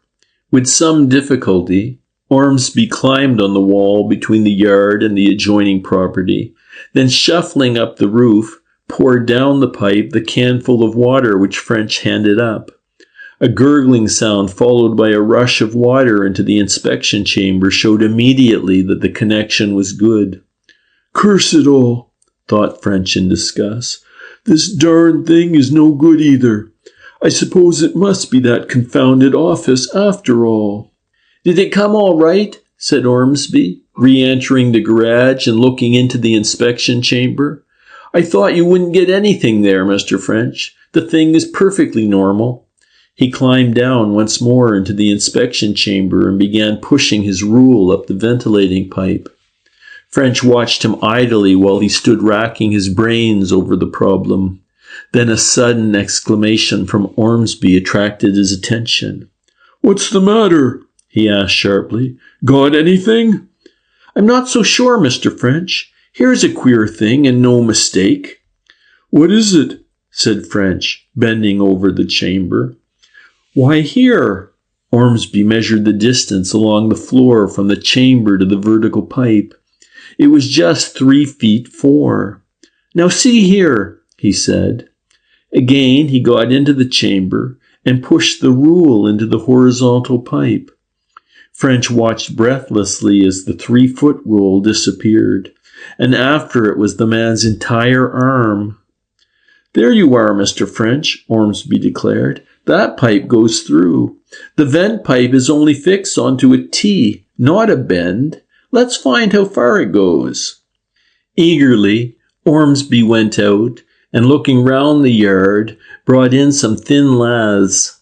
One of these he pushed up the pipe, then tying on the others, like lengths of a fishing rod, pushed the whole in. It made a length of about 10 feet, 3 times the distance to the vertical pipe. At the end of the 10 feet, it brought up against something hard. "What's the idea, Ormsby? What can that pipe be for?" "Not for ventilation, Mr. French, I'll swear. If it only went a foot beyond the vertical pipe, I shouldn't be so sure, for the builder might have had an old T that he wanted to use. But this has been carried on deliberately for at least another 5 feet. "Through the wall?" "Through the wall. I'd like to see the end of that pipe in the next lot." French swore delightedly. "So you shall, Ormsby," he chuckled. "We'll get across now and have a look. Get your sticks out and this manhole cover on so that the place will be as we found it." They removed the traces of their visit, and shutting off their torches, crept out once more into the darkness of the night. End of Chapter 13. Chapter 14.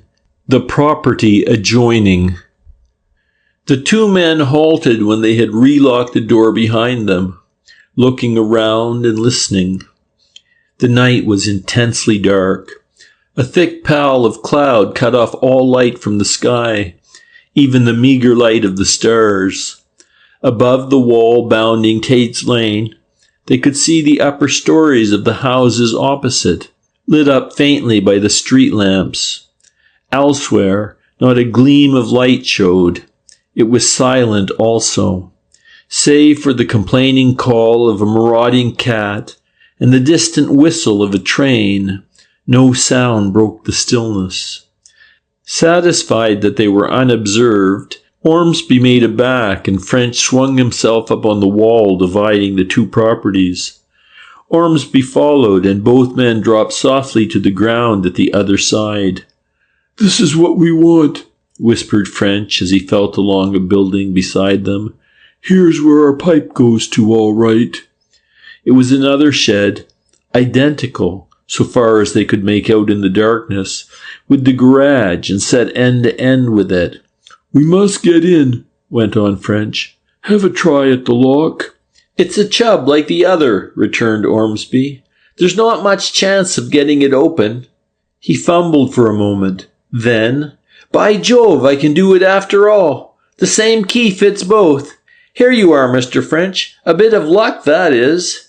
"It's proof the same parties are running the two, though we scarcely needed that. Come in and close the door." The door shut.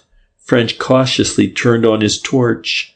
The shed was a garage, identical in design with Welland's. Here were the same cement-finished walls and floor, the same window, pit and bench, the same manhole cover and ventilating pipe. There was no car, but there was something a good deal more interesting. Hanging from hooks beneath the bench was a 12-foot sewer cleaner serpent, a flexible rod with a pair of toothed jaws at one end, operated by a Bowden wire from the other. "There," said French, pointing to the rod. "There's the proof we wanted. That's what he uses to get the bags of half-crowns through the pipe. But to set the thing beyond doubt, Ormsby, you better go back into the other garage and flash your light into the pipe. I'll watch this end." While he was away, French made a sketch of the pipes for his report. A copy is given here. Section along communicating pipe. Presently, a muffled voice came from the drain, and French, crouching down in the inspection chamber, saw Ormsby's torch in the distance. "That's that," French whispered down the pipe. "Come back and we'll have a look round here." They now essayed a more difficult task. Starting from the garage, they felt their way along the various walls, pacing their lengths and estimating the angles between them. It was not easy work in the dark, but French was too much afraid of being overlooked to use his torch. When they had worked round to their starting point, they returned to the garage, where French made a sketch from his measurements. The area appeared to be a yard, irregular in shape and surrounded by buildings. From the nature of the debris which filled one corner, old crates mostly, the place seemed more like a shop or works than a private house. Opposite the garage, an arched roadway passed under one of the buildings, ending in a pair of close-sheeted gates. A gleam of light beneath the gates indicated that they opened onto a street. "I want to mark that entrance gate," French said as he put away his sketch. "We must locate it in the street outside." He paused in thought. "I have it," he went on. "Here is a penny. We'll push it out underneath and then go round and see if we can find it." They carried out this program, having made sure that they had left no traces of their visit. They locked the garage, pushed the penny beneath the large gate, and climbed back, first into the builder's yard and then into Tate's Lane. Then, walking round the block to the parallel street, Cullowen Street, they began searching for a likely gateway. There were a number of such, but at the third they found their penny and knew that they had reached their goal. The entrance stood beside a shop, and when French read its signboard he felt amazed and puzzled. It bore the legend, Theobald and Grudgeon, working silversmiths. "Jehoshaphat! Can it be coining after all?" he whispered in bewilderment. If so, what about the report from the mint? That report amounted to practical proof that counterfeit coins were not being passed.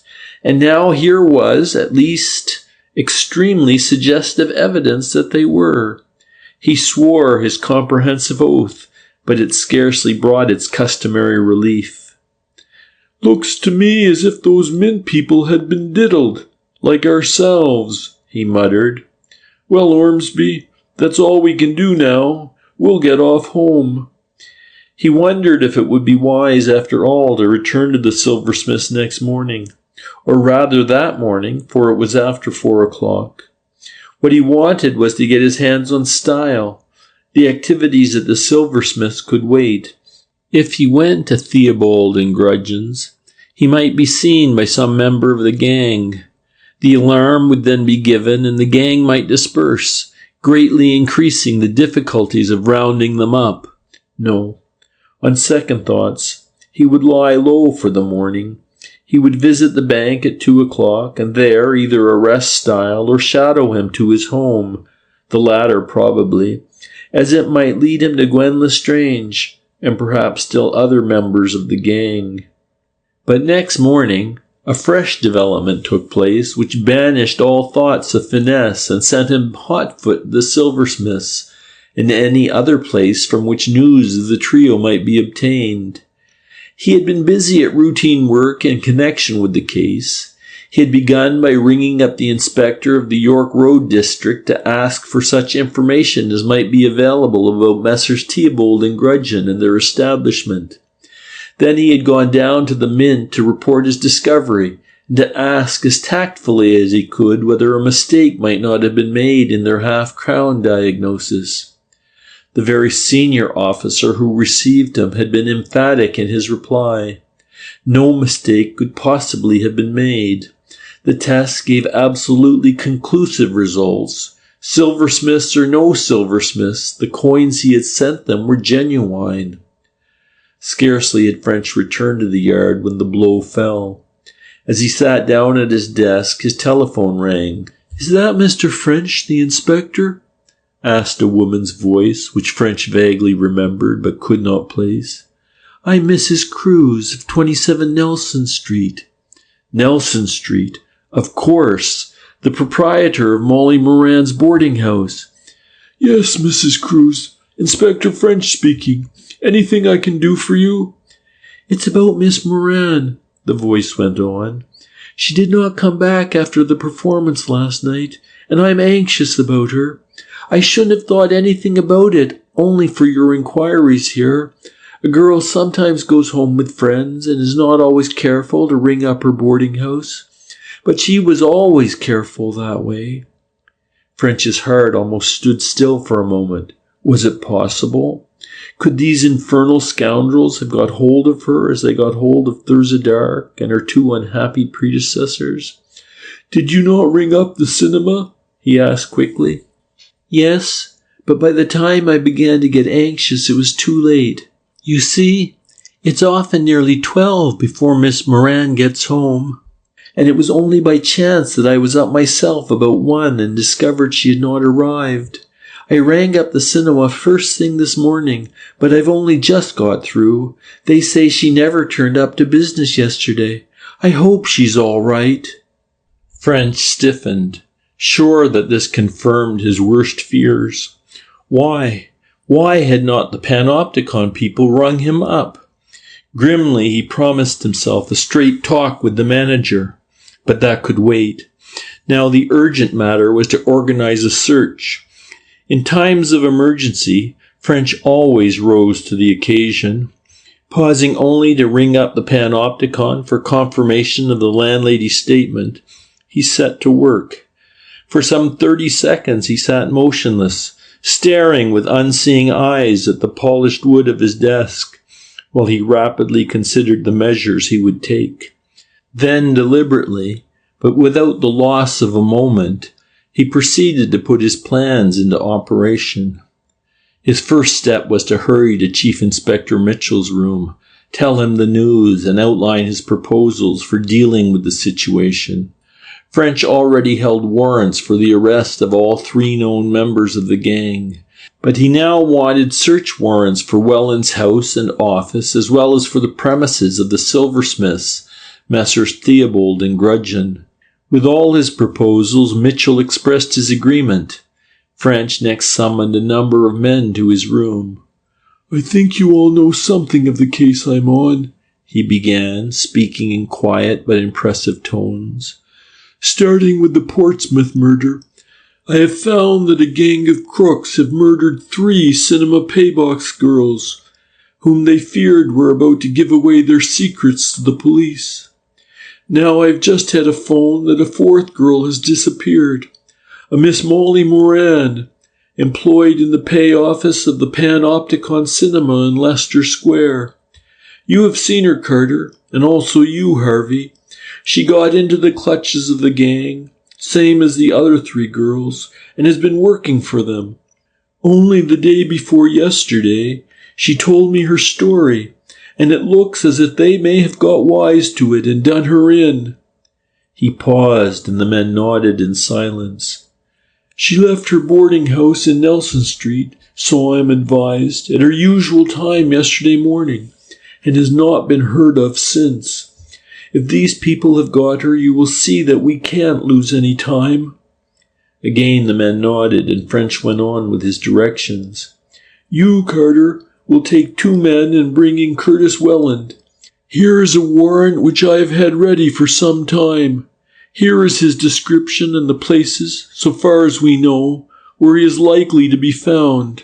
I leave all the details to you, but no bungling. Bring him in, and quickly." Sergeant Carter promptly disappeared, and French turned to the next in the line.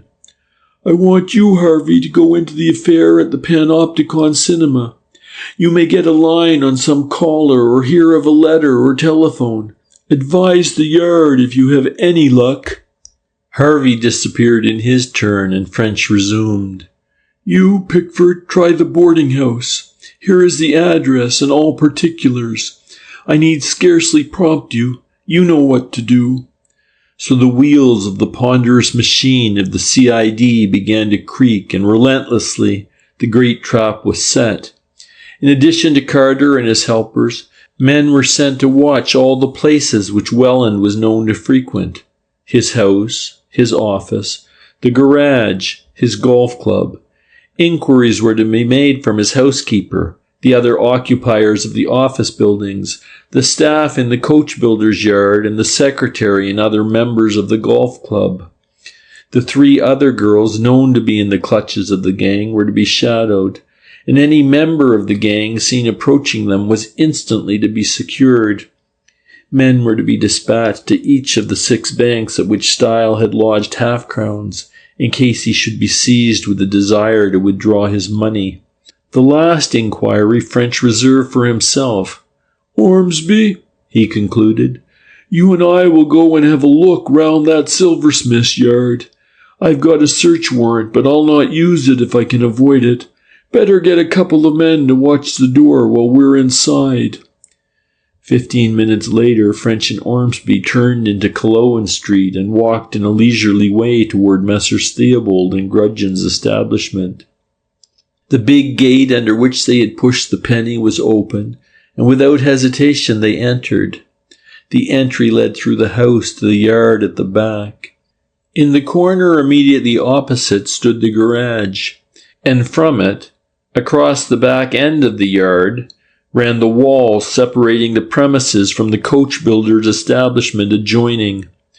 The remaining sides were bounded by buildings, all dirty and in bad repair. 3 doors, one open, gave on the yard. Another door, apparently from the office or shop, opened into the side wall of the entry. The yard also was dirty, and heaps of old boxes and other rubbish lay in corners.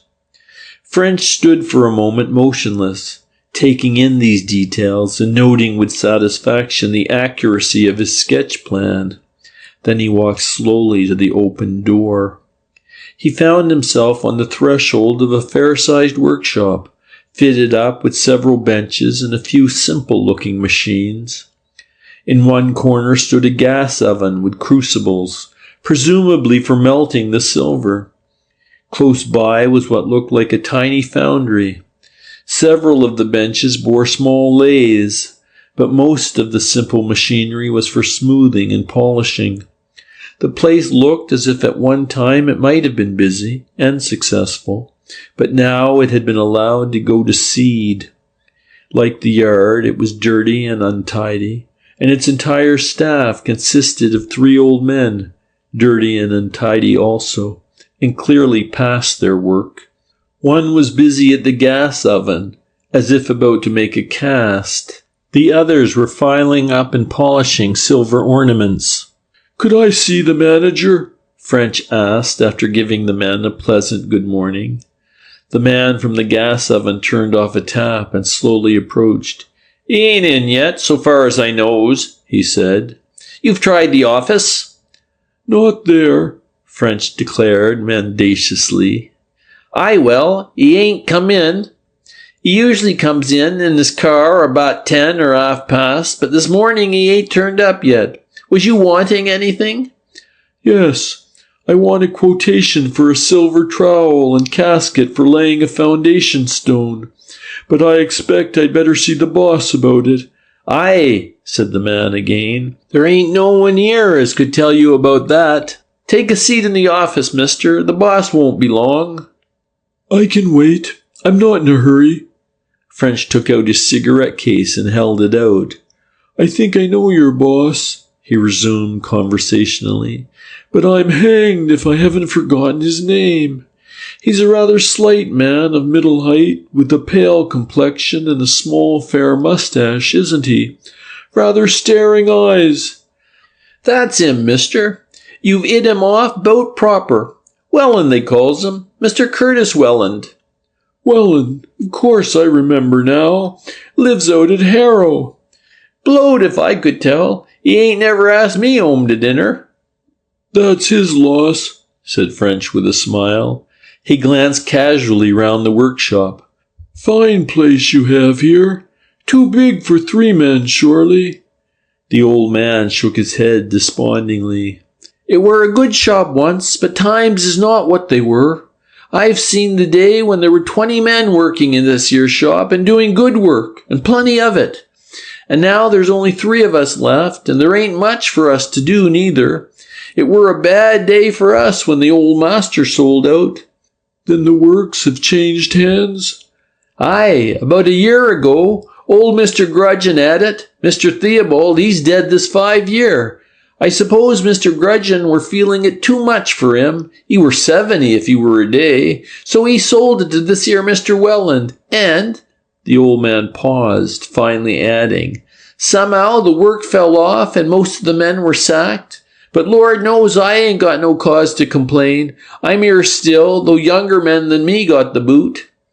"It's been a terrible time for trade right enough," French declared sympathetically. "And yours is what you might call a luxury trade, so you would feel bad times worse than most." "That's right, mister." "What kind of work do you do mostly?" went on French with the forced interest of a man who has time to put away. "We used to do all kinds, statuettes and plaques and trophy cups and vases and medallions and such like. But we don't do so much now. Lids for ink pots and pen holders, and backs for fancy clothes brushes, and stoppers for toilet bottles for suitcases. That's about all." "I suppose Mr. Welland looks after sales himself. You haven't a traveller?" "No, there ain't nobody now but Mr. Welland and the boy what you saw in the office." French chatted on in a leisurely way, moving about the shop as he did so. He did not learn much from the man's conversation, but he satisfied himself that, except possibly in some secret cellar, no coining was in progress. Such articles as were still being made, so the old man assured him, went from the workshop to the office, where Welland, to give him that name, disposed of them. Of this side of the business, the workmen knew nothing. The silver came in the form of bars or ingots, usually by motor lorry. It was stored in the shed adjoining Welland's garage, a strongly built shed of which only Welland had the key. Where it came from, the men did not know. Seeing that no further information was to be had, French explained that he did not think he could wait for Mr. Welland that day, but he would call again. Then, wishing the old man good day, he left the yard. Ormsby was waiting for him in the archway. "Styles running this place under the name of Welland," French said to him in a low tone. "Took it over about a year ago." It seems there's a boy in the office. I'm going to make a search. Come in with me." Ormsby nodded, and the two men, passing out into the street, turned into the shop. A glass door, which rang a bell on being opened, led into a dark and untidy showroom. Across the front was a counter, with behind it a row of showcases containing plaster models. These cases acted as a screen, cutting off the office portion behind. In the background were a small green safe, a letter file, and two desks. One, a roll top, was closed. The other was a high desk with a brass rail bookstand above. The back wall was pierced by a window giving onto the yard, while in the side wall was the door leading to the entry.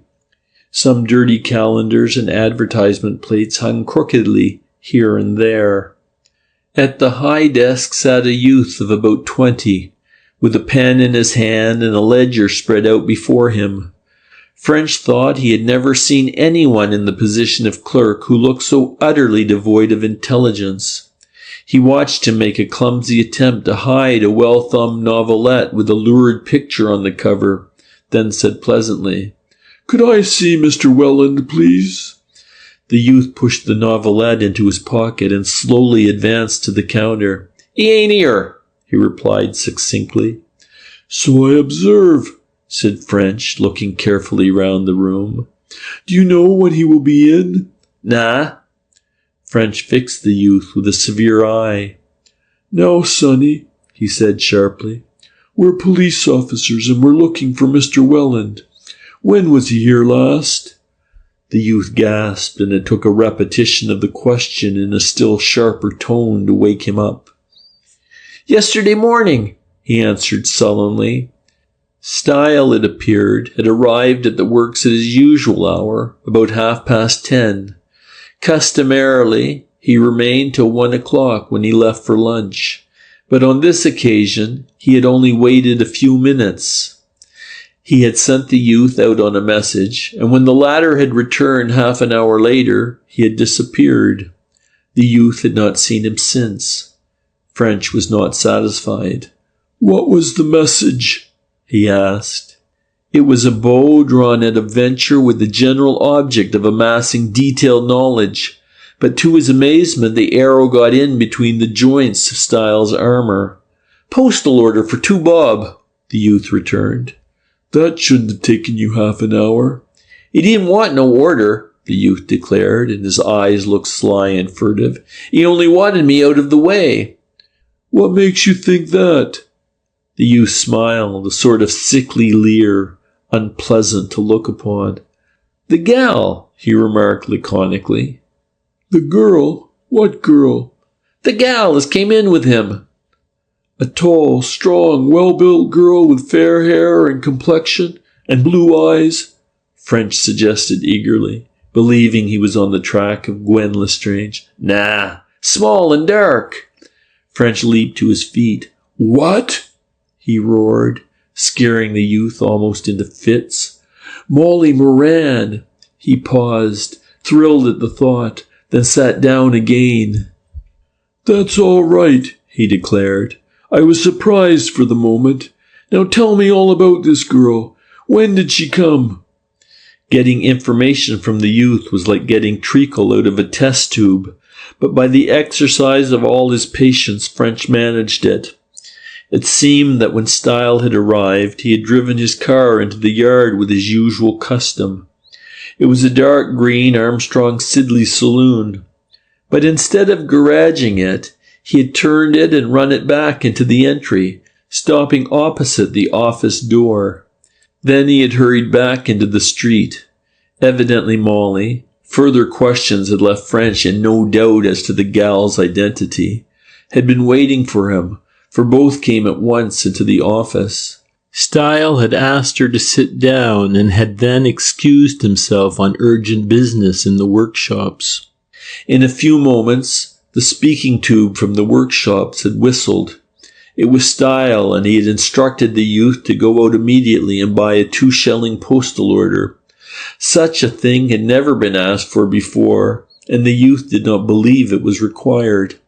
He had therefore assumed that the errand was to get him out of the way, in order to allow the tender passages between Style and his caller, which he imagined were desired.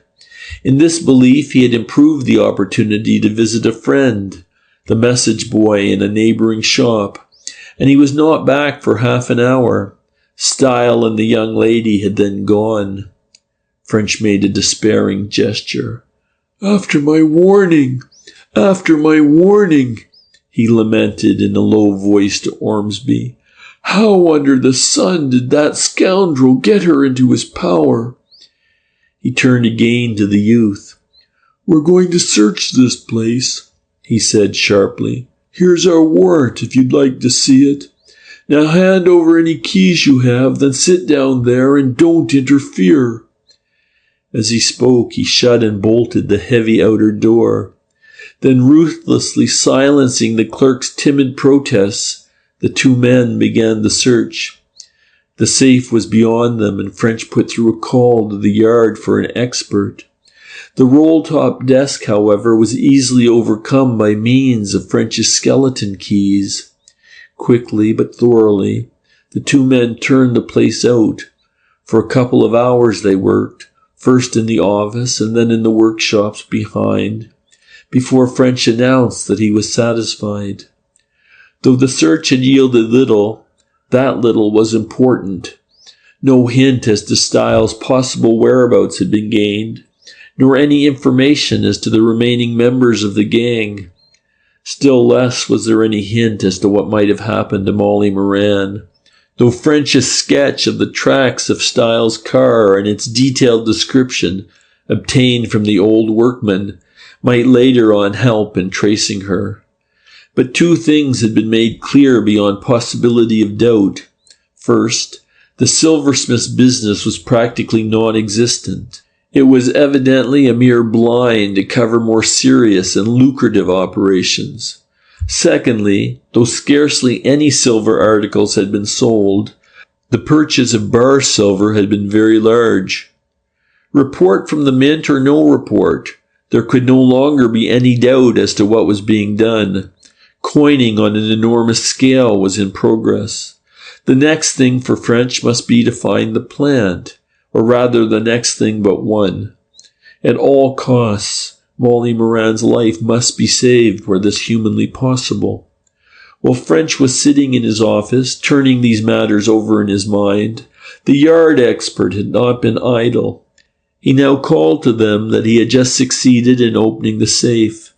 French began eagerly to go through its contents, but he found only one thing of interest: 4 little leathern bags shaped to fit the divisions in the vanity bags, each containing from 100 to 150 half-crowns. Sure that at last he held the key to the affair, he poured the coins out onto the desk and examined them minutely. Immediately, he was once again disappointed. All of them, he was prepared to swear, were genuine. Every test he applied proved them so. And then suddenly he wondered. All of them were dated 1921. Whether this meant anything or not, he did not know, but it was at least certain that they must at once be sent to the mint for an authoritative opinion.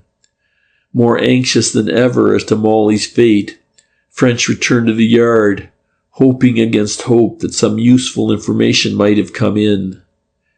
End of Chapter 14.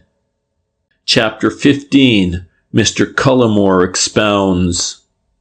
French was profoundly worried by the disappearance of Molly Moran.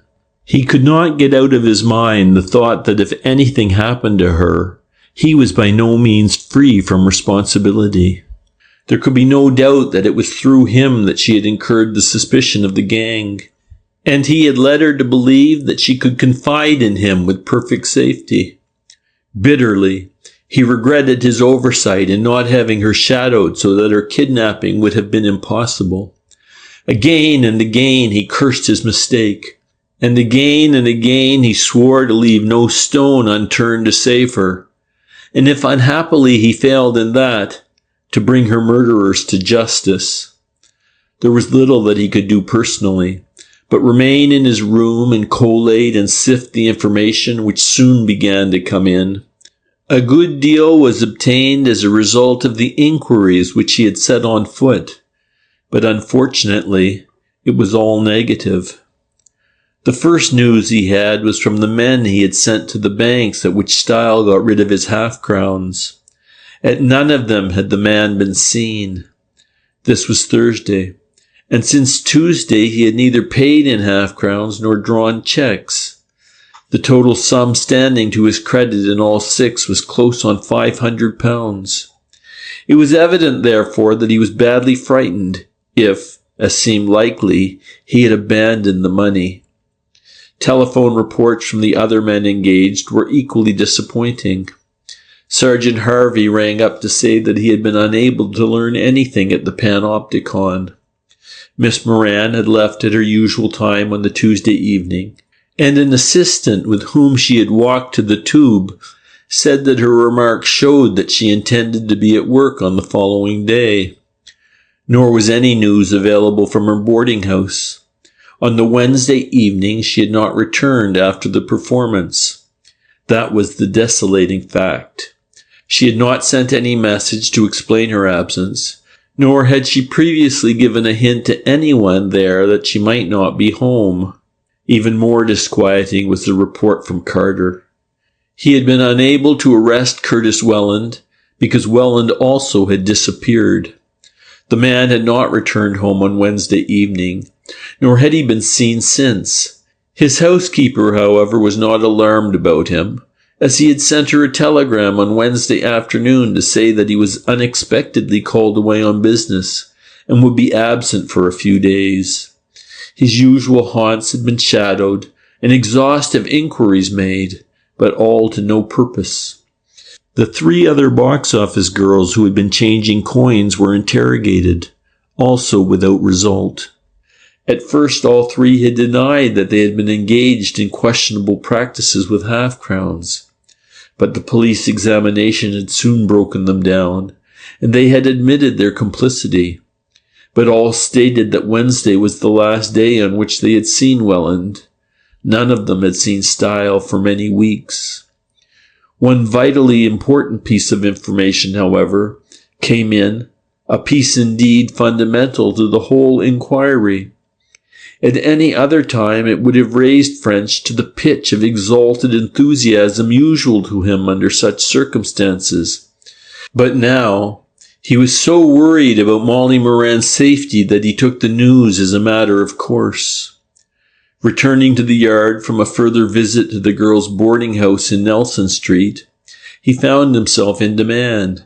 "Chief wants to see you, sir," he was told by the first three men he met, while Inspector Tanner, whom he passed on the way to his room, hailed him with, "Hello, French, my son.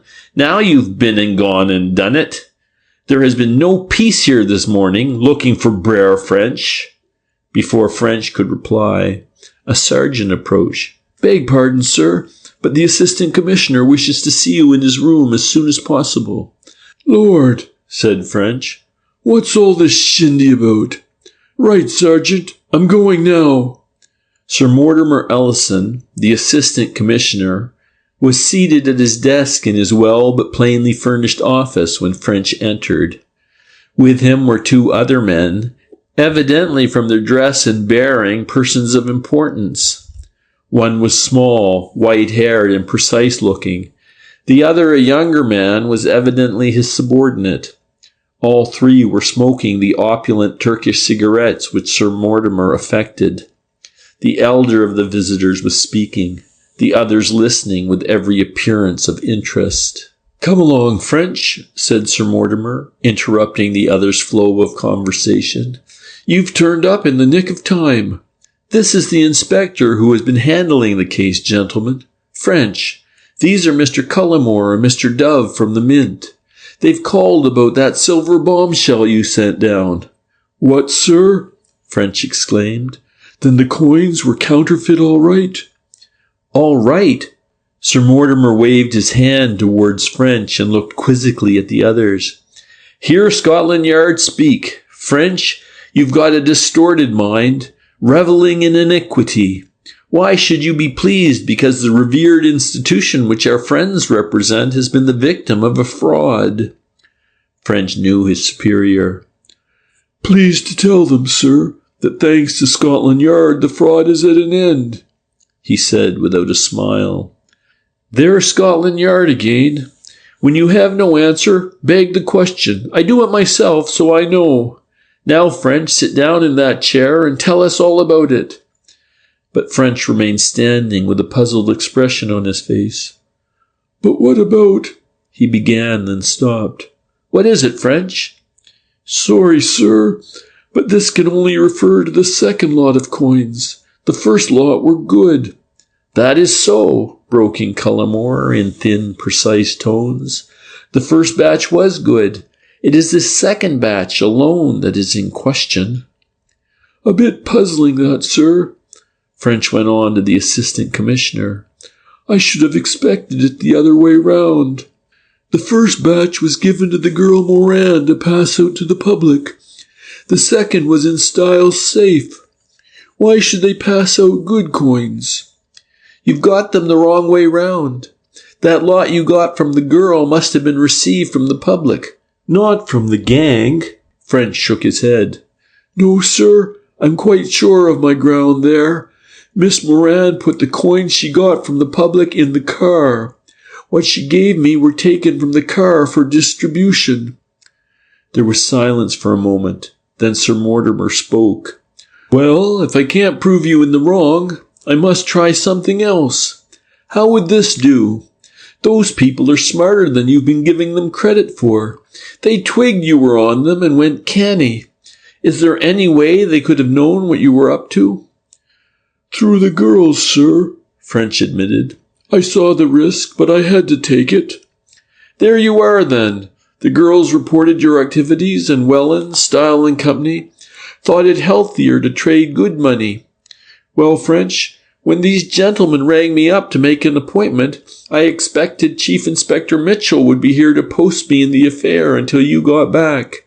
But Mitchell has been detained at Croydon, so that I have been unable to tell them more than the main outlines. Now you start in from the beginning, and let us have all the details. About the cinema girls, sir? About the silver.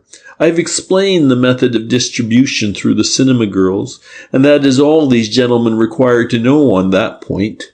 You tell about everything connected directly with the silver. I'm afraid, sir, there's not so much to be told. All I found is... And French began explaining his investigation in detail. He told of the distribution and transport of the coins, the vanity bags, the secret panel beneath the seat of Welland's car, and the pipe connecting the two garages. Then he read out his notes of what he had found in the office, particularly the weights of silver and copper purchased compared to the weight of silver ornaments sold. The three men listened with keen attention, CULLIMORE congratulating him warmly when he had finished. It's the cleverest fraud I've come across for many a day, he declared. Indeed, I don't mind admitting that if it hadn't been for our friend here, it might have gone on almost indefinitely. It would never have been discovered from mere inspection of the coins. They look perfect. Only careful tests in our laboratories proved they were counterfeits. Made by an expert? Sir Mortimer prompted. Unquestionably. Perfectly marvelous the way they were turned out. I have shown them to several of our people, and they all said they were good. Men with wide experience, too. I don't wonder that Miss Moran's bank clerk friend was deceived. You see, CULLIMORE monopolized the conversation with evident pleasure. There are 4 principal tests of a silver coin. Its appearance, by which I include feel and texture as well as design, its weight, its composition, and its ring. All these tests were met or discounted, except perhaps that of composition, and that was practically met. I don't know that I quite follow you, said Sir Mortimer, and French nodded his agreement. Well, take composition. The composition of these coins was the actual composition of the coins we turn out from the mint. In other words, The fake coins were genuine as far as the material of which they were made was concerned, at least as nearly as it could be done without our extraordinarily accurate system of proportioning the ingredients.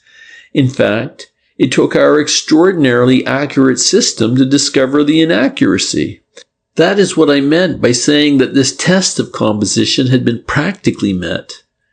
The Assistant Commissioner nodded. The proportions of metal in our silver at present, went on Cullimore, are 50% silver and 50% alloy, principally copper. You will see what I mean when I tell you that these fake coins contain not less than 48.63 nor more than 51.12% of silver, the remaining being alloy. Nothing there to call one's attention to a fake. That is so. Yet your people found the discrepancy? Cullimore shrugged his shoulders.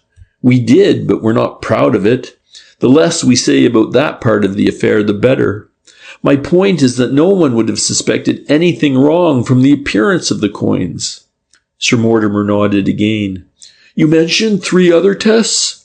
Yes, those of design, weight, and ring. Take the first of these. Now, I'm sure you know, Sir Mortimer, that no matter how carefully a coin is copied, defects will creep in. Particles of dust or slight defects in the original will make a difference. Admittedly, these may be invisible to the naked eye, but a microscope will reveal them. Any coin struck as copies, that is, not from the original dies, will be microscopically defective in the detail of its design. You follow me? Quite. Now take weight. This is dependent primarily on the thickness of the coin, and the correct thickness can only be produced by the elaborate machines in the mint. It is scarcely conceivable that a forger could obtain one of these machines. These 2 tests together are therefore very reliable and convincing. Then surely the fake coins could have been discovered by these. Ah, Cullimore replied, making a little gesture of demonstration as he reached his point. That's what I thought you'd say, and that's where the cleverness of this gang comes in. They discounted these 2 tests, and that in the simplest and most natural way imaginable. They wore the coins. Wore them? Yes, in some way which we can only imagine they produced wear. Our engineers imagined that they turned them with very fine sand in some kind of a rotary churn, for the microscope shows that the wear is really caused by numbers of very fine scores and cuts. Ordinary wear from circulation, while it shows occasional cuts and scratches, leaves a comparatively smooth surface on the higher parts of the design. But even so, what I might call this counterfeiting of wear was uncommonly well done. Here again, only the microscope could have told the difference. And that had the effect? Yes, interrupted Cullimore, determined not to be cheated of his climax. Don't you see? That had the effect of blurring the design so that minor defects became invisible, and also lightening it so that the weight test became inoperative. Clever, wasn't it? Rather an obvious precaution, I should say, the Assistant Commissioner commented, annoyed at having the words taken out of his mouth.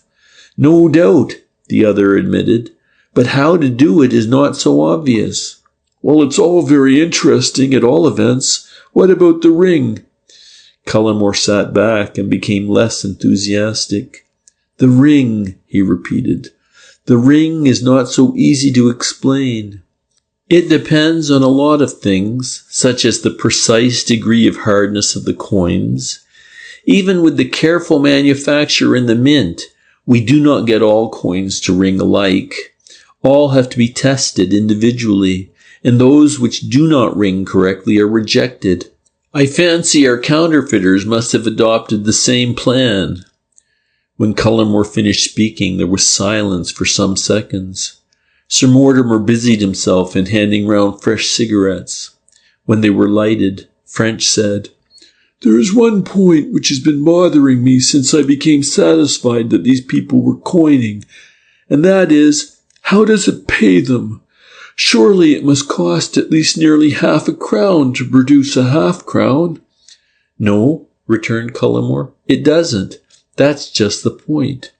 It should pay them uncommonly well. You know, of course, he went on, addressing the company generally, that during the war, the price of silver went up, so that coins were worth more when melted down than as currency. This actually led to a considerable loss of coins. To meet the difficulty, the percentage of silver was reduced. Formerly, it was 92.5%. But in 1920, it was reduced to the 50% of which I spoke a moment ago.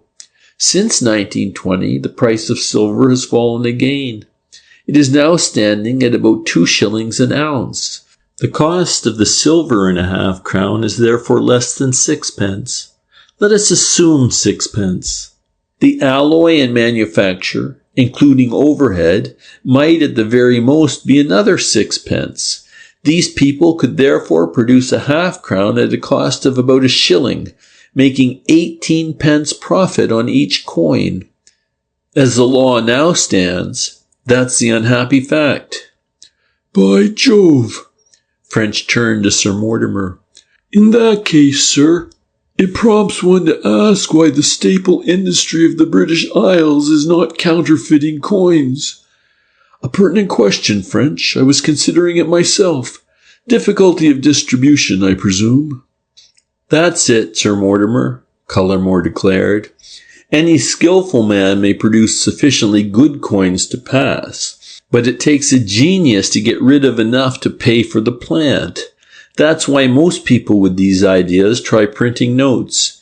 If you can make 8 or 9 shillings for every 10-shilling note you pass, the game becomes worthwhile, particularly when changing notes is so easy. But you cannot change half-crowns in the same way. Some system of changing like that of Mr. French's friends becomes necessary, and that's where the trouble arises. That's where it arose in this case anyway, said French.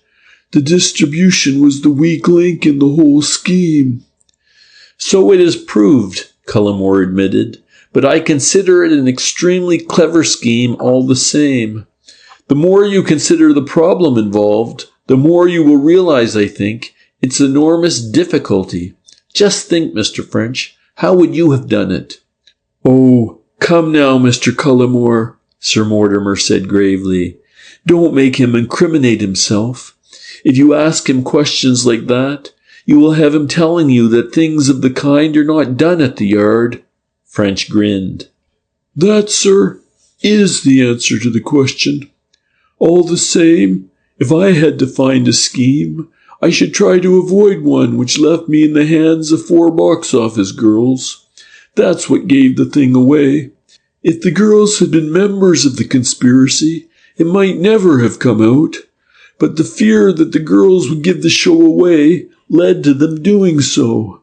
I begin to appreciate the force of your remark, Sir Mortimer, about the yard's habit of begging the question, Cullimore declared dryly. But I don't quite appreciate Mr. French's point. You say, Mr. French, that the girls gave the scheme away, but I understood they hadn't. Not directly, sir, but the gang were afraid they might, and adopted murder to safeguard themselves. The murder gave them away. Oh, quite. I see what you mean. Cullimore dismissed the point airily and turned to a new one.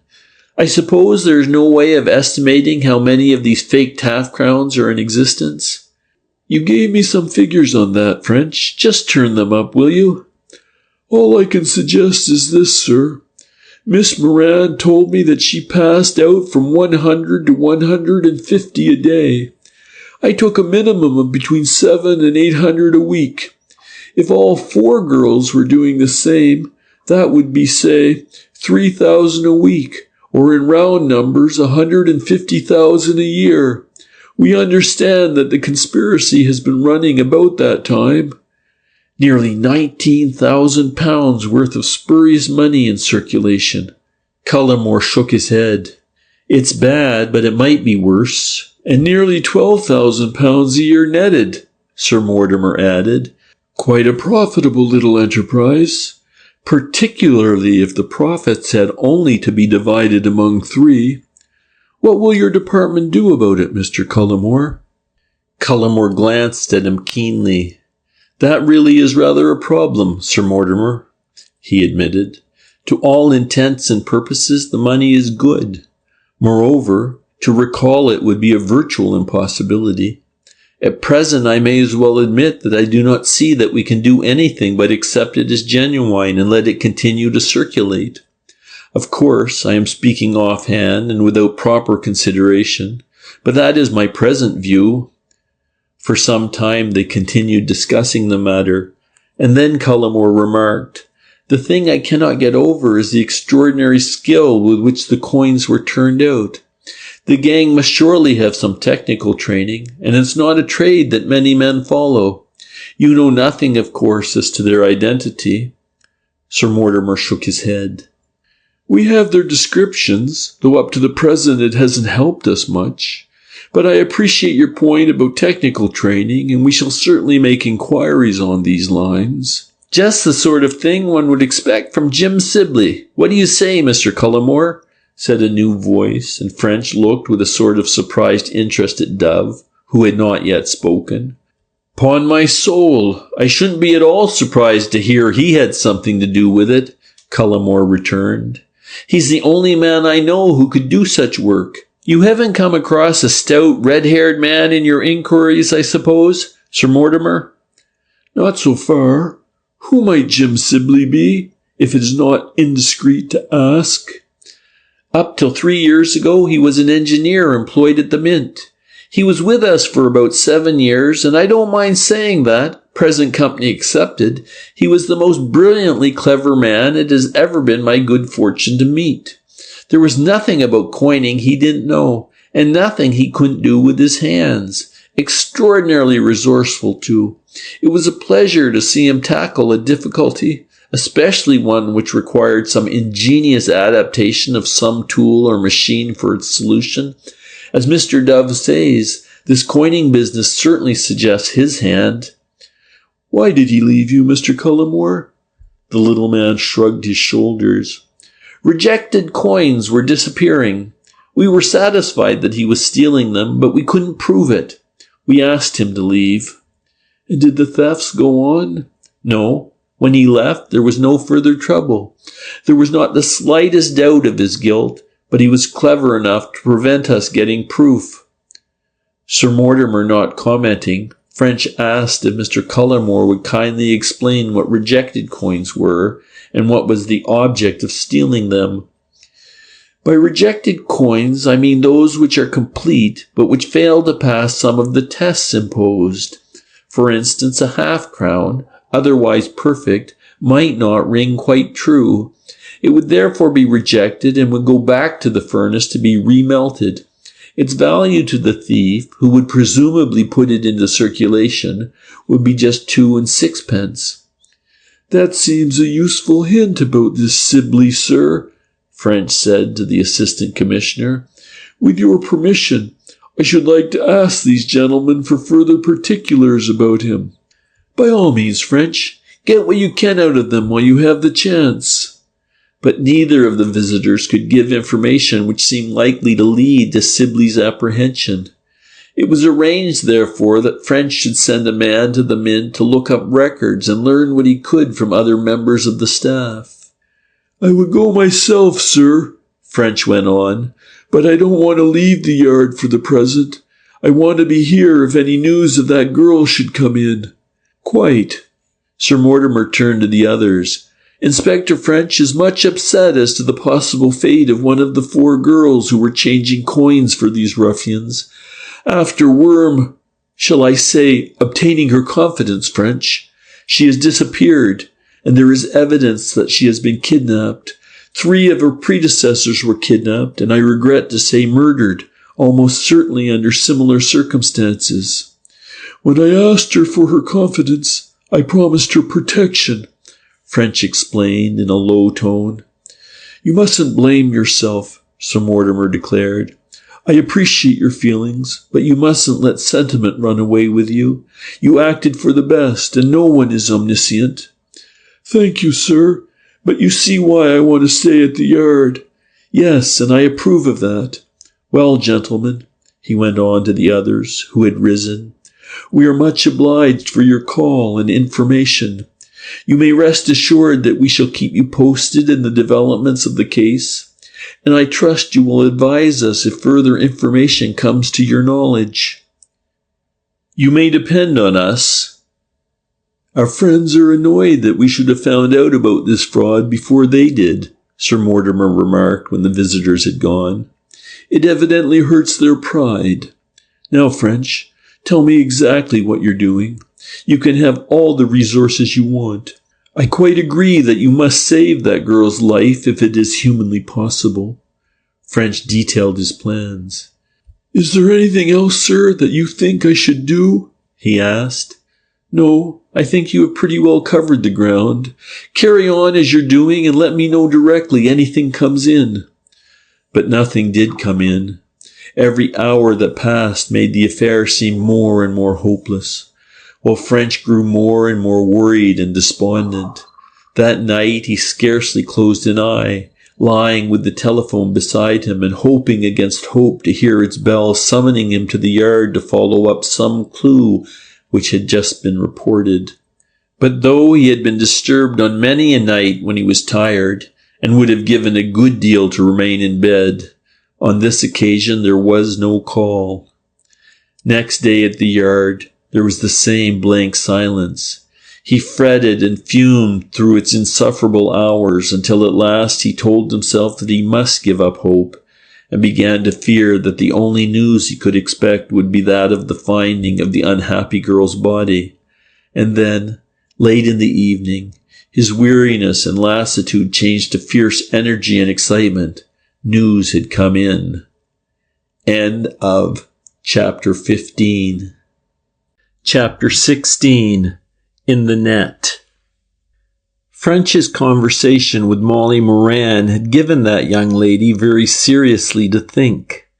From the beginning, she had realized that the undertaking in which she was assisting was unlawful, if not actually criminal. She was not making a bid for French's sympathy when she told them that, since she had become involved, she had been miserable and in terror. This was the literal truth. Continually, she had felt as if she were living on the edge of a volcano, which might break out and overwhelm her at any moment.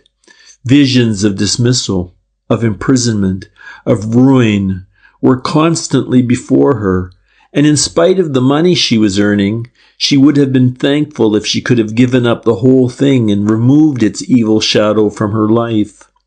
But never in her wildest imaginings had she conceived that the affair could be weighted with murder, or she herself in actual physical danger.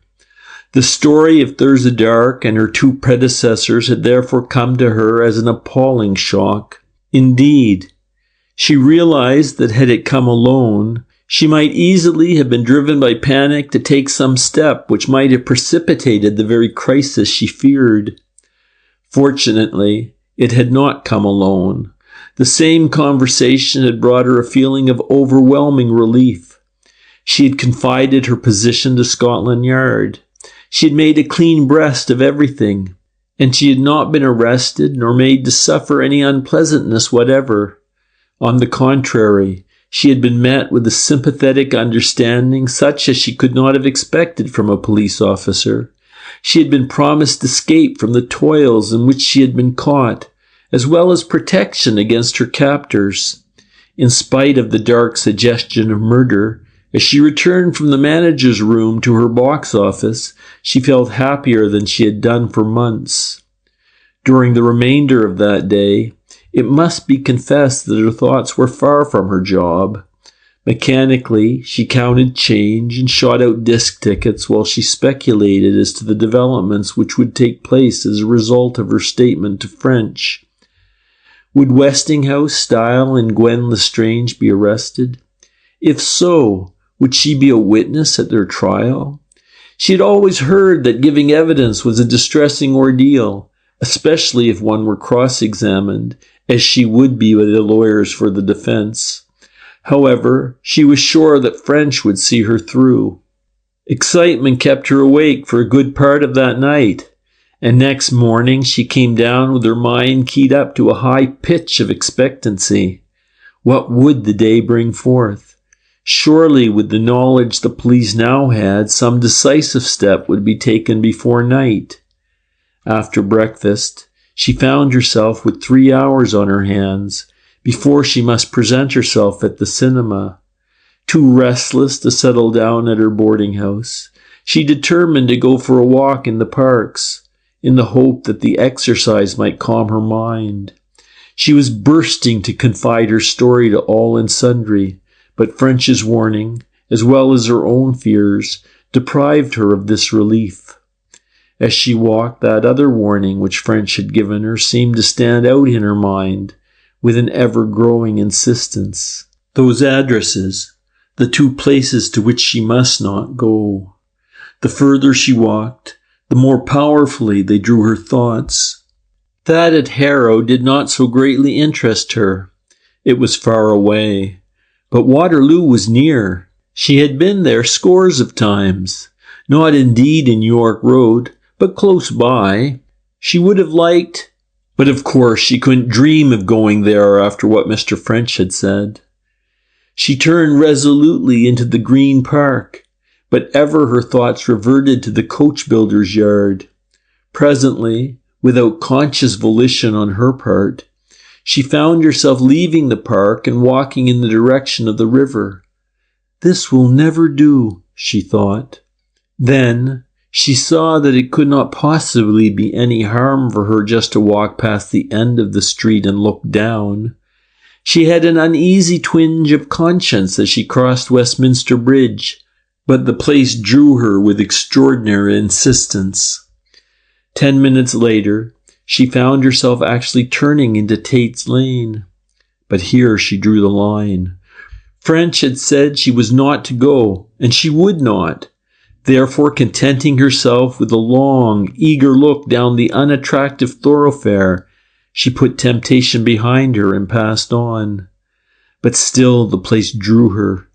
Aimlessly strolling on with time to kill, she thought she would go down the next parallel street and have a look at Tate's Lane from the other end. Perhaps from there she would see the builder's yard. Thus it came to pass that at just 25 past 10, she was slowly sauntering along Culloden Street. She had walked 100 yards or more when she saw coming toward her a green saloon car with a figure which looked familiar at the wheel. No, she was not mistaken. It was indeed Mr. Stile. He was alone, and though he evidently did not see her, he was stopping, for he was slowing down and signaling to following drivers. As she stared at him, he turned the car into an entry almost beside where she was standing. Her heart beat fast. Here was news for Mr. French. Was it possible that where the tremendous organization of Scotland Yard had failed, she was going to succeed? Mr. French would revise his estimate of her. She would prove herself less of a fool than he had supposed. At this moment, as he was crossing the footpath, Stile saw her. For the fraction of a second, an ugly gleam shone in his eyes. Then he smiled pleasantly. "Good morning, Miss Moran," he called. "This is an unexpected pleasure. What are you doing in this part of the world?" His tone was genial, and he looked as if delighted by the meeting. Molly felt a sudden urge to take to her heels. Then she saw that she could not do so. Stile must not be allowed to think that she suspected him. She must satisfy him that the meeting was accidental, and that she did not connect him with the half-crown affair. Then pass on and ring up French from the first shop she came to. If she played her part well, Stile would suspect nothing, and might stay where he was until French arrived. She therefore smiled back at him and walked up to the car. "Good morning, Mr. Stile. I didn't expect to see you either, though I have often wanted to do so since our last meeting." This piece of mendacity was due to a sudden idea. If she could engage Stile in conversation, she would probably be able to dispel any suspicion he might have formed. She would tell him that, having come into some money, she wished to resume betting on the Monte Carlo tables. In that case, I'm very pleased that you have found me. Will you excuse me for 1 second till I get the car out of the way of the traffic, and then I shall be at your service." He drove the car through the entry, turned it in the yard, and driving back, stopped inside the entry. Then he came out to Molly. "Will you come into the office?" he invited. "Though I carry on bookmaking as a spare-time job, I do my real work in this shop. I think only one clerk is in at the moment so that we can talk without being disturbed." In spite of herself, Molly hesitated. French's warning recurred to her with increasing urgency. Was not this the very thing he had cautioned her against?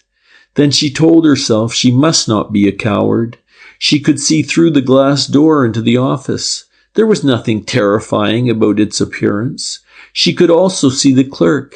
With him there and in broad daylight and practically in a crowded street, nothing could possibly happen to her.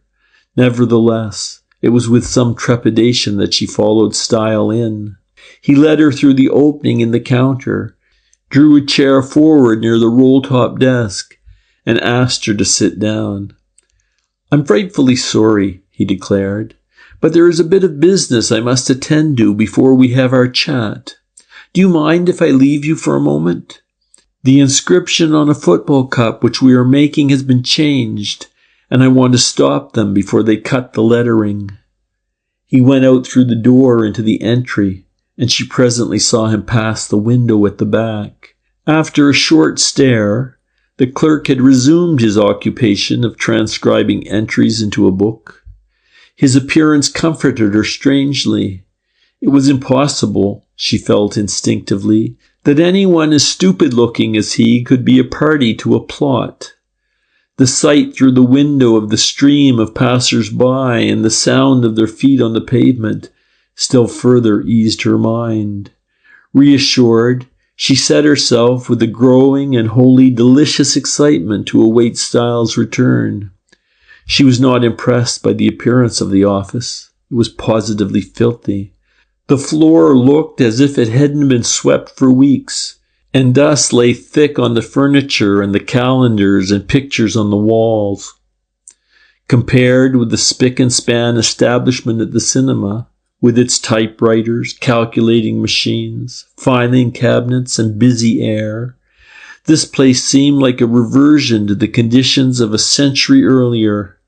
Molly smiled as she contrasted this uncouth, almost imbecile-looking youth with his untidy clothes and his ink-stained fingers, with the neatly dressed, efficient staff to which she was accustomed. Presently, there came the whistle of a speaking tube. The youth put down his pen and slowly shuffled across the room to just behind where Molly was sitting. "Yeah," he said. "Yeah, 2 bob, right?" He plugged the speaking tube and, taking his cap, lounged slowly out into the street. Then Style re-entered. He, in his turn, went to the speaking tube. "Just a moment, Miss Moran, and I shall be at your service," he apologized as he picked it up. Then he began to speak. "Jenkins? Is that Jenkins? Oh, Jenkins, I want you to get out that presentation shield that we did last month for Mr. Hargreaves. I've sold it to Otway's people, and all we have to do is to change the inscription. You might—" The voice suddenly trailed away into silence as a sickening blow crashed down on Molly's head. She gasped, while momentary stars flashed before her eyes.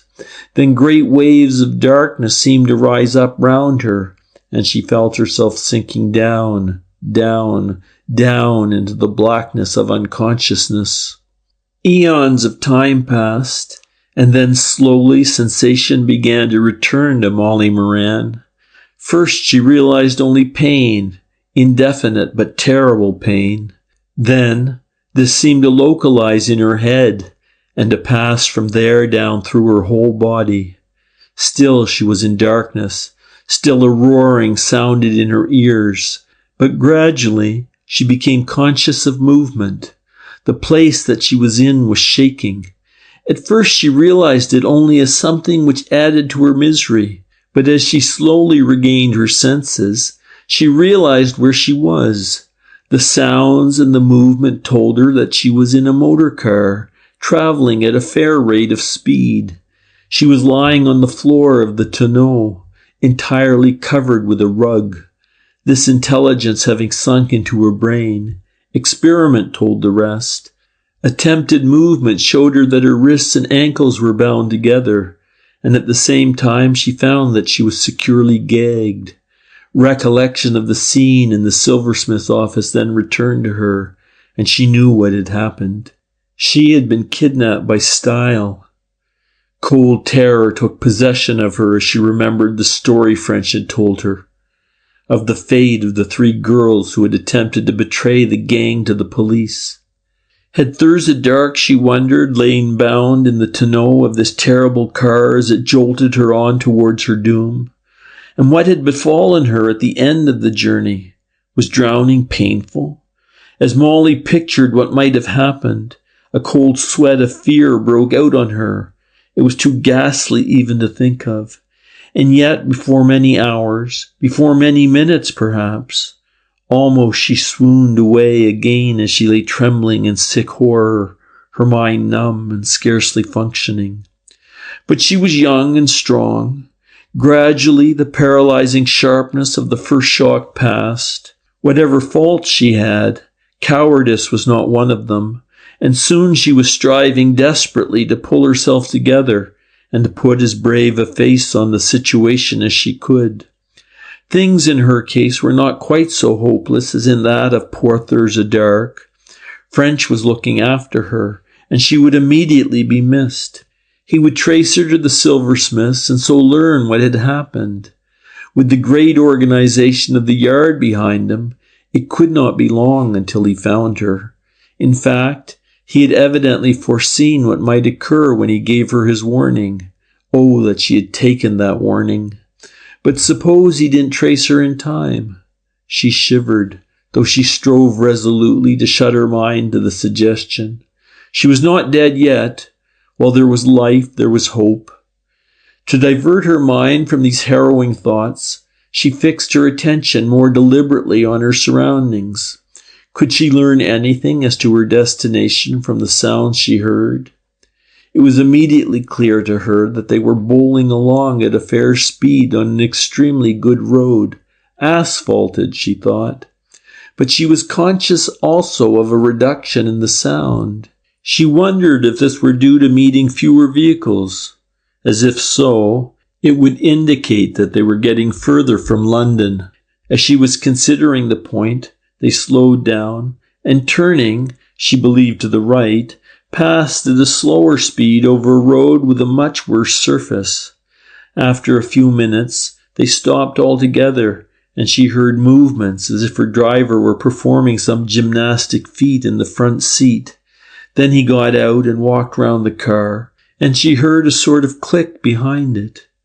A moment later, he re-entered, and again they drove off.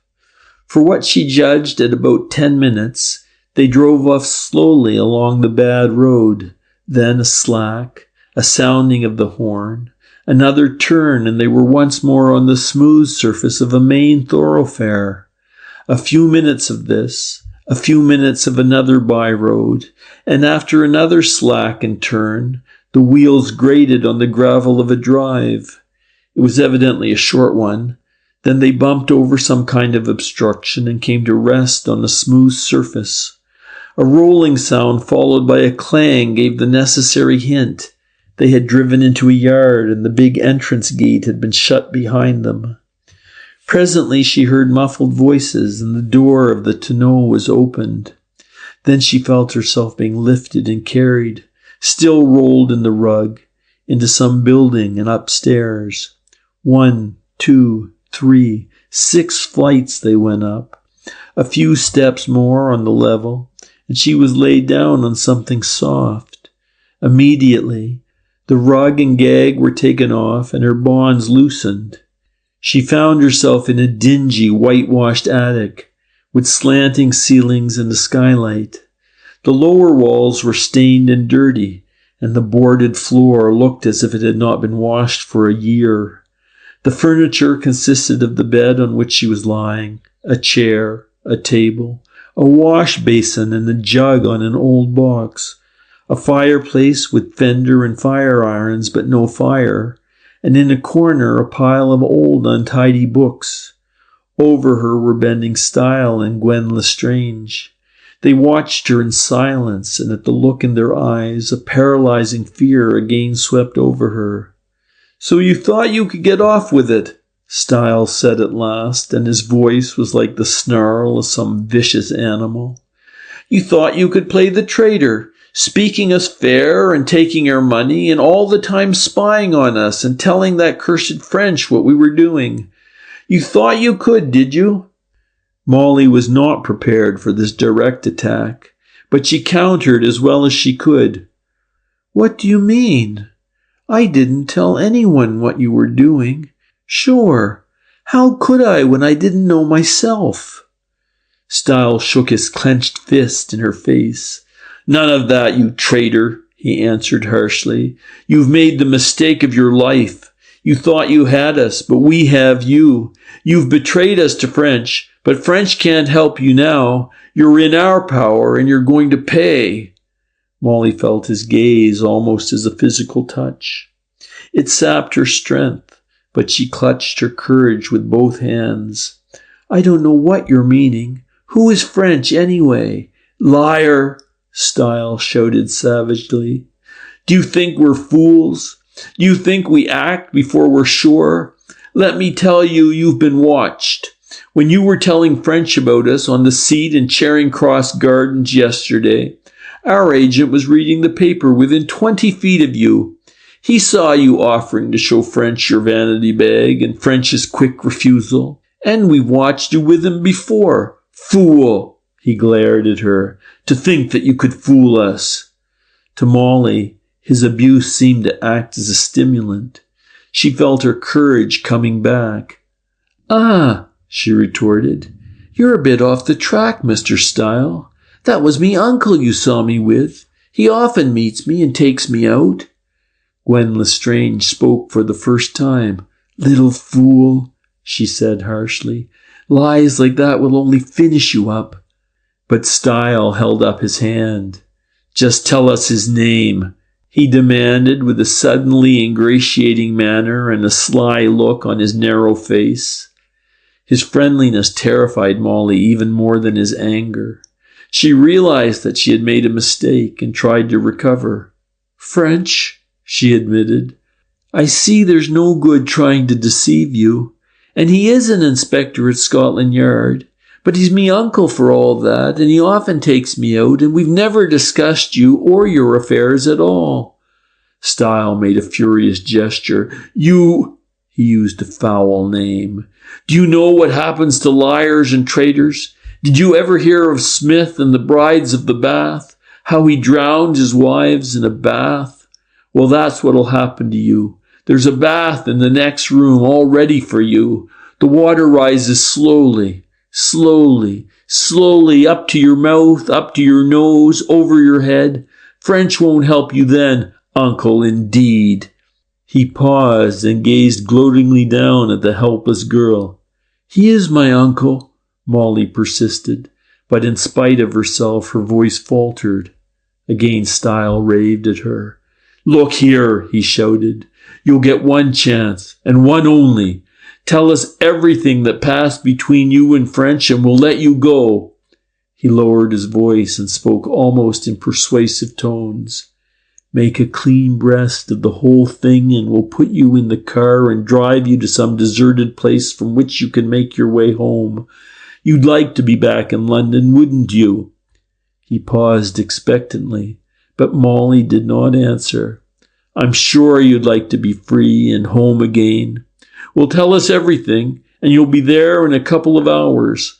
Hold back the least fact, and you'll never see London again. No power in heaven or earth can save you. Tell me."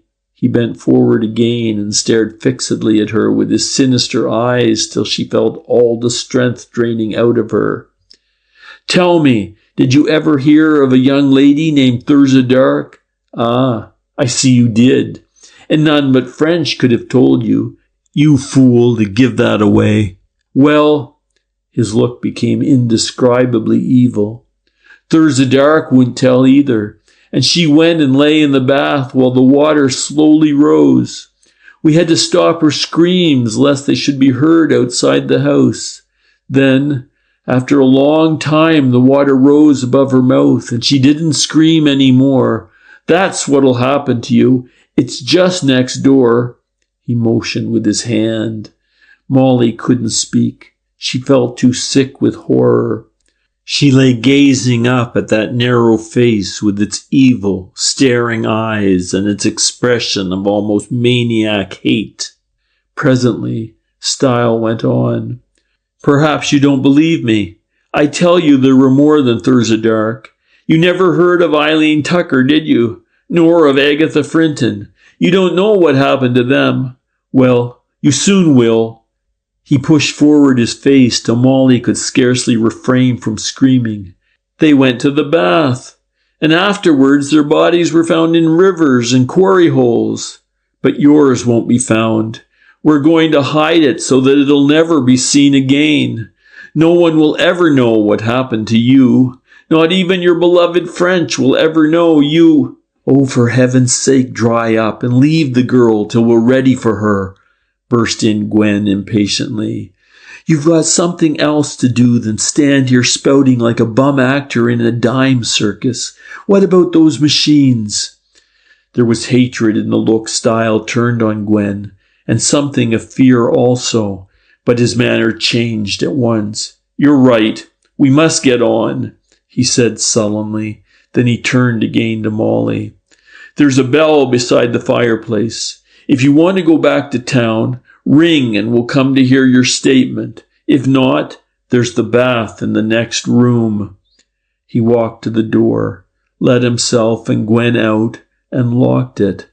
Molly heard their steps descending the stairs. Then all was still. End of Chapter 16. Chapter 17. The shadows loom nearer. For a few minutes after she had been left alone, Molly lay motionless, too full of horror even to think. She felt herself near death, and with all the intensity of her being she longed to live. Never had life seemed so sweet. She wanted to get out of this awful room, to see the sun, the fields, the trees, to feel the fresh air blowing on her cheek, to hear the birds and the sounds of life around her. More than that, she wanted to see her friends and to be once again amid her familiar surroundings in London. Even to be back in her box office, weary of it though she often had been, would now be heaven. But death was before her, and at the very idea she grew once more sick and faint.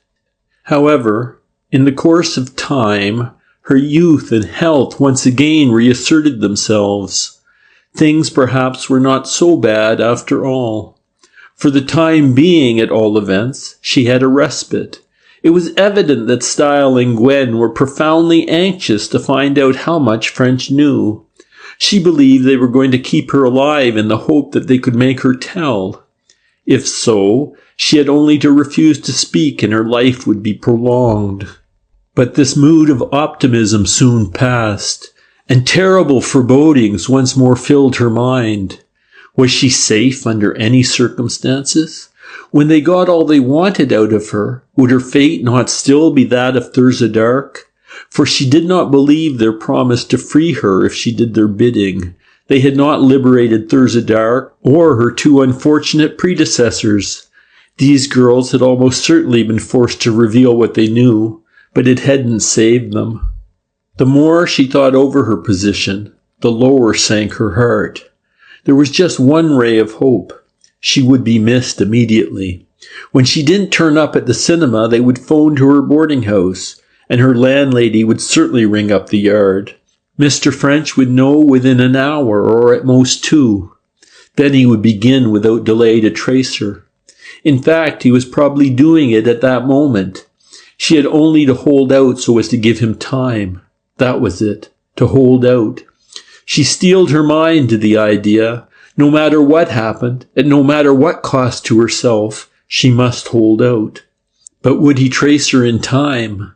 She shivered as the thought forced itself into her mind. Then resolutely she pulled herself together. She must not allow herself to dwell on such a possibility. To occupy her thoughts, she got up from the bed and began to investigate her surroundings. The room was certainly very dilapidated. From the ceiling and walls hung festoons of cobweb and dust, and scraps of old rubbish lay thick on the floor. The chair and table were of the plainest kind, and the table rocked on 3 legs.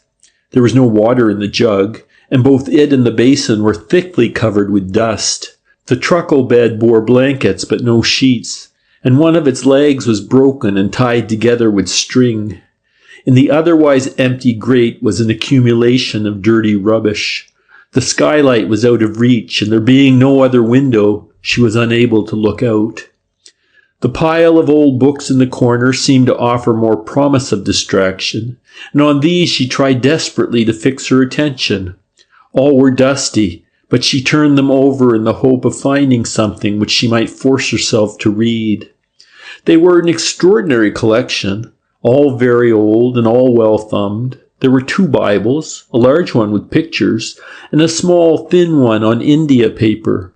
There were the Lamplighter, Queechy, the Fairchild Family, the Scarlet Letter, and others, many of whose names she had never heard. Most of them were without inscription, but in one was written in a thin, angular hand, Christina Wyatt, February, 1864. Dully, Molly wondered who Christina could have been and how her Pilgrim's Progress had survived during the 60-odd years since she had obtained it. Among the collection was one book which might throw light on these problems, and Molly, desperately anxious to fill her mind with something other than her own condition, picked it up and forced herself to read. It was an old manuscript book, bearing on the fly-leaf the same name, and containing notes in the same thin handwriting, as well as pasted-in cuttings of various kinds. The book was of fair size, probably 9 inches by 6, and an inch thick. Only about quarter of it had been filled, the remaining pages being blank. The notes took the form of a diary, interspersed with moralizings, after the fashion of the period. But Molly found it utterly impossible to fix her attention on it. Her own position was too precarious to allow her to think of anything else. Throwing the manuscript book back into the corner, she sat down on the bed, buried her head in her hands, and gave herself up to a detailed consideration of the situation. She was trapped. Could she do anything to help herself? That was the burden of her thoughts. The problem had been in her mind subconsciously since her capture, but now she set herself definitely to think of ways of escape. But the more she thought, the less hopeful the idea seemed. There was first of all the door. She got up and examined it. Opening inwards, it was strongly made and fitted with a mortise lock whose heavy bolt she could see passing across the narrow slit between the edge and the jamb. In no way could she force the door. The chimney, she could see at a glance, was impossible. Even if she could have climbed it, the opening above the fireplace was too small to allow her to pass. There being no windows, there remained only the skylight. Could she get out through the skylight? She lay back on the bed, gazing up at the cobweb-covered square and calculating her chances. If she moved the bed beneath it, put the old box supplied as a washstand on the bed, and put the chair on the box, she might be able to reach high enough. Suddenly eager, she sat up, listening intently. Not a sound reached her from the house. She decided to try the experiment at once. Her head still throbbed from the effects of the blow, and she would rather have lain still, but the faint hope which had been aroused nerved her to effort. Moving quietly and making as little noise as possible, she pulled the bed to the necessary position and built her tower. A moment later she was looking through the glass. There was nothing much within view. A vast area of sky and the tops of a row of distant trees alone were visible. And when she tried to push up the skylight, a further disappointment awaited her. It was fastened. Through one of the holes in the handle, a screw had been passed. She tried to move the screw, but it was too firmly fixed. For a moment she thought of breaking the glass, but she saw immediately that the metal bars of the frame were too close for her to squeeze between them. Baffled, she got down and stood thinking. There seemed to be nothing that she could do. Slowly she took down the chair and the table and pushed the bed back to its place. She lay down, her thoughts approaching more nearly to despair than at any time since her capture. Oh, how she wished she had minded French's warning. What a fool she had been to imagine that she could stand up against members of a gang of this kind.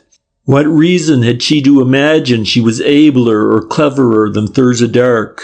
Oh, if when she saw Styles she had just passed on with a bow and smile. If only she had done that, she might now be sitting in her pay-box at the Panopticon. She had been bored to tears with that box, times without number, but now how she longed for it. She would have given all she possessed to be once more within its familiar walls, but no wishing would get her there. Slowly, the interminable hours dragged away, while the square of sunshine from the skylight crept across the wall, narrowed to a line, and disappeared. Presently she realized that she was hungry. She had had no lunch, and now it was after 5 o'clock. Surely they couldn't mean to starve her. While she was considering the idea, she dropped into a light sleep. She was roused by the rattling of the key in the door, and sat up blinking as Style entered with a tray, on which was set out a plain but sufficient supper. "Asleep?" he said in some surprise. "It's well for you that you can take your position so easily. Or is it that you have not realized its seriousness?" He paused, then stepping nearer, spoke in a low, eager tone. "Look here, you little fool. Once again I offer you your life and your freedom in exchange for your information. Tell me fully and without reserve of all your dealings with French, and I'll let you go. You'll be taken in the car to a deserted place in the country and left to walk to the nearest station. Come on now, don't lose your last chance." Molly, nerving herself to resist, did not reply.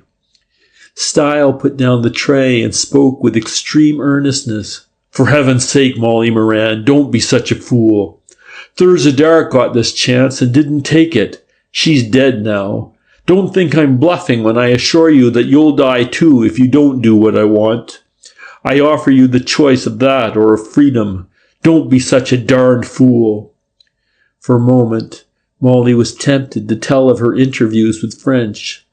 Then something in his face, a look in his eyes, assured her that she was being deceived. There was no mercy there. He would never let her go. Her only hope was French.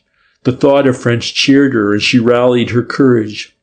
"It's your fate that is sealed," she declared confidently. "Mr. French knows all about you. You've been warning me. Now I'll warn you. If anything happens to me, you'll hang. That's the way things are, Mr. Style. Mr. French knows all about Thurza Dark, and he's taken precautions to prevent you repeating that. That's my warning to you." Brave words, and yet Molly had scarcely spoken them before she felt sick with terror. It was a ghastly mistake to have said that about Thurza Dark. If Style believed it, it would remove her, Molly's, chief safeguard. If this gang thought the murder of Thurza could be brought home to them, it would not save them to spare Molly. The penalty was the same for one murder as for two. But this point of view did not seem to strike Style. He shook his head. "Very well, fool," he snarled. "If you want to commit suicide, you can." And turning on his heel, he strode out, slamming and locking the door. In spite of her almost frantic state of mind, Molly felt a good deal better when she had finished the plate of cold roast beef and the bottle of cider which she found on the tray. If she could but get news of her whereabouts through to French, she would be almost happy. Oh, to know that he was on the way to her help. Was there nothing that she could do? Once again she lay down on the bed while she racked her brains over the problem. Was there nothing she could do? For an hour and more she tossed. Then once again she heard footsteps and the door was unlocked. This time it was Gwen Lestrange. She carried a pair of sheets, a can of hot water, soap, and other toilet requisites. "Here you are, you little fool," she said contemptuously as she dumped her burden on the floor. "You don't deserve these, but we are not so bad as you imagine. But I warn you that unless you do as we want, you'll not need them by tomorrow night." She did not wait for a reply, but went out quickly, locking the door after her. Though Gwen's manner was so ungracious, the article she had brought made a deal of difference to Molly. After a wash and brush-up, she felt so much happier that when a little later she spread the sheets on her bed and turned in, she found herself actually comfortable. Then her anxiety and fatigues brought their own recompense, and she slept dreamlessly. Indeed, when she woke it was broad daylight. About 8 o'clock, Gwen brought her some breakfast, and then began another weary and interminable day. She would not have believed how slowly time could pass. Hour after hour she lay on her bed, racking her brains over the problem of escape. Tales she had read of imprisoned heroines recurred to her, but in all of them some valiant young man had invariably appeared in the nick of time and had carried out the rescue. But in her case, there was no such hero. She had herself to depend on, and no one else in the world, except French. Again and again she pictured French following along that endless road from London. Momentarily she expected to hear of his arrival, but still the interminable silence remained unbroken. Suddenly, an idea flashed into her mind and she lay still, wondering whether there could be anything in it. The more she thought, the less sanguine she grew. However, it was better than nothing, a forlorn hope, but still a hope.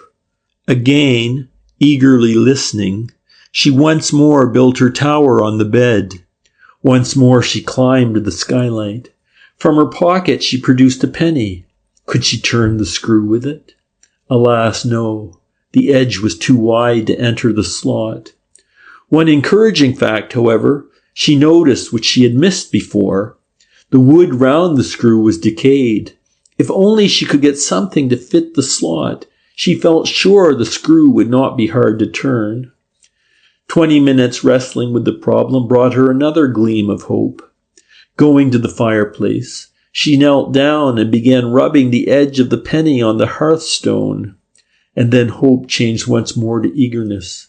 The penny was deeply scratched. With perseverance, she was sure she could rub its edge thin enough. But she had not counted on the labor involved. She rubbed till her whole body ached before she succeeded. And then it was only to find that owing to the curve in the penny's edge, it rose out of the slot when she tried to turn it. This problem, however, was easier. Another exhausting period of rubbing on the hearthstone, and she had ground the flat place on the disc, long enough to meet her purpose.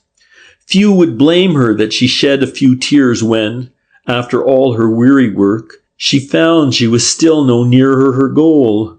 She could not turn the penny, but once more she pulled herself together. She had gone so far she would not be beaten, and very little further thought gave her the solution. While she was considering some better way of gripping her penny, her eyes fell on the tongs. They were old-fashioned with a hinge and flat meeting faces, not the more modern spring kind with claw ends. It was the work of a few seconds to grip the penny in the tongs and try again. But even yet she was not through. She found she could not hold the tongs tightly enough to prevent them opening. but she would not be beaten. Looking round in desperation, her eyes fell on the broken leg of the bedstead.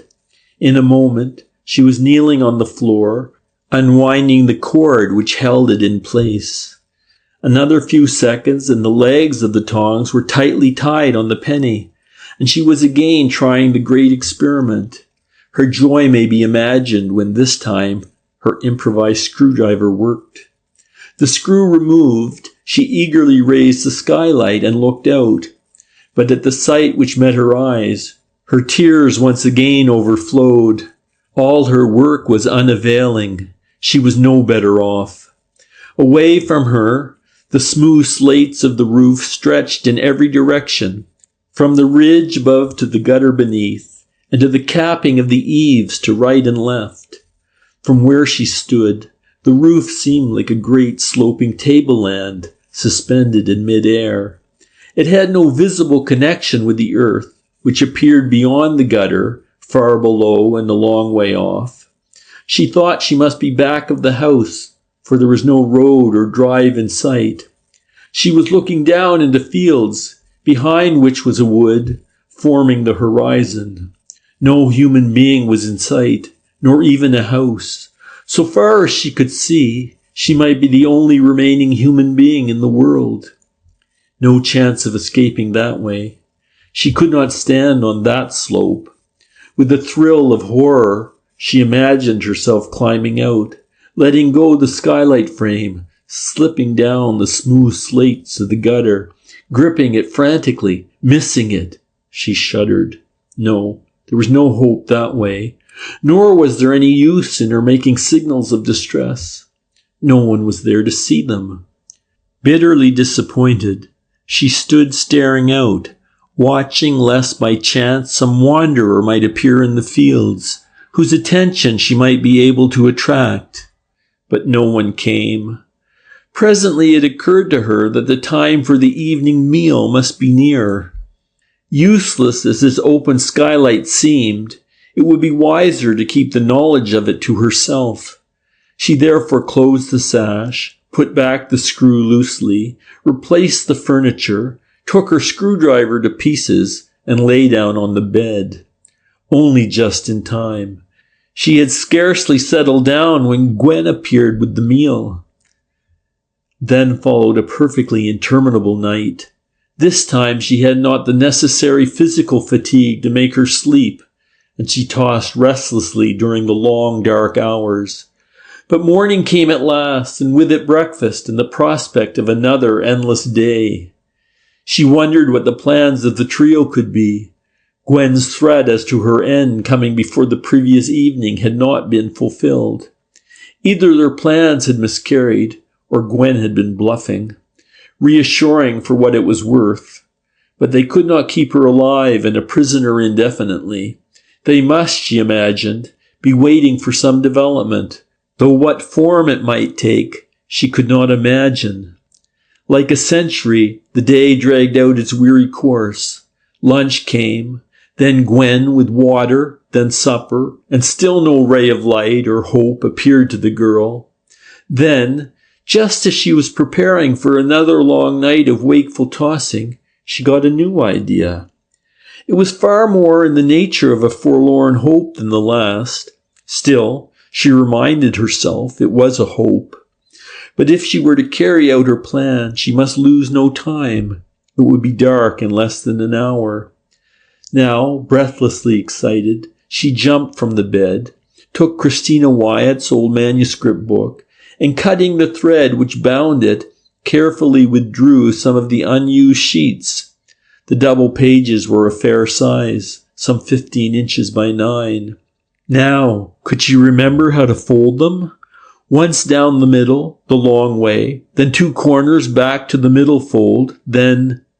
For a time she experimented until at last it lay there before her, a dart like those she had made in hundreds in her school days. Eagerly she stood up and threw it. It floated gently across the room. Mass production was now the order of the day. There were 37 clean double pages in the book, and in a few minutes 37 darts lay in a little pile on the bed. As she folded, Molly thought out the message they would bear, so that by the time they were ready, she had decided on the wording. Taking her fountain pen, she wrote on the top of each, "Find her. For God's sake, phone Victoria 7000. That Molly Moran is in this big house. Her life is at stake." By this time, it was getting dusk. As quickly and silently as possible, Molly rebuilt her tower beneath the skylight, withdrew the screw, and opened the frame. Then, taking up a bunch of darts, she began to launch them, one by one. There was a gentle wind blowing towards the left. This picked up the darts and carried them well away from the house, over towards the fields. They floated well, and though most of them disappeared from view below the line of the roof, she saw some actually strike the ground. The 37 disposed of, she stood looking out, hoping against hope that someone would appear and get her message. But though she waited till it was quite dark, no one came in sight. At last, with a profound sigh, she closed the skylight, put the furniture in its place, and lay down once more. The reaction from her previous excitement had now set in, and her depression became greater than ever. The darts, she felt, were no good. No one would find them, and if anyone did, they would think the message some child's prank and take no notice. Or, and this was a disaster which she had not thought of before, Gwen or Style might find them. What would happen to her then? And all the time in the background was the feeling of sick dread and horror when she thought of the fate of Thurza Dark. In the daytime there had been the excitement of what was happening to keep her up. Now there was nothing. She learned the awful loneliness of fear. Fortunately, from sheer exhaustion, she fell asleep quite soon. But it seemed to her that her eyes had scarcely closed when she was awakened by a knocking at her door. "Get up quickly," came Gwen's voice. "We're moving on. You must be ready in 10 minutes. Here is a lamp." The door opened. A small electric lamp was pushed in and the door was relocked. Molly looked at her watch. It was still early, only 11:30. What was now afoot? Had her time come? She had not fully undressed, and almost sick with terror, she put on the remainder of her things. But she had not much time to think. Before she was ready, Gwen returned, accompanied by Style. In silence they seized her, and before she realized what was happening, her wrists and ankles were rebound, the gag thrust into her mouth, and a handkerchief tied over her eyes. She felt herself being lifted and carried down the 6 flights of stairs and along passages to what was evidently a door, for the night air blew on her face. Then she was placed on a seat. She imagined in the same car as before. The engine was started up, and they moved off. After a few yards they stopped, and she heard above the noise of the running engine the clang of a gate. Someone got in and sat down beside her, and they moved off. End of Chapter 17. Chapter 18. When Greek Meets Greek. It was shortly after 11 o'clock on that same night that the news came to Inspector French. Fed up with the whole business and tired out, he was actually on his way upstairs when his telephone rang. "News of Miss Moran, sir," came the voice of the sergeant on duty at the yard. "Hold the line and I'll put you through." There was a pause, and then another voice sounded. "Is that Victoria 7000? If so, I have a message for you." "That's right. Repeat your message, please." "I'm speaking from near Guildford. Between 8 and 9, my little nipper was coming home through a field, and he found some paper darts with this message written on each. Find her. For God's sake, phone Victoria 7000 that Molly Moran is in this big house. Her life is at stake. We took it for a joke, but I'm ringing up on chance." French wiped a film of sweat off his forehead. "It's no joke, I can assure you. This is Scotland Yard, and we know something of the affair. Tell me, please, who you are and where you're speaking from." An expression of amazed concern came through. Then the voice went on. I am Mr. Edward Boland, speaking from my house, Daradoon, Elmford. I hope it's all right. I hope so, French returned grimly. Tell me, where is the big house mentioned? It's at the other end of the village, Mr. Trevelyan's, the novelist's. Now, Mr. Boland, could you lend a hand at your end? It may save the girl's life. How far are you from the police station? It's in the village, 5 minutes walk from here. Good. Will you take the darts there and hand them to whoever is on duty and tell him your story? Tell him that you have rung me up, Inspector French, CID, and say that I shall be going down immediately. Can you manage that? Of course, Inspector, I'll do it now. 10 seconds after Boland had rung off, French was talking to the yard. Get 6 men together at once, Dean, and 2 cars with petrol for a long run. I want to go to Guildford. I'll be with you by the time you're ready. And look sharp, for goodness sake. It's more than urgent. By a lucky chance, French picked up a taxi almost at his own door, and soon he was giving his instructions to Dean in person. Got those cars. Right. I want you to ring up the police station at Elmford, near Guildford. Tell them to take the message Mr. Boland is bringing them seriously. They'll understand. Tell them that I'll be with them in an hour, and that in the meantime they are to surround Mr. Trevelyan's house and allow no one to leave. Let them detain on suspicion anyone who tries to. Explain that we think these people have a girl in their power, and say that if the sergeant has any reason to suspect foul play, he's not to wait for authority, but to break in. I'll stand the racket. A minute later, 2 fast cars left the yard. In the first were French, Carter, and 2 other men. The second contained Sergeant Harvey and another 2 assistants. Contrary to custom, all were armed. French had with him the warrants he had previously obtained for the arrest of the members of the gang, and he was determined, if necessary, to strain a point and use these to cover the search of the house. Don't kill anybody, he told the driver, but don't be longer in one place than you need. And they roared on, their speed increasing continually as they left London further behind. The night was calm but dark. The light which should have come from the quarter moon was obscured by clouds. It was now fine, but there had been a shower earlier, and the roads were heavy. 25 minutes after leaving the yard, they ran through Kingston, and in another 20, Ripley was left behind. From Ripley to Guildford they had a clear road, and they fairly hummed along, but they had an exasperating slack through the town. Then, for the remaining 3 miles, they were able to put on another spurt, reaching the police station at Elmford just an hour and 3 minutes after starting. A constable hurried out and saluted.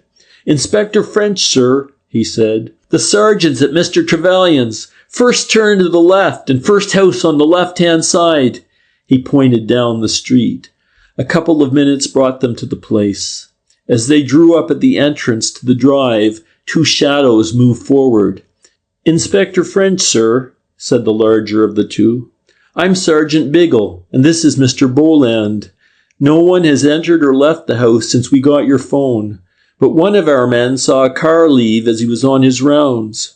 "At what hour was that?" 11:40, sir. It was too dark to see details, but he believed it was Mr. Trevelyan's green Armstrong Siddeley. They turned in the direction of Farnham. "Could he say how many people were in it?" "No, it is a saloon, and it was too dark to see more than the outline." French nodded. "Now as to Mr. Trevelyan, describe him, please." "A rather stout, undersized man with bright red hair, a pale complexion and blue eyes." French felt a sudden thrill. This could surely be none other than Jim Sibley, of whom Cullimore and Dove had spoken, the engineer who had been dismissed from the Mint for theft. "Anyone else live here?" "Mrs. Trevelyan. She's a tall, well-built woman with fair hair and complexion, blue eyes and a strong chin." "Better and better. Gwen Lestrange for a certainty." "Right. They're the people we want. Anyone else?" "There's Mr. Marwood, Mr. Elmer Marwood. He's brother to Mrs. Trevelyan and lives with them. He goes into town every day, mostly in Mr. Trevelyan's car, a thinnish, pale-complexioned man with a small, straw-colored mustache and glasses. That's all. Style. That made 4, including Welland. French would have betted long odds it was the lot. He turned to Carter. "Take charge, Carter," he directed. "Surround the house and go in and search it. If they don't open immediately, break in. You needn't mind making a noise. Only look sharp. Now, Mr. Boland, you told me your son found these darts between 8 and 9, but you didn't ring up till after 11. I'm not finding fault, sir, but could you not have done better than that?" "Awfully sorry, Inspector, but you see I didn't know about it. My wife and I were dining out and the servant was on leave. The boy was alone in the house. He's only 8. Against orders, he waited up for me, and though I thought it was a hoax, I rang you up at once." "I understand, sir. It was not your fault, but it was a pity all the same. Now, Sergeant," he went on to Biggle, "I want you to go back to your office and put through a general call to all surrounding stations. Describe the car and the party and give their direction as far as we know it. Where would you get to if you went through Farnham?" "Southampton or Salisbury, I should think, sir." "Southampton it'll be," said French. "They're making for the ships. Well, ring up, will you, especially to Southampton, and places on the way there. Tell them to report to you if there's news, and do you stand by to repeat it to me when I ring up. That all clear?" The sergeant repeated his instructions, and French hurried after Carter. In some way, the latter had obtained entrance, for a constable stood guarding the open hall door. Within, a rapid search was in progress. "Got through the pantry window, sir," said Carter, appearing suddenly in the hall. "The house is deserted, but they've been coining in the cellar, though the machines are gone. Down there, if you'd like to have a look." "I'll run down for a moment. Make sure that girl's not in the house and meet me in the hall."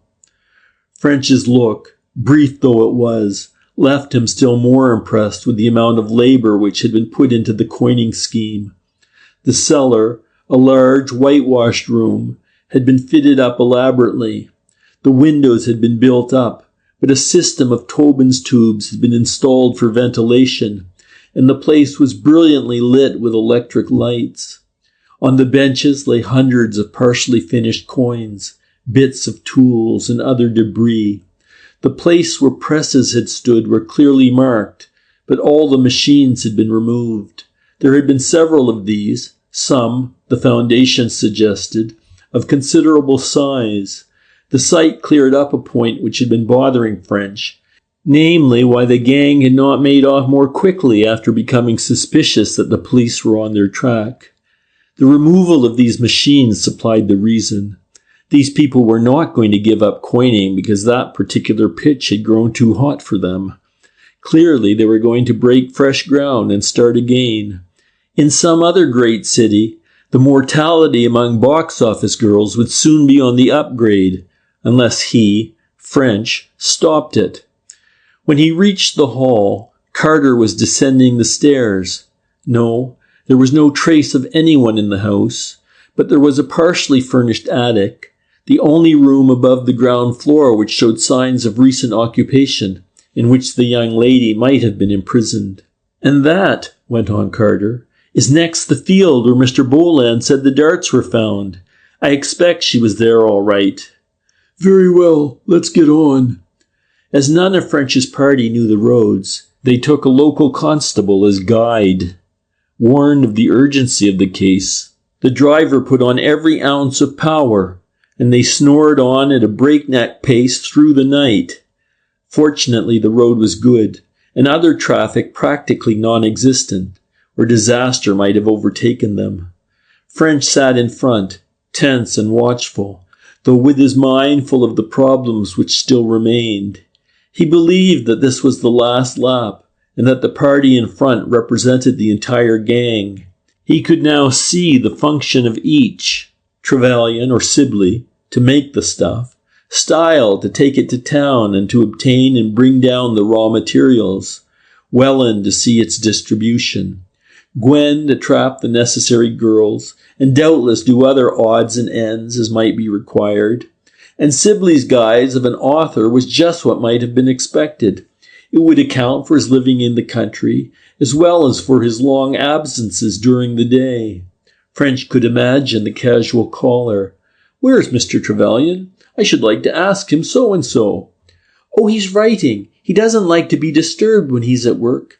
It was a good, well-thought-out scheme. These people had deserved to succeed. Presently there came houses. Farnham. A hurried call to Elmford told him that there was no news, and the chase was resumed. French was now much more anxious. He was running on towards Southampton on the mere strength of his summing of the probabilities. But he might be wrong. That start towards Farnham might have been a blind, and every mile might easily be increasing his distance from the quarry. If so, Molly Moran's chances would be pretty thin, assuming indeed that she were still alive. But there was nothing else for it, and they hurried on. French glanced at his watch. It was just past 2:00. If the gang had gone this way, they must have passed nearly 2 hours earlier, and nearly half an hour before he telephoned. If they had been seen, it would only have been by the merest chance. At 2:05, they ran into Alton and stopped at the police station. Again, no luck. The Elmford sergeant telephoned that he had heard nothing. The difficulty of French's problem was now increased tenfold. Should he go on? If the others were not making for Southampton, to do so would probably mean losing them altogether. But there was no time for hesitation. Rightly or wrongly, he would back his judgment. "On towards Southampton," he ordered, and once again they began their mad rush through the endless night. At 3:20, they reached the suburbs of Winchester, and a couple of minutes later French was again ringing up Elmford. Then his weight of fear and doubt was suddenly eased, and he felt a thrill of the keenest satisfaction. There was news.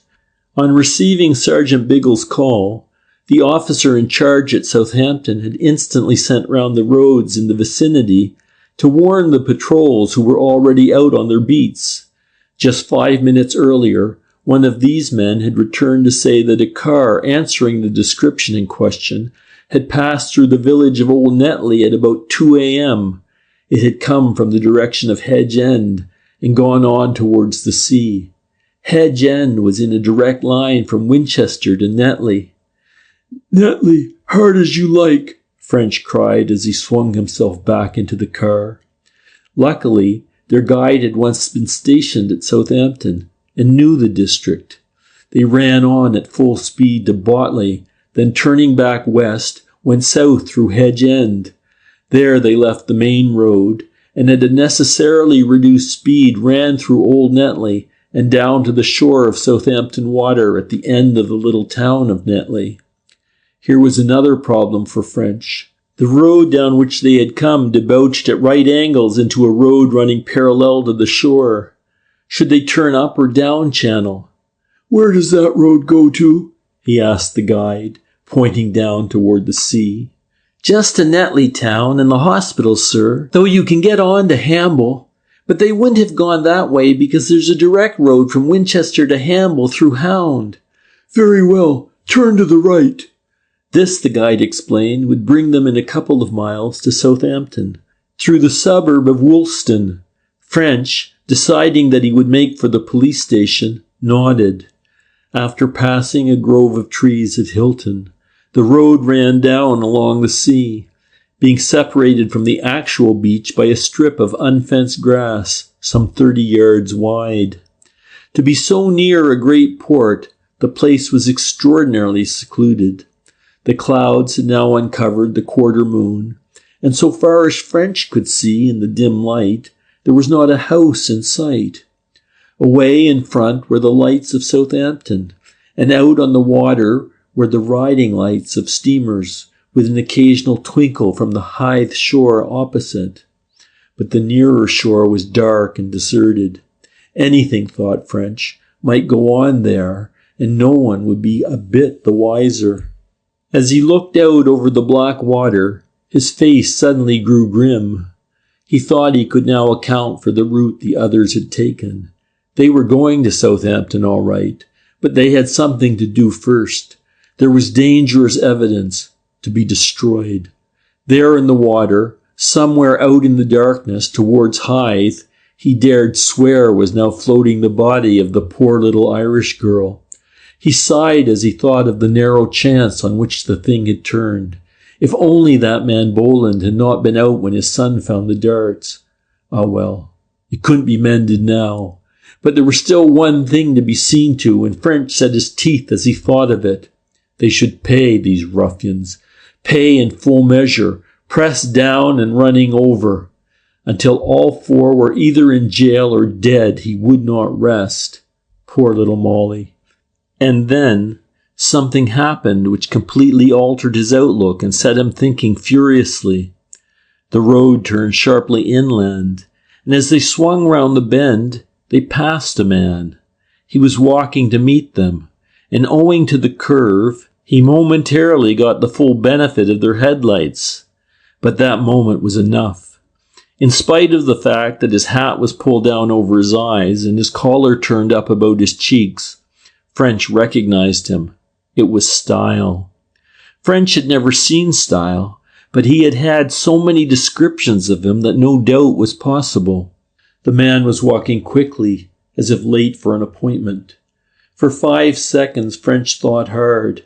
Then, as they passed round the curve out of Style's view, he stopped the cars and hurriedly assembled his men. "Style," he explained rapidly. "After him, but on your lives, not a sound." For big men, as most of the officers were, their movements were surprisingly silent as they followed French at the double.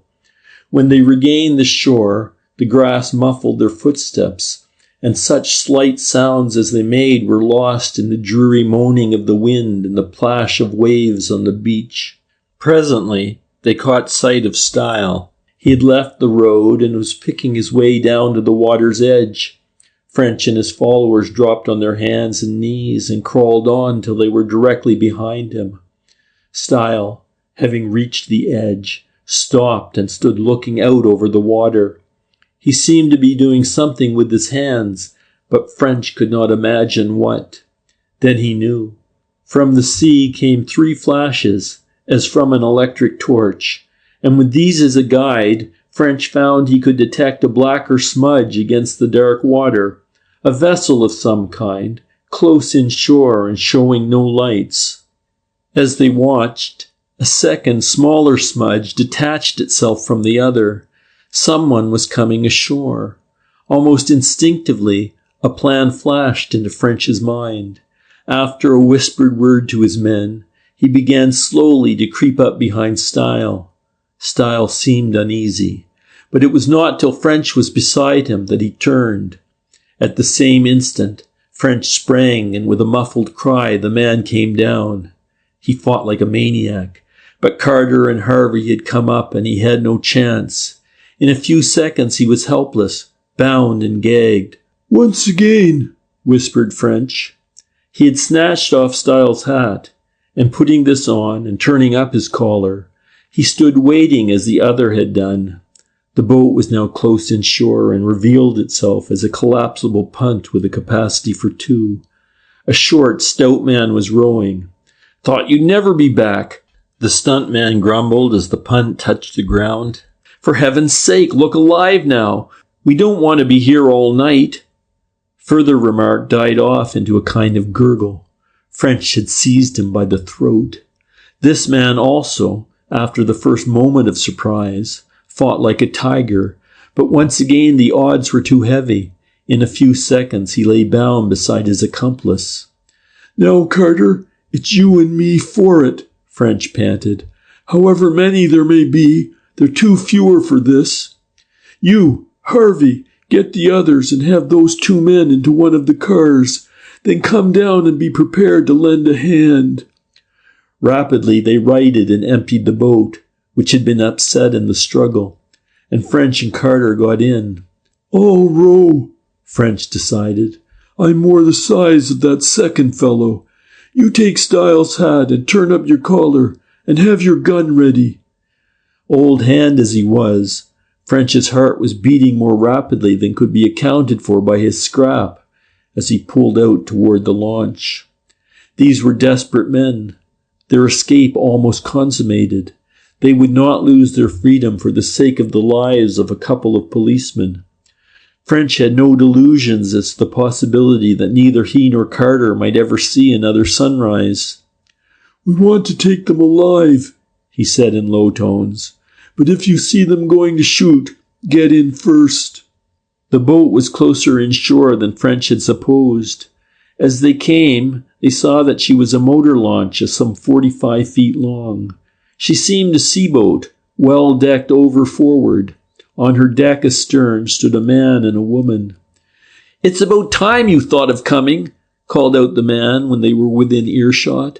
"What the hell were you monkeying about ashore? We'll not be clear of the island by daylight at this rate." Welland, and the woman was certainly Gwen Lestrange.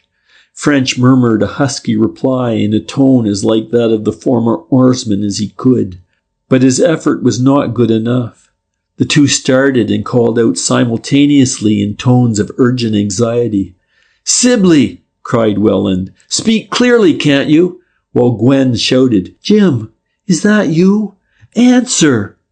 French put down his head and pulled with all his might. The boat bounded forward. There was a sudden scuffle on deck. "Look out! It's French!" came in a shrill scream from Gwen, while with a savage oath Welland roared, "Start the engine for your life, Gwen! I'll pot them if they try to come aboard!" The voices of both had an edge of desperate urgency. Like a flash, the girl leaped to the cabin door, and after fumbling at its lock, disappeared within. Welland, at the same time, dashed across the deck, seized what appeared to be a topcoat, and began hurriedly searching its pockets. At that moment, the boat came alongside, and both French and Carter sprang at the rail and began to climb aboard. But they were too late. Before French reached the deck, Welland found what he wanted. His hand flew up, and in it was something shining, and then, just as he was about to fire, a flying figure appeared from the cabin, the figure of a girl. She dashed to Welland, and as the jet of flame spurted from the pistol, struck desperately at his arm. French felt a searing pain in his head, but he was not disabled, and he sprang across the deck to Welland. He had a vision of the girl reeling wildly back, and with her scream ringing in his ears, he closed. For a moment, it seemed as if things would go badly with him. Welland was the bigger man, and he was evidently in excellent training. He got in a left-hander over French's heart, which left the latter sick and quivering. But French concentrated his whole willpower on holding his grip of the other's wrist and preventing him turning the pistol inwards. Then Carter joined in, and the thing was a matter of time. In 3 minutes, Welland was bound like his confreres ashore. "Look out for Gwen," gasped French as he dragged himself over to where Molly Moran lay in a motionless heap against the deckhouse wall. Carter locked the cabin door, then turned to help with the unconscious girl. They stretched her out on the deck and bathed her face and hands. "Only stunned, I think," French went on hoarsely. "I suppose you realize, Carter, that if she hadn't been such a plucked one, you and I would be down in Davy Jones' locker now. You owe your life to her, man, and so do I." "I didn't see just what happened. It was all over and we were scrapping round before I knew where I was." "It's clear enough what happened. They had locked her in the cabin, and when Gwen went to start the engine, she didn't wait to close the door. Molly dashed out and knocked up this beauty's hand as he was firing. It was a close thing, Carter. I felt a bullet pass my head. Ah, there. Thank God for that." Molly had opened her eyes and was making a pathetic attempt to smile. At sight of it, French forgot himself in the most lamentable manner. Fortunately, no one who mattered was there to see his lapse. French, alas that it must be recorded, caught the girl up in his arms and implanted not one but 2 hearty kisses on her mouth. "My word, Molly, but you're the goods. he declared in rather shaky tones.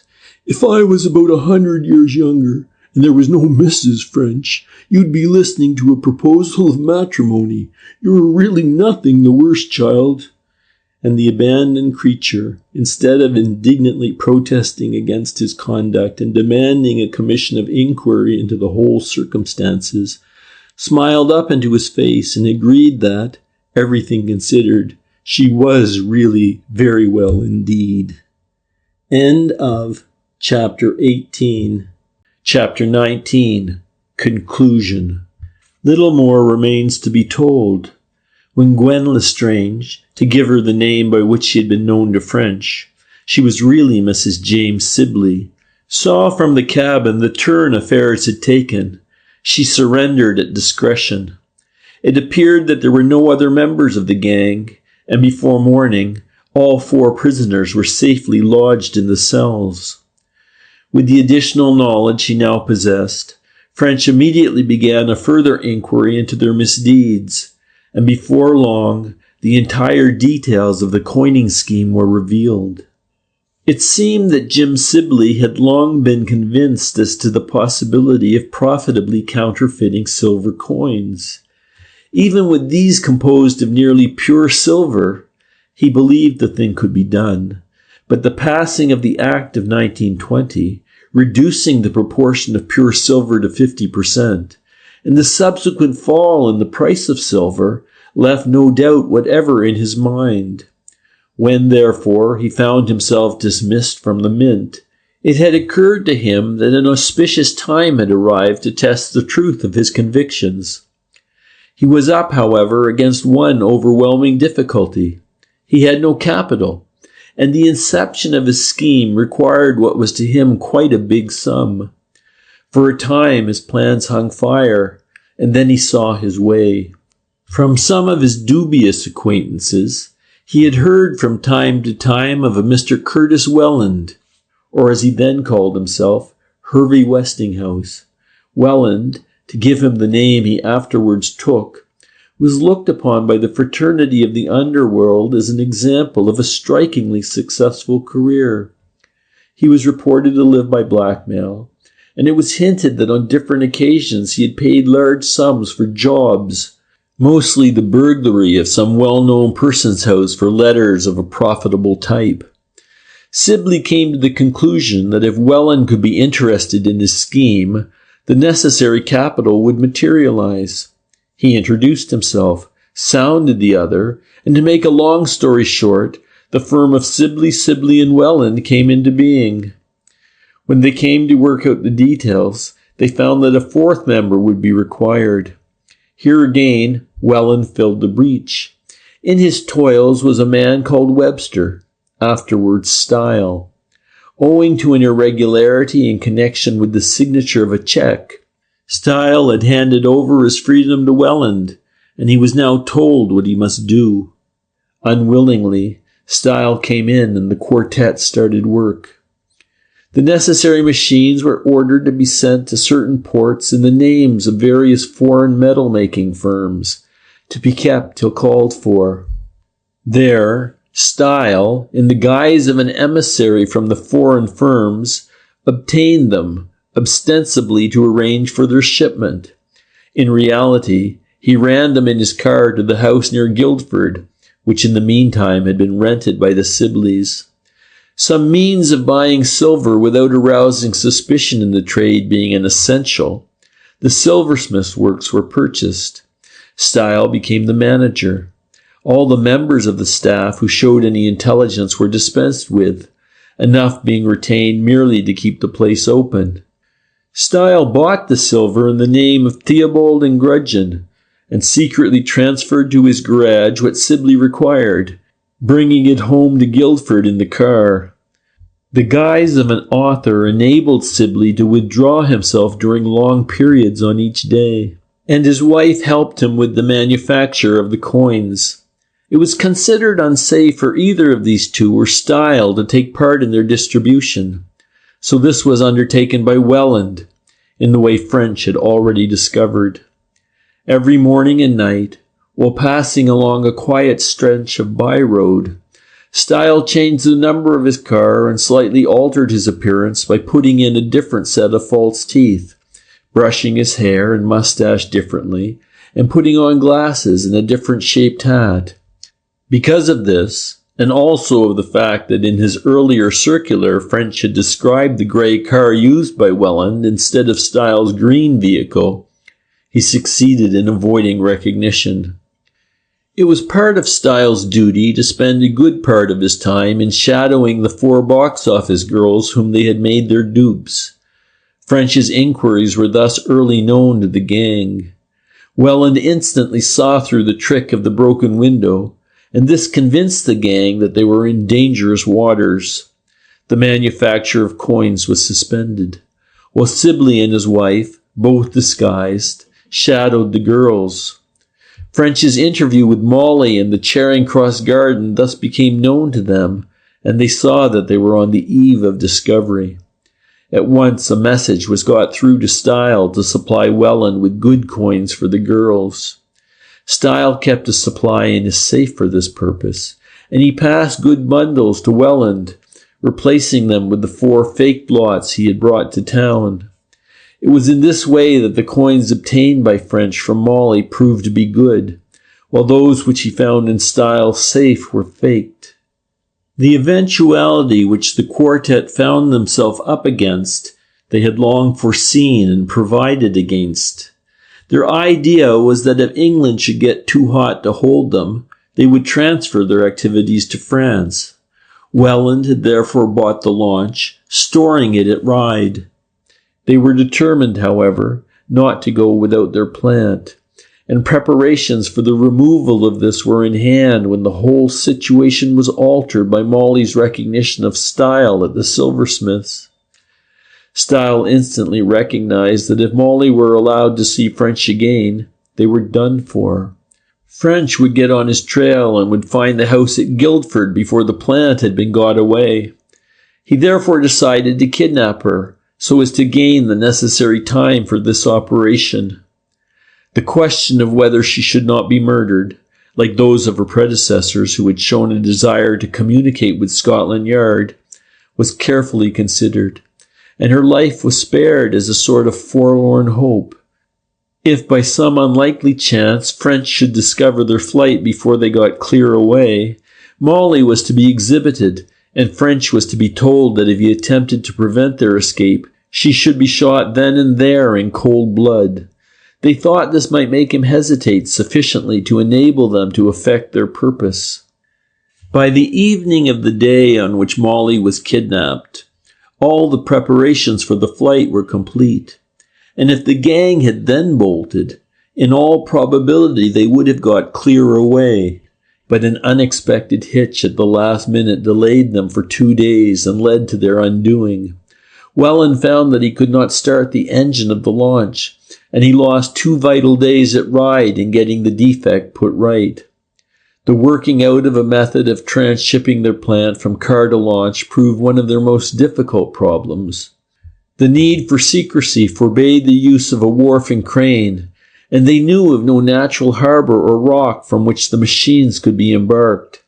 They therefore chose the position on Southampton Water, one of the rare hards on a shore of soft and sedgy flats.